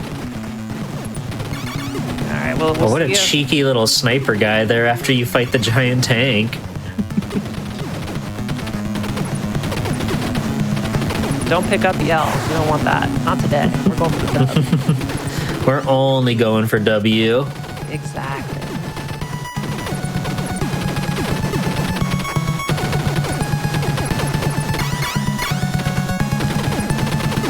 Oh, it's the All right, we're Wily at capsule, of time. course. Yeah. Oh, yeah. I said they say, oh, when did Dr. Wily get in here? And Danny all clears right. stage 5. Yeah, Danny clears That's stage time? 5. We're also at our time. GG All right. is Danny GG's. Sarkis tying up Which the means series. we're getting a game 5, everybody. Yes. Sound off man. in chat for game 5 in the final round. Whew, I couldn't have asked for a better finals. Both of you are crushing it. Thank you so much for staying up late and agreeing to stay up late to make the best of 5 for all of us. Yeah, and big having an shout awesome outs to time. the This is so good. big shout outs to our players and the staff of behind the scenes who are allowing us to go for this long. Yes, big shout outs to Richard, as always, just absolutely killing it on the production end of all these overly complicated shows that I come up with. But everybody, as we prep for the final game, make sure you go follow Sarduce. Make sure you go follow Digital Basic in the checkouts. Just go ahead and say hi and chat. And, let everybody click your name and say, yeah, this is me. This is me. That's it. But you can also go to twitch.tv/digitalbasic/subscribe or twitch.tv/subscribe. I'm just saying. Anyway, all right. For the final game, Digi, anything you want to bless, anything you want to come up badly, what would give you the crown? Link to the past. Link to the past. Okay, No link to the all past. right. Anything No but link to the that. past. All right, Sarduce, what are you pulling for here? Ernest Evans, 100%. Yeah, all right. Let's spin the wheel. All right, here we go. The final spin. See what we're gonna get. Oh my. Oh, Monster Party. For the finals. What a Okay. finale. Goodness me. This is powerful for a finale. Okay. Oh. Sarduce may know what's coming. Okay. So, are either of you familiar with Monster Party? You do fight a shrimp, a fried shrimp, at some point. To explain how this goes, there are many doors throughout the game, and you have to go into the doors and defeat the bosses in order to get a key to go to the next level. So it just goes straight left to right. The doors show up random. Some of them have nothing in it, but you must defeat all of the bosses in those doors before the key spawns. So you can do them in any order, but ideally you want to go left to right so you don't do any backtracking. And you'll know you've done it because a little key will appear in your inventory and you just have to make it to the end. This game is brutal. It will destroy you. There is HP. You kill enemies, they drop HP. And one big hint I will give you is your attack has a lingering hitbox. And if you're in the air, it can hit multiple times. And that's a couple bosses that may save you. All right, but good luck. This game is tough as nails. We're gonna put 10 minutes on the timer, and you're gonna see who can get the furthest. I think maybe we can see some level 2 clears potentially. Yeah, you two are both premier platformers, so I'm really curious to see who's going to take it here in Game 5. Yeah, absolutely. We shall see. I'm ready. Yeah, any last words between the two of you? Good luck, Digi. Good luck. Oh, I love how wholesome this whole thing is. No, I'm gonna win. It's like, yeah, get bent. I don't know. Okay, all right, get on go. 3, 2, 1, go. May the best VTuber win. Oh, here we do you go. watch the intro? No, skip it all. Okay, got it. This game's done quick, not game's done after you watch the intro. Unless it's for an incentive. All right, first door for Digi. Oh, we got the eggplant. Hello, The eggplant baby. penis fly trap thingy. I mean, it's basically a victory bell, right? More or less, yeah. Yeah, kind of a crazy first enemy encounter. Trying to angle the little bubble bombs in just the right way. It's rough.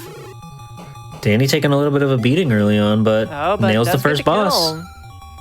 Yeah, only at 3 HP though, so that's a little bit rough. Again, as the game does not mess around with your life. You have to go back to start of the level if you lose HP. But getting the lucky health drop. You have to beat every boss on one life in each stage. It's pretty brutal. Question mark here. What could that possibly mean? I'll say, Who knows? you don't have to worry about that question mark, but some of them you can pick up and they give you some random bonuses. So. Now, where could the other boss be? There is just one more boss on this stage. I'm okay spoiling it because you'll find the key afterwards. There's one more you have to find. And they are in the same door, so they aren't random. That's a hint for both of you. You have to come back. If you can remember which doors have the stuff, you know where you need to go. At least for the first couple stages. Sorry, I'm already dead. This guy's dead. Yeah. Just wasting your time. Question mark. And Digi getting the dragon power up too. Pretty nice little early boon. Sorry, I'm dead. You know, Sardius, I was really worrying for you for a little bit. Oh my gosh! Oh, what's happening? Happy Halloween!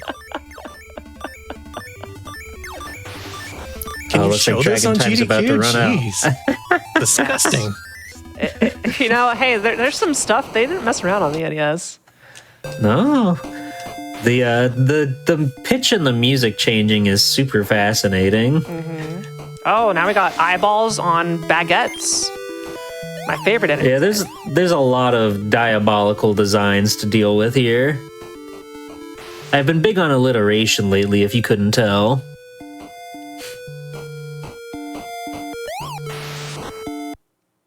Oh, we got. All right, looks like we're both going up against the pumpkin boss.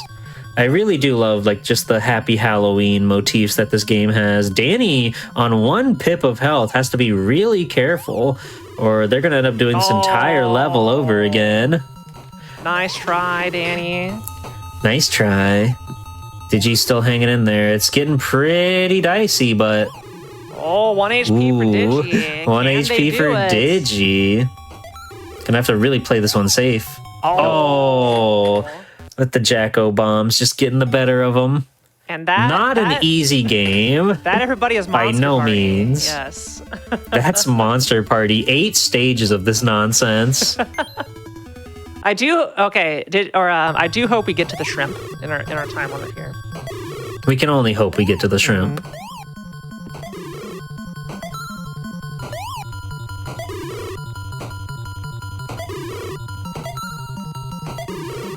Those angles are so unforgiving on the bubbles. Yeah, you can hit it directly, but it is a bit risky and will cost a lot of HP. Yeah, which we've just proven is a very precious resource. Yep. But it looks like Danny's got the Venus flytrap down. Digi shouldn't be too far behind. Alrighty. You know, these We're getting guys caught jumping back up. around kind of look like Murph. You know, I can see a little pompadour going on. They're a little boncho with it. Yeah. Ooh, our health situation's looking pretty dire on both ends. Gonna have to be extra careful around here. Some of the question marks do refill like a whole bunch of HP. So. I'm not sure what I'm supposed to make out of the legs coming out of the ground. I mean, their legs coming out of the ground, pumping like. Happy Halloween. Happy Halloween.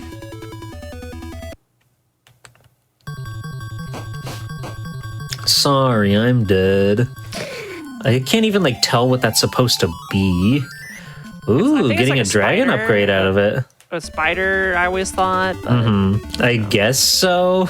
It's really tricky to tell. And there's the jump scare. Ah. I love the song. It sounds like something out of Cave Story or something. But no, this is Monster Party. All right, you know, both Digi and Sardius doing great on HP this round. Oh yeah. The Digi's gonna get to go into this boss with the dragon upgrade, which is a pretty huge boon with how effective his technique is with the Jacko bombs. But we'll see if Digi can edge him out in time. There it is. There's the key. And got the key. So just gotta clutch it out and look at this. stay alive on the first stage. Wow. Yeah, Sardius got the tracking on the jumps, getting so many hits with that attack in the air, and both of our runners going into stage number 2 most likely here. Barring anything catastrophic. I Barring believe both of any you. disaster.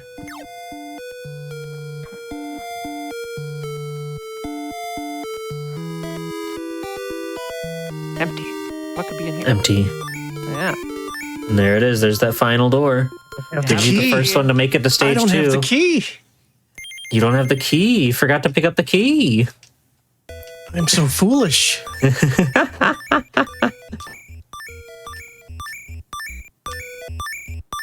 Where could the key be? Maybe in the tarantula level. I don't know. Anyway, we get my favorite level of Monster Party. You might have to trigger that one, actually. Yeah. I think think that counts as a boss, even if it is already dead. Yeah. That's giving Digi a lot of time to make some leeway here. But you know, a KO, a knockout could really reset things. There Medusa's here. Yeah, and firing leeches out of the snake Medusa's hair. At least they look All like right, leeches. okay. It looks like Danny's got the key, heading their way back over to the exit. Oh, nicely done. Just taking down Medusa without much of a fight. Not Still even got a question mark. considerable amount of HP. God, the designs in this place. The alligator's very cute. I don't like that he shoots his tail off. But like these weird mouths hanging out. The fish with the legs. There's a lot going on in these sewers. Mario Brothers, this is not. I love these duck straps from Sardu's here. Check this out. Just gotta stay alive. Just gotta make sure we get to the end, okay? All right, there we go. Level 2. All right, nicely done.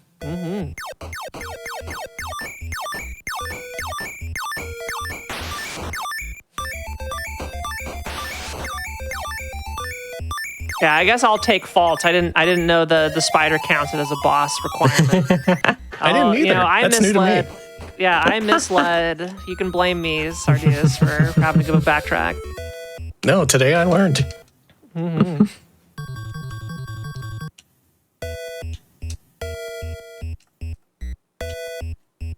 It's not over yet. Again, a game over could really change things. How are we doing on time? We're at 9 minutes of the timer, and I think what we're gonna do here, we're gonna set the victory condition, the first to clear stage number 2 here. Okay. There is some stuff you got to kill. It's not free. All right. Whichever one of you can defeat this stage first will be crowned the winner of the first ever mystery tournament here on Game Masters. The VTuber mystery tournament. VTuber mystery tournament, yes. Everybody's a super awesome VTuber. Yeah. It's crazy how many colorful cartoon characters you could be watching on Twitch.television. I know.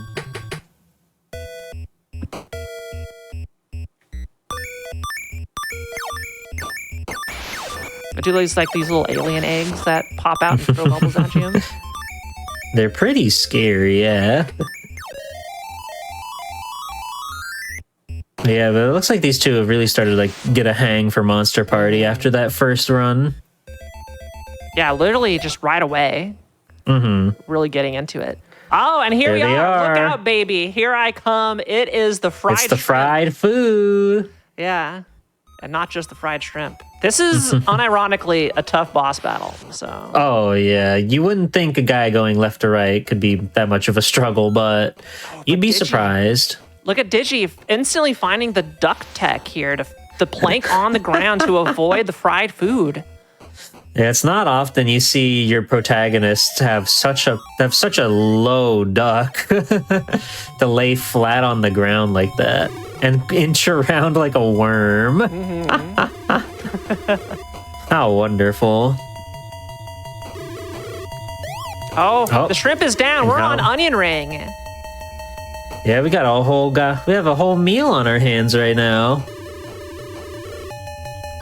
All right, Danny, I didn't catching up. Yeah. With the dragon power up. The dragon, that could be really helpful here.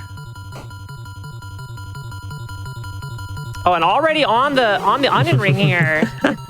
Yeah, that dragon really coming in clutch here. Whoa! One of those bits of RNG. And we're on the fried tofu. All right, we're on tofu. We're both down to bats. Danny does have quite a bit of health to work with, but Digi has a strategy that's working. Danny Wow! Wow! But we're not done yet. We still need the key. We still need the key, which means there's still more to do. But what incredible onion play there.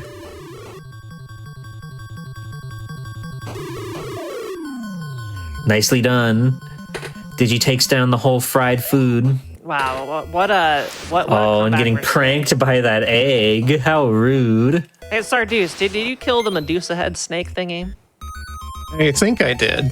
I did skip one door. Just I'm betting big on it being empty. All right. Pretty sure you got Medusa. Yeah. This is anyone's game. Like having Is it that power up come in, that was ridiculous. Yeah, which it is all RNG, whether they drop you health or a pill or nothing. It's usually nothing. Damage boosting through the egg there because it's a tough enemy. It'd take too long. Pretty smart. Yeah, haven't figured out the trick. Yeah. I love these little guys. They're just like, it's just a fish guy with regular feet. Yeah. It's wonderful. Yeah, they got some really crazy designs in this game. Ooh, Digi's getting some dragon power of their own. Could really help close this gap. All right, we're going back for a door here. What do we have? Time to do some damage. We have the wishing well. The wicked wishing well. Sarduce making quick work, and that's it. There's the key. Sarduce just has to find the exit. But Digi, not far behind, heading straight for that door with the wishing well, with the dragon power up. It ain't over. It's not over until it's over. Yeah, the dragon making pretty short work of the wishing well boss. But is it going to be enough? Ooh, Danny is getting pretty low on health. Gotta be careful here. Gotta be careful. It's do or die right now. Can't afford to do any more damage boosting. I think this is the exit on screen here. There's a couple more enemies. I think that's it. That hole right there. Just one more maw and one more egg. Oh, damage boosting right through, and that's it. Just Sarduce that's it. Oh, man. Danny Sarduce. Oh, I thought I was going to lose that one. Digi, you are so close. Like, literally, I cannot believe how close this entire series has been. Yeah, look at this. Just deboosting through everything to get to the door right there. Like, I love it. That's how close we were. Who's got time for those eggs? GG. That's like congratulations. within 20 seconds, that was. Like, yeah. I think coming into the fried food fight with the dragon power-up, was able to just deal so much damage to the first two phases and really tie it up there. Like, Danny, that was awesome. GG. It was truly awesome. Digi, like, taking this to 5 games and keeping it as close as they were, like, amazing performance. Like, it was really close. I was amazed. Really close. So many of those games came down to like 1 second's difference. Just man, what a fight! What a fight! I really couldn't believe the comeback after you missed out on the key in the first stage. Yeah, I had to go running back for that, scrambling for it. Then I got the lucky drop to be the dragon against the fried food, which is a sentence that somehow makes sense. We've all been there. This is one of the games of all time, I must say. But Sarduce, congratulations. You are the champion of the mystery tournament. Congratulations. Oh, man. Thank you so much. What are you going to do next? I'm going to play Ernest Evans. I don't know. I've just been thinking about it all day. Oh, great job, Digi. Great job, everybody, for competing, for putting this together. This was a ton of fun. I had so much fun doing this, and the competition was amazing. Digi, you were the winner in my heart. You should have won that Monster Party one. It came down to a lucky drop for me, basically. Yeah. It happens. I've played this game before. This game's good. Just, Yeah, I also just love like the general positivity everybody's had about whatever we rolled, however it went. So thanks for being good sports, both to our finalists here, and Digi's silver medal is still pretty impressive. But anybody else from the tournament who may still be watching, thank you all so much for participating. This wouldn't have happened without everybody donating their time to have just a wonderful night playing games for a wonderful audience, GDQ. So thank you. Everybody who performed here tonight is well worth your time to go check out and watch their streams. Absolutely. And just go enjoy the vibes, join their communities, and have a good time out there. It's always a lot of fun no matter what with these guys. Absolutely. You want to watch Now- someone play Tetris Attack and Panel the Pond really good? I'm that person. It's true. Didn't get to play it on stream. I vouch for them. Go watch them. And if you want to see something you've never heard of before, go check out Retro Pals. Yeah, that's the thing I do Now- here on Twitch. It's good. Check it out. Yeah. Now, I can't let the show go without, at the very least, we'll let y'all go to sleep momentarily, without giving a special shout out to Swell Time G-Pool here joining me in the commentary booth. I reached out to G-Pool for this, and they were like really game to put this together and host this with me. But G-Pool hosts a whole bunch of tournaments just like this. Maybe not a mystery tournament, but VTuber invitationals of all sorts of stuff. And I want to give you some time, G-Pool, to talk about. You got a tournament coming up. Signups are currently open, correct? That's correct. Yes. So I've been streaming for a number of years here on Twitch.television, and I love it truly, sincerely. If you'd love to come out and watch my own streams, I am streaming Metal Walker tomorrow at 3 p.m. Eastern for my Capcom Conquest, where I'm trying to stream every Capcom game ever. But I've been hosting VTuber invitational tournaments for 2 years now on a bi-monthly record. So we just had number 12 back in May. It was Sonic Riders, an incredible time that everybody had a good time on. Nobody went crazy over. But to celebrate the start of my third year of VTuber tournaments, I am hosting my very first VTuber Open, and signups are available for any VTubers. If maybe you're a VTuber in the chat and you wanted to try out for a tournament and play around and have some fun out there with some cool video games, it's going to be Street Fighter 3 Third Strike, one of the best fighting games ever. It's great. Is there a way I could get a link for anybody who's interested, or if there's a way I could lead them somewhere? I mean, I can lead them to your stream, so make sure you go follow. Let me see. I'm not sure if I can do another shout out right now. Yeah, there you go. I just did a shout out for G-Pool. Go follow G-Pool's channel.